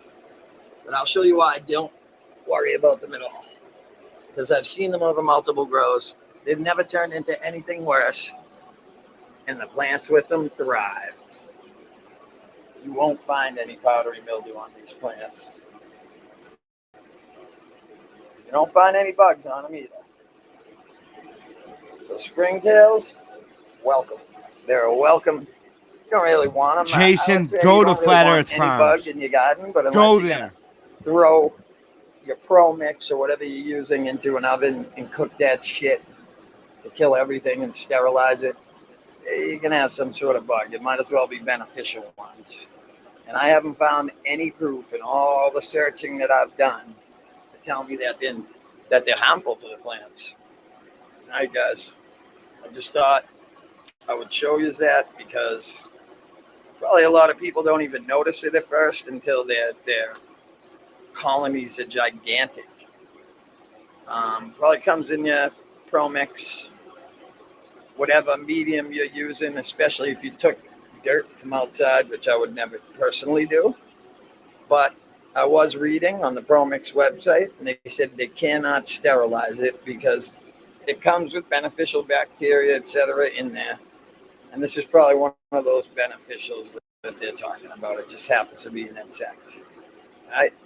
Take care. More weed, less greed. Beantown, Greentown. Peace. More weed, less greed. That's his thing. So what do you think? Hold on one second. What's up, guys? So last couple grows, I noticed a couple things. Powdery mildew sucks at life. Damn. All right. So what do you think? He sound legit, right? That's my buddy, dude. Yeah. But Voynich, did you ever hear about any of that shit? You probably don't have the same problems over there. No, I don't have that seems problem. pretty smart, right? Sorry? So no, it's all right. We're gonna go. Yeah, you don't have that problem. Yeah, I don't have the problem. I had bugs eat my plants before in the woods, though. I was trying to grow a whole patch, like in this huge spot where there's a lot of forest. Animals eat my plants every day. So this one says they call him. His name's Keith. He's my buddy Keith, but he made his name Dr. Fire 3 years ago. All right. So check this one out. What's this one? These dude. One time he grew a thing of weed on this quarry, and like it was so big, dude. It was like silver haze and all this shit, and it was like wicked bomb. It was like the best weed. He like knows what he's doing. Now he's trying to. This is what happened. He was trying to get a license to grow and open a store. What's up, and I think everybody? He did. Dr. Fire from Beantown, Greentown here. Just want to take a minute and say what's up. We're going to start doing a video journal on our journeys through this craziness of the cannabis industry. And, today... Nice. So this is like going to be a video journal. What's up, everybody?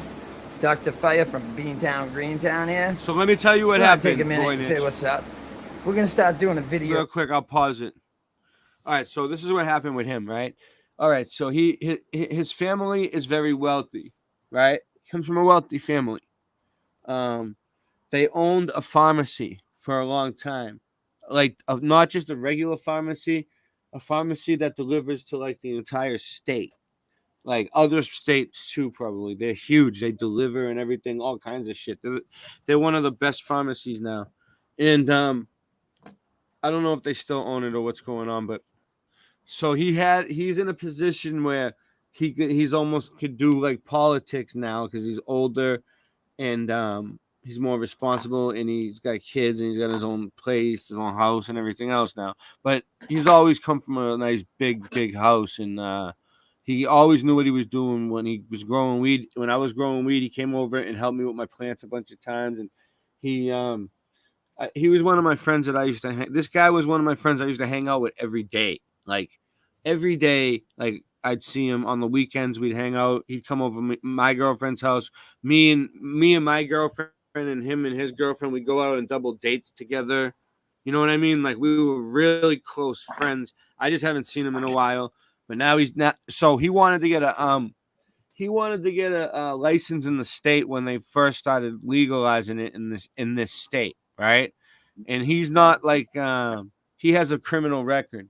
You know, so they were giving him a fucking hard time about that, and because it's for drugs, and a lot of times being arrested a real lot of times for drugs. So he had to like do something about that, and then there was like a bunch of other obstacles he had to get over, and they weren't letting him get his license for a long time. And then he wanted to open like a cloning business where they just trade clones or something because it's legal to give people weed, so. They were doing something like that, like trading clones with everybody. And then like, I don't know, but now I think he got his license and he got everything together. So I'll show This basically tells the whole story. So I'll show it.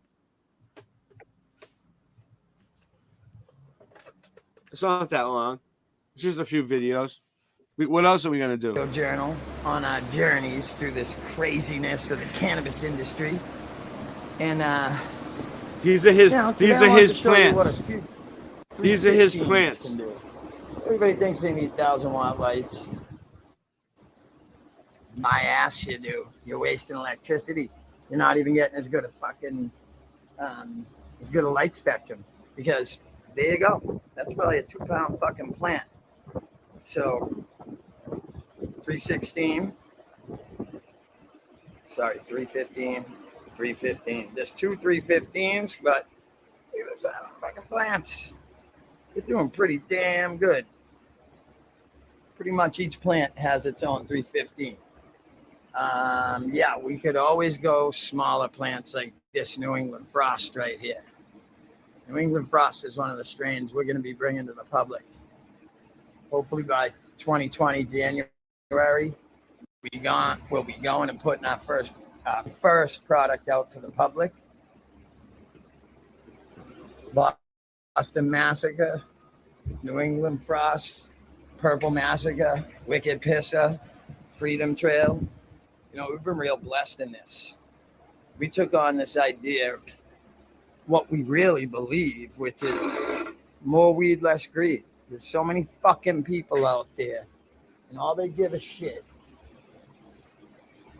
is making $1. That's it. They don't care if they're giving people fucking poison. They don't care if they're giving sick people with fucked up immune systems shit like myclobutanil. Tip of the day, myclobutanil. Never use it, because it stays in the system of your plant, and when you then go to burn it, it'd be fine if you washed it off of agricultural stuff like fruits and vegetables, but the moment you burn this stuff, it turns into chlorine cyanide gas, right? Anybody out there want to huff chlorine cyanide gas? Because I sure as shit do not. All right, so remember, Eagle 20, it's not Eagle 20, it's the myclobutanil in it. And myclobutanil comes in many products. Now, I got to give a shout out to my boy Mikey Clinton. Metal Mike 420 on Instagram, because really he's the one that educated me about myclobutanil. I'd heard Eagle 20, I'd heard Immunox, all that shit. Guys, there's better ways to take care of your crop. And one of them is just keep your damn environment clean. See this floor? I mop it, I paint it, I clean it, I clean my fans, I clean my lights. You know, cleanliness is next to godliness. There's nothing worse than going 3/4 of the way through a harvest to figure out that some slacker ass friend fucking dragged powdery mildew into your room. Matter of fact, just You know what's funny? Voynich, he just said cleanliness is next to godliness, right? Isn't that a Mandela? Like, because it doesn't say that anywhere in the Bible. It doesn't say any people think it says that in the Bible, but it doesn't. I don't know if it, what do you think? if it used to say that in the Bible. I'm not sure. Well, people think it's a Bible quote, but it never says nothing about it. I looked it up. Isn't that crazy? All right. Anyway, let's go.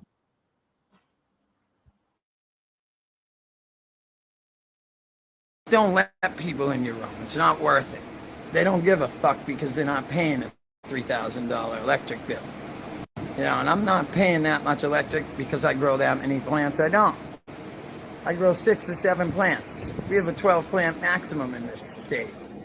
And I'm a registered Massachusetts caregiver. So in reality, with the law, being a caregiver, there is no limit. But still, I don't want to push those boundaries. I can still grow gigantic plants. That's going to probably be a 2-pound plant. And I can still hook a lot of people up with that. Because in reality, we've given away everything we've grown over the last 3 years. That's a lot of herb. But you know what? Fuck it. Because people deserve it. They don't deserve to have to suffer and go without other stuff so they can have this medication. That's big pharma. Big pharma wants to see you fucking suffer, and they want to see you just get treated for the rest of your life. Well, how about some fucking cures? Maybe some of these billions and billions of dollars could have gone to cures, which is one of the reasons that the government just shut this plan out. They knew for the last 30 years that cannabis had medicinal value. But whatever, I ain't mad at the government. I just want to have a legitimate business, pay taxes, do the right thing, take care of my family just like everybody else. I've got 5 kids, a wife, a home to take care of. I left the pharmacy industry to do this because I didn't see any good coming from the pharmacy industry. Never mind being a recovering addict in the pharmacy industry was like hell. You want to be the keg tap man when you're a recovering alcoholic? Absolutely not. Oh, you know what else? I just realized, which is cool. This dude Keith right here, he knows Slaine too. He knows him. He's friends with him. And no one would ever expect you to. Yet in pharmacy, I was handed the shit that was killing me the moment I'd get out of a program. Now, I ain't been in a program in 20 fucking years or so. But still, I don't know how I ever survived it with the attitude people had around me. And then again, that goes into a whole deeper story we'll probably get into later anyways. But I want to give a shout out to Bonnie Frank, the 30-year congressman, government official who invested in us, who believes in what we're doing. We will not disappoint you. We will not disappoint the public. We are going to bring a clean, safe, healthy, beneficial product to the public, and look for us to be putting our first stuff out in 2020 January. All right? Video blog day 1, Dr. Fire, Beantown, Greentown. Now I'm off to a meeting in the town that we're going for our micro business. Pray for me, peeps, please, because we worked so fucking hard for this. I will lay awake at night knowing that I put my entire life savings into this business because I believe in it so much. 43 years old, working in a pharmacy, you can imagine it was not a small amount of money. So yeah, I have the massive fear that we're going to be denied for some reason. Who knows? But hopefully people like Congressman Frank believing in us will help other people believe in us. Those are some big ass plants, right? I don't. No one in my crew does. Shit. I can't say for sure, but I'm sure the congressman's made mistakes in the past in his life. And maybe that's part of the thing is that, you can come back from dark places and then you can dedicate your life to something positive. All right, guys, I'm off to get ready for my meeting. Vlog day 1. Dr. Fire, Keith Ham here, coming at you, Beantown, Greentown, more weed, less greed. Check us out on Instagram, Beantown_Greentown, or www.beantowngreentown.com. Peace. That's just real information. There you go. So check this out, right? Like more weed, less greed. He's been giving people tons of weed. What's up, everybody? Dr. Fire from Beantown. I used to get shitty prices on my weed. Everyone knows I was arrested for selling weed. So he probably thought I was a piece of shit scumbag that fucking ripped him off, but I didn't. I tried to do the best I can, but wish I could have did better. So what do we got? So what do we have here?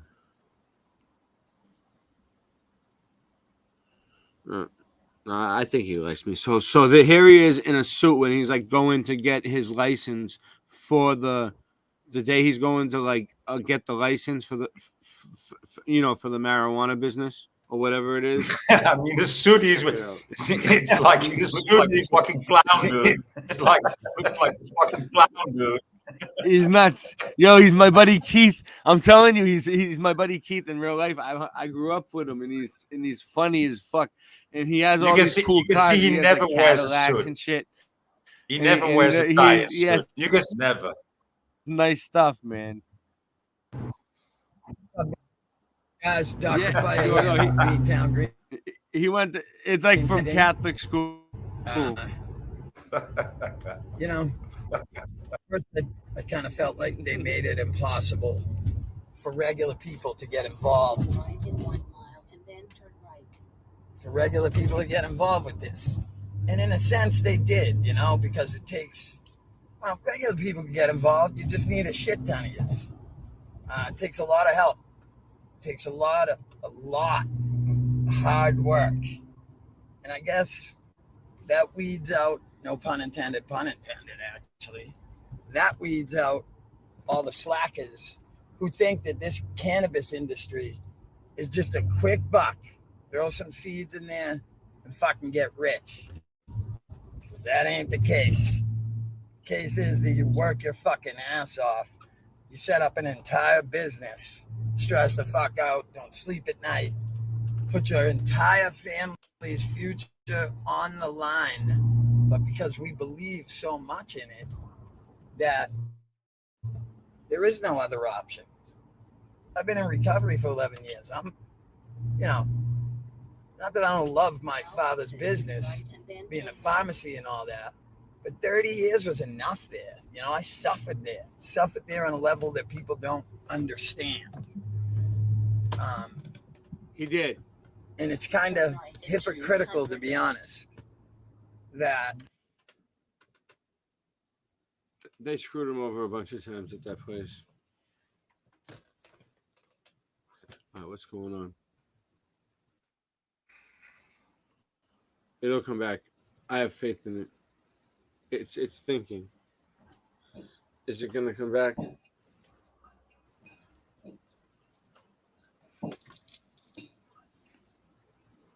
No. Let me try to pause it and restart it. Sometimes that helps.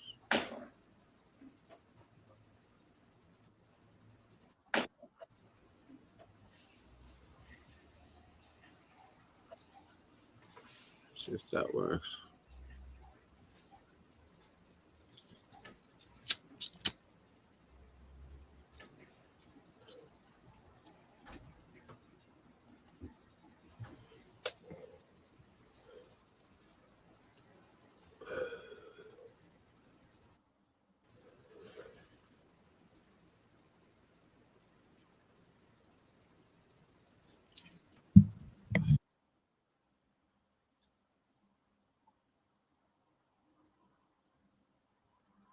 there. You know, I suffered there on a level that people don't understand. And it's kind of hypocritical, to be honest, that someone could say, you know, treat you like a junkie because you're addicted to pain pills that a doctor gave to you. And mind you, this was 11 years ago in May. Be addicted to medication that comes from a pharmacy. You're working at a pharmacy, yet people treat you like a shitbag. You know? So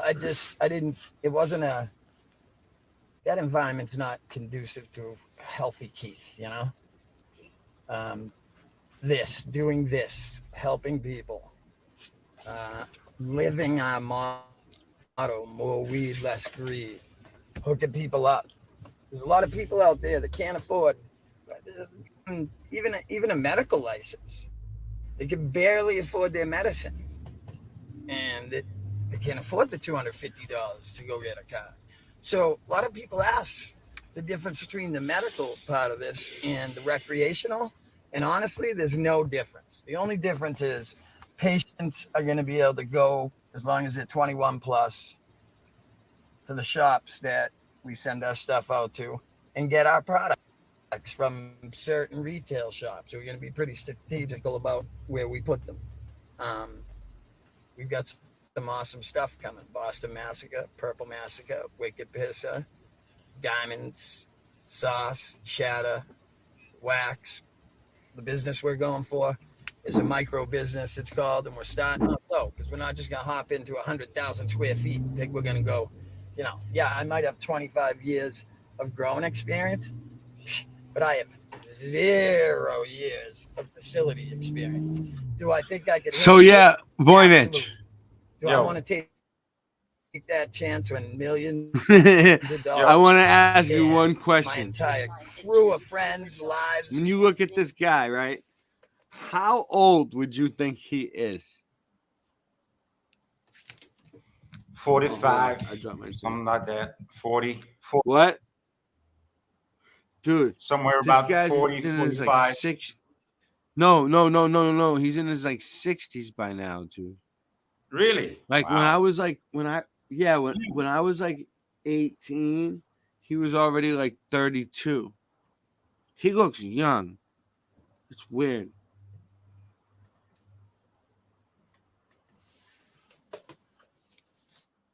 And futures and hopes and dreams are on the line? Absolutely not. So we're going to start small and work our way up. Now turn right. Oh, here we go. All right, guys. I am pulling in to meet my partner. Shut up, lady, already. Jesus Christ, this fucking GPS lady is like the ultimate interrupter. I'm on my way. They do that to you on purpose, now. Keith. Meet my co-partner, Andrew Muddy. You're a fucking awesome friend, man. And you guys got one of those friends that's like, What's up? What's up, Morgan? I love it. Grand right? Rising. These are It's the best friends in the 6:06 world you a.m. could have. right now. You 6:06. do something.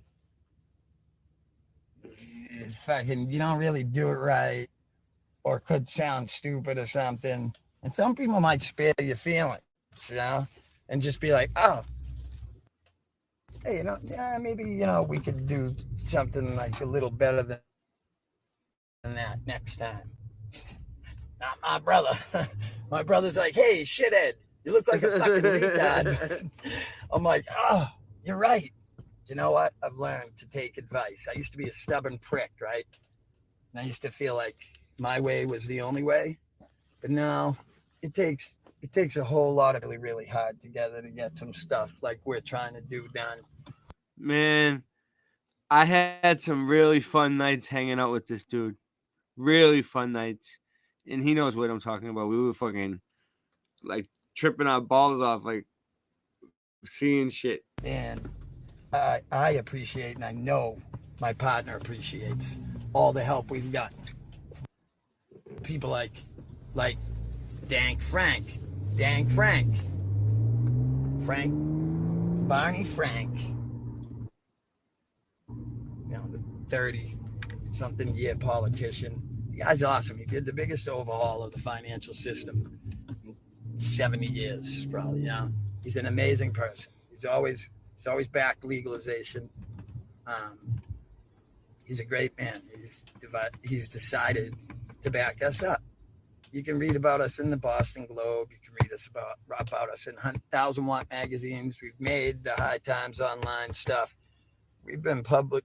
We've been in publications about, I can't even count at this point. But regardless, none of that matters unless we get this license. So please God, the God of licensing, if you're out there, just know we're good people. We deserve this.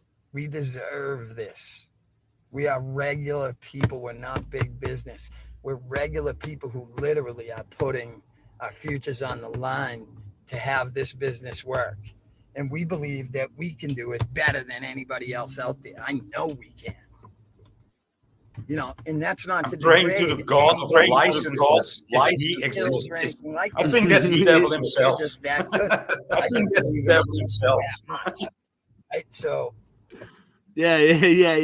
Yo, this dude, he's funny. He's like, he was on methadone for like a while. I don't know if he's still on it, but it was like he wasn't really on the clinic, like you're supposed to be. He was just getting it from the pharmacy for himself, like, and all kinds of shit. He's nuts. Talk to you guys later. We're getting ready to go do this meeting. Hopefully we're going to kill it. We got to deal with an easement, which means that to get to our property, there is a piece of land that is not owned by our property owner. So we have to go to the town and make sure that, like, I think maybe the fire department can drive across that land to get to our facility if there's a fire or anything like that. Wish us luck, guys. Talk to y'all soon, all right? Dr. Fire out. Peace. All right. So let's see. Let's see what his next video is. He's pretty entertaining. Though his accent, like, right? He actually looks like one of the Beastie Boys trying to like in the clip of Sabotage, right? Where they dress up like that. He's from that. They listen to that.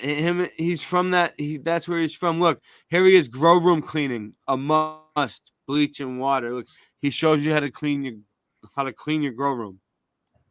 Tell me what you think about this. And you probably already know, Voynich. You probably clean your grow room all the time. Grow room cleaning 101 at 6:11. That's 9:11 upside down right now in the morning. We're gonna just keep going. We're gonna keep going. We're gonna keep going strong, Voynich. We're doing good. We still have people here. Oh, look, he has a NASA shirt on. Damn, Keith, NASA is fake. The Earth is flat. That's a no-go, dude. The Earth is flat. What's up, guys? Yeah. I wanted to talk to you about. Well, he probably doesn't. Something that we Doesn't probably know. all get a little lazy and don't do. He probably And doesn't that know. is cleanliness in the grow room. See this shit? Right? See the shit on the floor? That's bleach and water. Dude, that's not a room. I'm That's a going fucking to take venue. the fucking Okay? scrub brush, and I'm gonna scrub the shit out of every inch of the spot. Yeah. This is Hold on. powdery mildew. Not reactive, proactive. Not reactive, proactive. What were you gonna say, Voynich? That's not a grow room. It's a what? Well, that's very big for a grow room. I'm used to growing inside tents, you know, that you place inside your room. But this is nice. I did a hydro if you can tent do it like, before. if you can do it like this, just in the room, you know, that's so much better. Yeah. But he has like a pretty nice houses and stuff. So he has space to do it. He's pretty clearly. He's pretty lucky. Clearly, But he's not greedy. He's not Get ahead of it. He's not greedy though. He gives all the weed out for free. Powdery mildew comes creeping in. He tries to help other people. That's right, motherfucker. You ain't even coming in the room in the first place. I'm going to clean the lights, the filters, the floor, the crevices, the corners. If you have a wall like this, it's a fucking nightmare. Because in every one of these little cracks and crevices could creep death. I never sleep, because sleep is the cousin of death. I literally never sleep. Anyways, all right. That's part one, grow room cleaning. Get your lazy asses up and clean the motherfucking grow room. Peace, Dr. Fire. Keith, take off the NASA shirt. The video's from like 3 years ago. There's nothing he can do about it now. Oh, shit. Yeah, you got to give him a call, dude. Tell him what's up.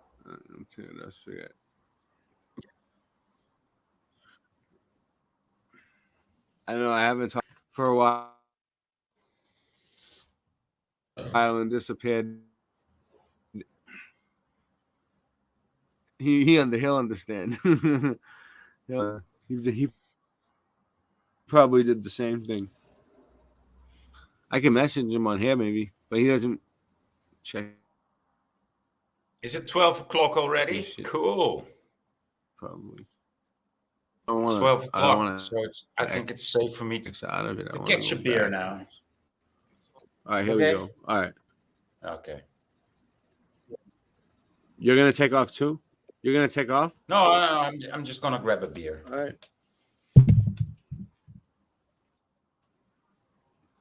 All right. Well, maybe I'll just end the show then, because there's no one else that I'm wants just to come gonna on. grab a beer, dude, from the freezer. I'm gonna drink it.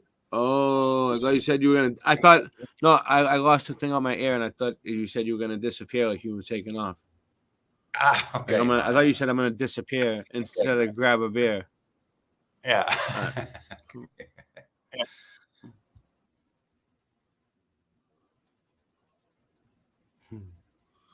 I don't know. How we doing? We still got 11 people here. Oh, Sean's here. I didn't even notice. Sorry, Sean. I remember when you popped in. What's up, Sean? Hello. What are you doing? Oh, I just got done how are you? finishing taking. I had to take all these chairs off of this float. Big float here. Yes. It's like Yes. 40 feet tall or 40 feet long. There's like 100 chairs I had to take off of it. We're selling it. Yes. And Yes. so I do this at night because it's a greenhouse, and it feels like a greenhouse. So I did it because this would have killed me if I did this during the day. So yeah, I was just kind of listening while I was moving those chairs. I'm done now. Just Yeah. threw my face in the hose. Yeah. So how you doing? I'll show more of it. I'll show more of his thing. I just gotta. I'm doing okay, but I came on kind of late tonight. Yeah. Because TV did his first premiere earlier tonight. Everybody subscribed to Hugh TV. My family could wake up at any minute, and I'll have to end it. But I want to show a few more videos. I might play another song or two. I like the music. The music helps me relax, and I always listen to music at the end of the stream anyway. So I might as well play it for you guys. The stuff that I would listen to. Cool. So I'm gonna. I like to share. I'm gonna be on a band practice late night because I think we need to write some lyrics together. I think that yeah, you want to come on and write? You'll come on and write lyrics? Yeah, man. Yeah, I think I'll be pretty good at doing lyrics, and yeah. Maybe we'll do another band practice soon. I gotta figure out when all the musicians will be available this time. Last time I kind of jumped. I think last time I kind of just jumped the gun. I think I just jumped the gun last time. It was like I did it all suddenly. I didn't give them much time to, and they all work and do different things. So, life ain't easy. So, but I'm trying to get a bunch of good musicians involved. So, hold on. Let me change to a regular background. I'm gonna do this right. I want to share something.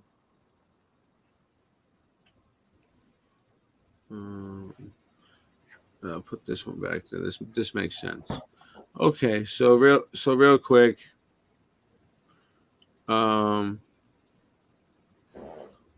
could use some support. I'm going to show you guys my links, and I'm going to show you guys my shop because I want to get it in the stream for the people that watch tomorrow and whenever. Let them know. I have all these PayPal, Cash App. It's in the About Me section. Venmo, Odyssey, BitChute. All my shit's right there. Buy me a coffee. But this is where you get the Boston Ray merchandise. And we do have Late Night Live t-shirts. And we do have Captain Dr.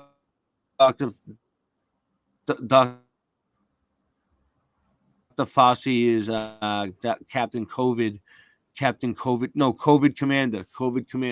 The practice t-shirt now. A few. I'm gonna make more when I get a chance in different things. Hopefully it pops up. Stop giving me a hard time. Oh, here I could close this. It'll probably work. Here we go. Here it is. All right. So you see, we got backpacks, we got mugs, We got Mud Mob on everything. We got Mudflood Adventures. We got the retro design. We got glass. Oh, it's so fucking slow. And you can get these things in different. Click on them and you change it, and it looks different. And this one's cool. Some people have been buying this one, the COVID Commander one. We got the, here's the woman. So this is like the woman's tee, right?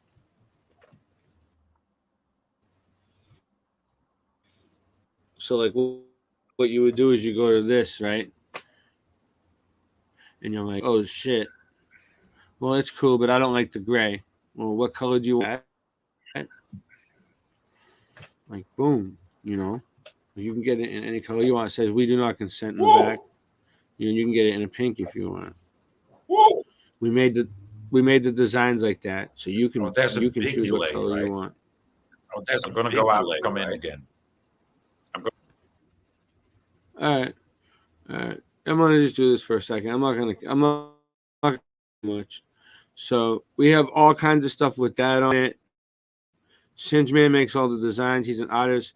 We got flat flops, my new invention, flat flops. We have the mugs. We have the glasses. This is to support the show that you love us. It's to show that you love us. This one's cool. We got the long sleeve crew neck sweatshirt. Look at that. That one's cool. I'll let you, Voynich. How are we now with the delay? Oh, so we got the crew neck sweatshirt and the bet. I think I didn't hear a delay, but you must have had a problem. So you can get that in any color you want. You see what I'm saying? Like I made it that way. Okay. Whatever you think looks good. And we have them. And then the new one is the band practice design. I got like a few of them up. It's a pain in the ass to get these things made, to get them like put up. For some reason, they don't make it easy. But let me see. So, look, I got the iPhone case. The iPhone case is pretty cool. You get all different colors. These ones with this big star, with red, blue, white, and navy. And then the new one. I just want to show the new one, and then I'm out. The newest one is the band practice. This one. We got this new band practice logo for Late Night Live band practice. You see that? Band practice. And it still says don't sleep on the late night. Band practice. You can get it in a we're gonna make women's, but this is a men's, but you can still get it in a woman's color and it don't make a difference right now. If you like it, you can still get it. It's still available. I think this one's available. You know what I'm saying? I think the pink one would That's look pretty very cool. good on Sean. I'm ordering a t-shirt like today or tomorrow for myself. I think there's enough in there for me to get one. I gotta check it out. I've been just too tired. But yeah, so show support, either donate or buy some friggin' clothes or something. They haven't given me any money from the clothes yet anyway, so I don't know. I'm still waiting on my payment. I don't know. You're still not rich? I don't know what to do with It's it. gonna take forever, dude. No. So, all right. Well, what do you guys want to do? I think I'm gonna end it, dude. I think I'm just gonna end it, dude. Oh, that's There's okay, not dude. really So, much else to do. I mean, no, it's. if you want to go over to Voynich's channel, why don't you? You can run a live stream right now. Why don't you do it? Well, I don't feel like it. I like to come on to. I like to be a guest on people's shows. Sometimes I throw a new stream, but yeah, well, not today. Yeah, I know what you mean. I feel like that too sometimes. It's funner to be a guest on people's shows than have to run it. Yeah, I've done so many shows in the past 2 or 3 years. I don't know, and so for me, like the whole novelty about it, the whole it's. I'm done playing with that toy. and sometimes I pick it up, but Yeah. All right. Well, that's final thoughts. All right, everybody. Bye, Sean. Bye.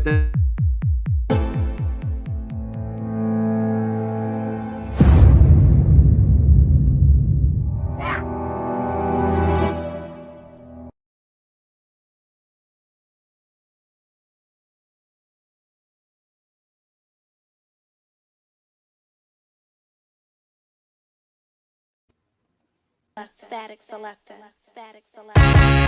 I'm a walking bad habit, eat tabs up in the cabinet. Savage rap status, vocabulary extravagant.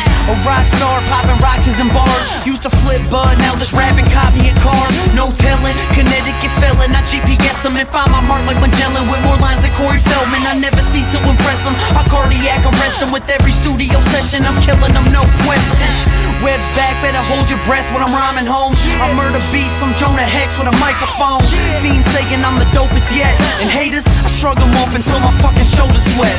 I'm breaking bones, the modern version of Casey Jones. Sword in hand, I'm the winner playing the Game of Thrones. Fuck beef, my rapping style's filet mignon. Getting drunk, fuck your driver, somebody take me home. Take me home now, bitch. Watch for the cops hit the blinker when you switch lanes, cause you know that I'm famous and I'm rich. Eyes on the road, take me home now, bitch. Take me home now, bitch. Watch for the cops hit the blinker when you switch lanes, cause you know that I'm famous and I'm rich.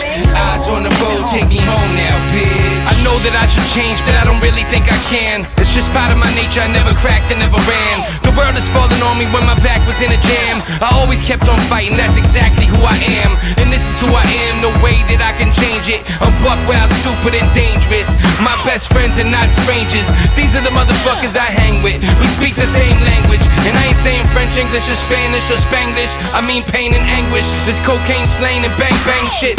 Mac 11s that we aim with. In other words, I'm rolling with the same clique I came with. On the same list, and fuck being famous. Fame dreams are for groupies. I'm a real life gangster that you ain't seen in the movies. What I mean is I'm truly off the hook, like a phone in a nursing home, homie. I'm that Boston crook. Take me home.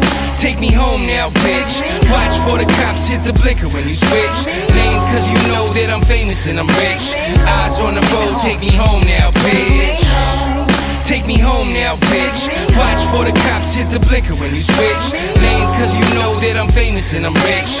Eyes on the road, take me home now, bitch. I damage tracks, so listeners always ran it back. Always with a half ounce stuffed into a sandwich bag. I kill it quickly and always keeping the realest with me. Stealing all the fucking insulin from Wilford Brimley. Diabetes, rappers could never beat us. I've been spitting shit like this since I was just a fucking fetus. Keep your chick with me as long as she give dome. Rolling up the diesel and burning like Jim Rome. Now I stand here as a man with the past, the inspiration for the kids on the corner, but still got the laugh of a mental patient. The infiltration of the game, born from a central hatred of fame. A pencil shaking with pain, an entrance staked in a claim from the wrath I became. My paragraphs I'm saying are futuristic pictures of the past from which I came. And this is slain with the shotty and the hoopty, son. My whole career's a robbery that they could never scoop me from. Take me home now, bitch. Watch for the cops hit the blinker when you switch lanes, cause you know that I'm famous and I'm rich. Eyes on the road, take me home now, bitch. Take me home now, bitch. Watch for the cops hit the blinker when you switch lanes, cause you know that I'm famous and I'm rich. Eyes on the road, take me home now, bitch.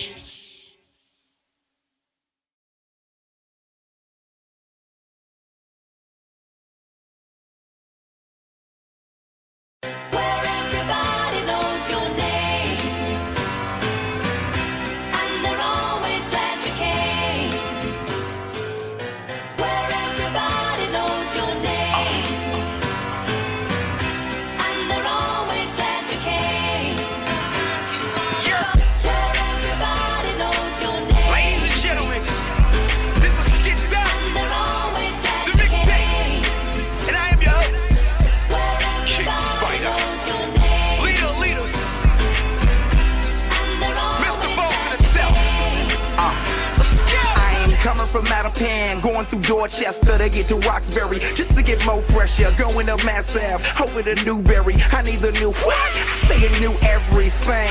I got game in the hood, swear to God, everybody know my name in the hood. And the clothes are dope, yes I must say. Threads and emos, I did Johnny Cupcake. Hey girl, come here. I'm one of them boys that be in front of the corner mall downtown crossing. I'm a dawn to calm out, comprende? Eyes like the cigar sign, smoking on Fenway. I never go to sleep, never woke up. Nothing sweet, but I'm dunking cause my donut. High Tiffany can. With symmetry and rows of circles. No rehearsal. I'll be the first to mention every second of the day I want.